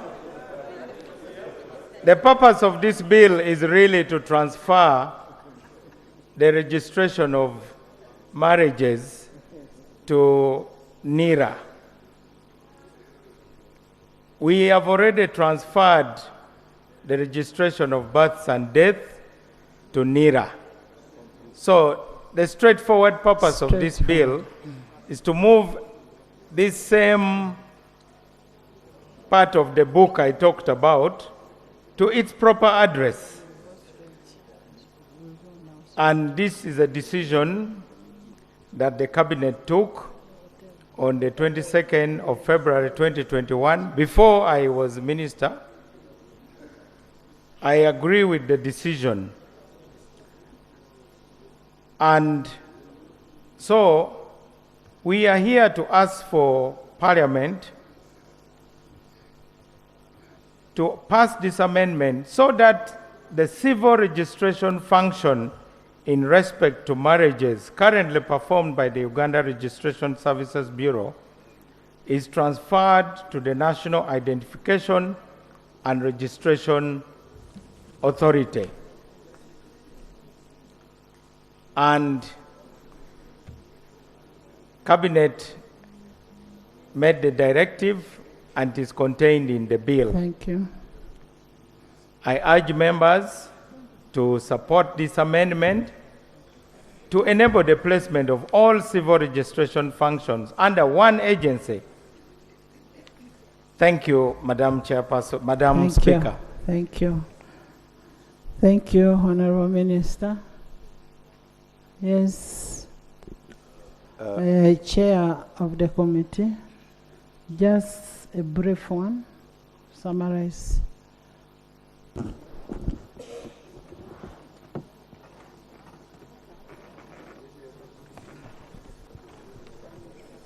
Right Honorable Speaker, the leadership of the Committee of Legal and Parliamentary Affairs is still the same. However, I am here to present the report of the Committee of Legal and Parliamentary Affairs on the Uganda Registration Services Bureau Amendment Bill 2024. We held the meetings and the minutes are here, and a copy of the report is here. I beg to lay on the floor. Thank you. Right Honorable Speaker and honorable members, this is the report of the Committee of Legal and Parliamentary Affairs on the Uganda Registration Services Bureau Amendment Bill 2024. The introduction is contained in the bill, and this was read for the first time in accordance with the rules, as we know, Rule 128. The object of the bill also is contained in the bill. I'm going through this because the bill is uploaded and we received this some time back. So I think, Right Honorable Speaker, in the interest of time and being a very brief and short bill, you will permit me to go to the methodology we used as a committee in considering this bill. In the process of analyzing this, we met with the minister, we met with the stakeholders, the National Identification Registration Authority, and also met with the URSB, and this was for purposes of harmonizing. So the findings of the committee found on page 3, 4.1, that transfer of the civil registration functions from URSB to NIRA. Right Honorable Speaker, clauses 3 and 4 of the bill propose to amend the Uganda Registration Services Bureau Act, Cap 210, to transfer to the National Identification and Registration Authority, NIRA, the power to administer and give effect laws governing civil registration in Uganda, specifically the Children's Act, Cap 59, customary marriage, and then the Marriage Act, Cap 251. The committee is aware that civil registration function of government in relation to natural persons is performed by 2 agencies of government, and that is URSB and NIRA. For a long time, all the civil registration services of government were performed by URSB, which is a government agency created under the law by this House, with its functions as stipulated in the report. That is to do with the births, marriages, both civil and customary marriages. In addition, URSB was also responsible for administering and giving effect to the relevant laws and for providing registration services and the collection of on the account of all the revenues provided for under those laws. Here listed, Right Honorable Speaker, under the Act are the functions that, the laws that were being administered by URSB. Bankruptcy, births and deaths, building societies, business and so on, partnerships, patents, registration of documents, and the trademarks. Most of you honorable members have gone through some of this. So in 2015, Parliament enacted the Registration of Persons Act. 2015, in Section 2 of that Act, the purpose was to remove duplication of the processes of laws relating to registration of persons. That is the act under which NIRA was established. And it was meant to harmonize the consolidation of the laws on registration of persons, to establish the central registration body for the registration of all persons. So effectively, that law gave NIRA the authority and the mandate to undertake those functions. The Registration of Persons Act 2015 created in Section 4 NIRA, as I have said, giving it the mandate to undertake the functions I've listed above, and also to register the citizens of Uganda and those who are non-citizens but are lawfully resident in Uganda. So following the enactment of the Registration of Persons Act 2015, URSB, the government was, the civil registration function had been shared between NIRA and URSB, with URSB carrying out functions of registration of all marriages, licensing churches to celebrate those marriages, solemnizing civil marriages and adoptions of and issuance of letters of single status, while NIRA was solely responsible for registration of all aspects in relation to a person, right from birth, change of name, and death of an individual. Thank you. Thank you, Right Honourable Speaker. Okay, my procedure matter was on regard to the same. You guided the chair to summarize this, giving us the history of NIRA, how it was done. If you could just summarize and give us recommendation, this is a straightforward bill. Thank you. Actually, the minister said it all. Right Honourable Speaker, as has been already hinted by members, there is no contradiction in this bill. The one giving out, and that is URSB, to NIRA, conceded to the amendment, and then NIRA, which is receiving the bill, equally accepted that they Thank are you. going to take this. So, Thank you. for that case, the committee recommends that in light of the above, the committee recommends that the Uganda Registration Services Amendment Bill 2024 be read for a second time and be passed into law, but subject to the following amendments. We have two amendments which the We'll committee have recommended. amendments when we go to committee level. Most stage. obliged, Right Honourable Speaker. Thank you. Yes, Honor Dr. Bed. Right Honourable Speaker, the object of the bill is very clear, and the justification speaks for itself. I want to move that we go straight to the committee stage. Honorable members, no, why I'm saying I've seen him, he has just given out his daughter. So, honorable members, the report is informative. What matters is clause by clause. There's something that there's a motion here on whether we should go to the second reading. Those in favor? Honorable, you seconding? Isaac is seconding, Peter is seconding, Harriet seconding, Mitoma, Afoyo Chan, Militon Obot, Militon. Milton Moma, Alobo, Saba Christo, Katabazi. You're still a Saba Christo. Felix,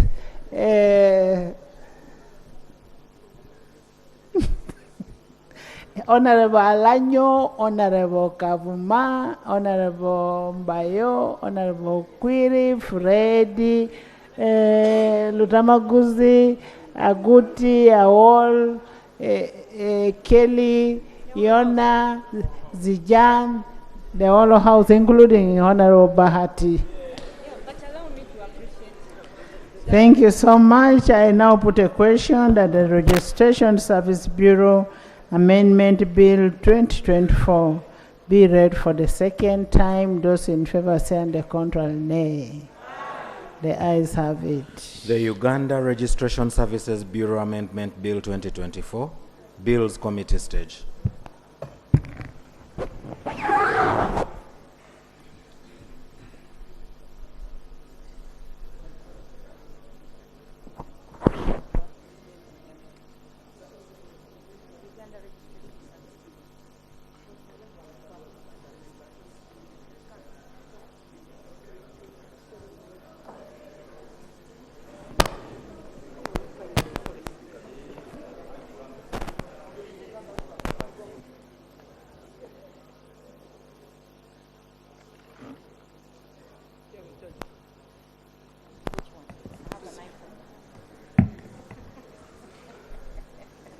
New clause.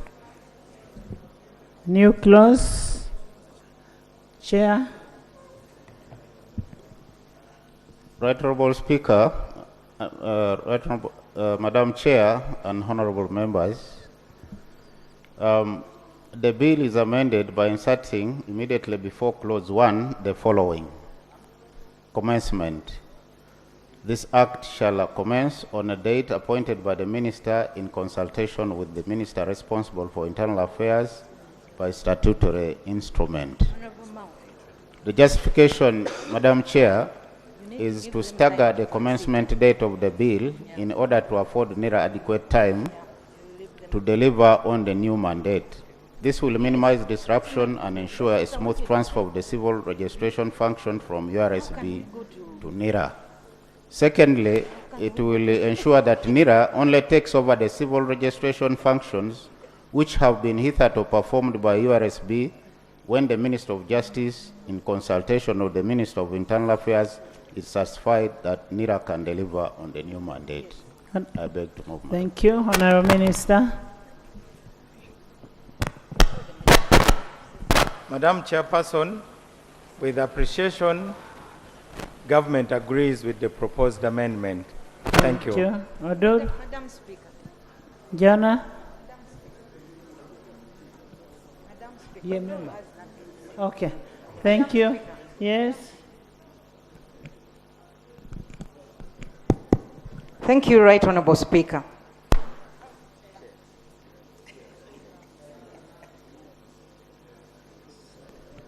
Thank you very much, Right Honourable Chair.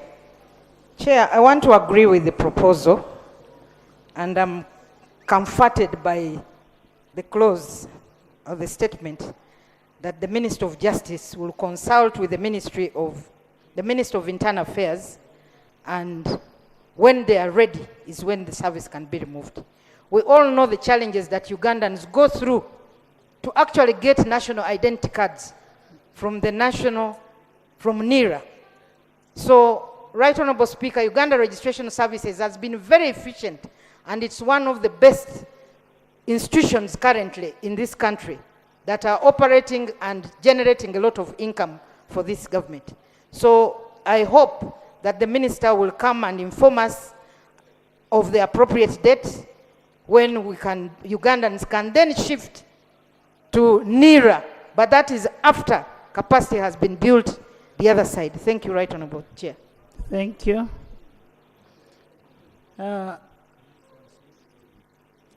AJ.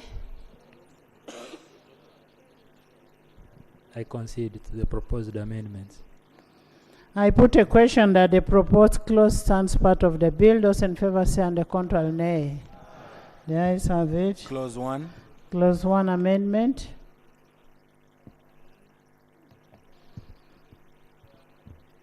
Madam Chair, Clause 1 is on interpretation, and Clause 1 of the bill is amended by inserting immediately after the definition of the word government the following.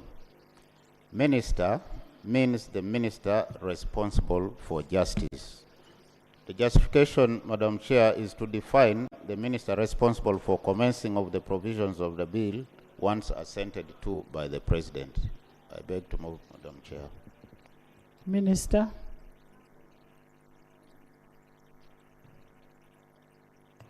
Madam Chairperson, once again with the deep appreciation, government accepts the proposed amendment. Thank you, Madam Chairperson.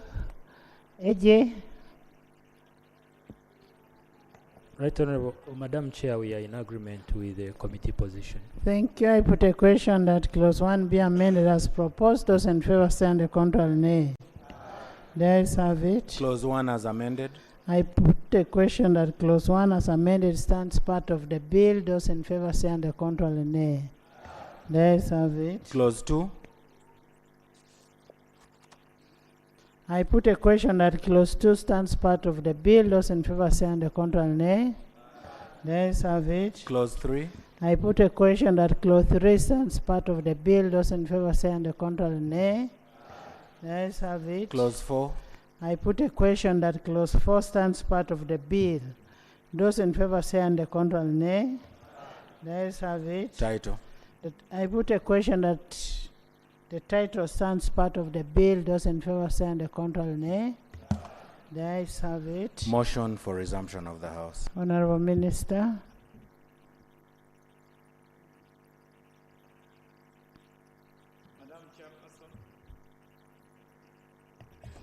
Madam Chairperson, I beg to move that the House do resume and the Committee of the Whole House reports thereto.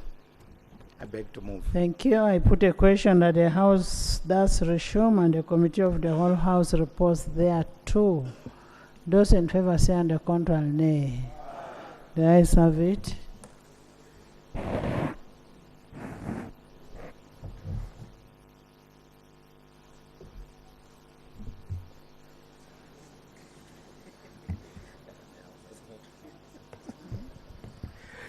Report of the Committee of the Whole House. Honourable Minister.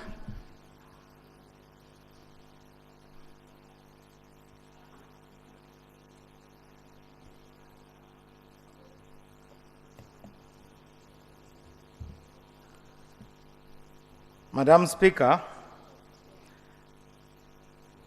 Madam Speaker, I beg to report that the Committee of the Whole House has considered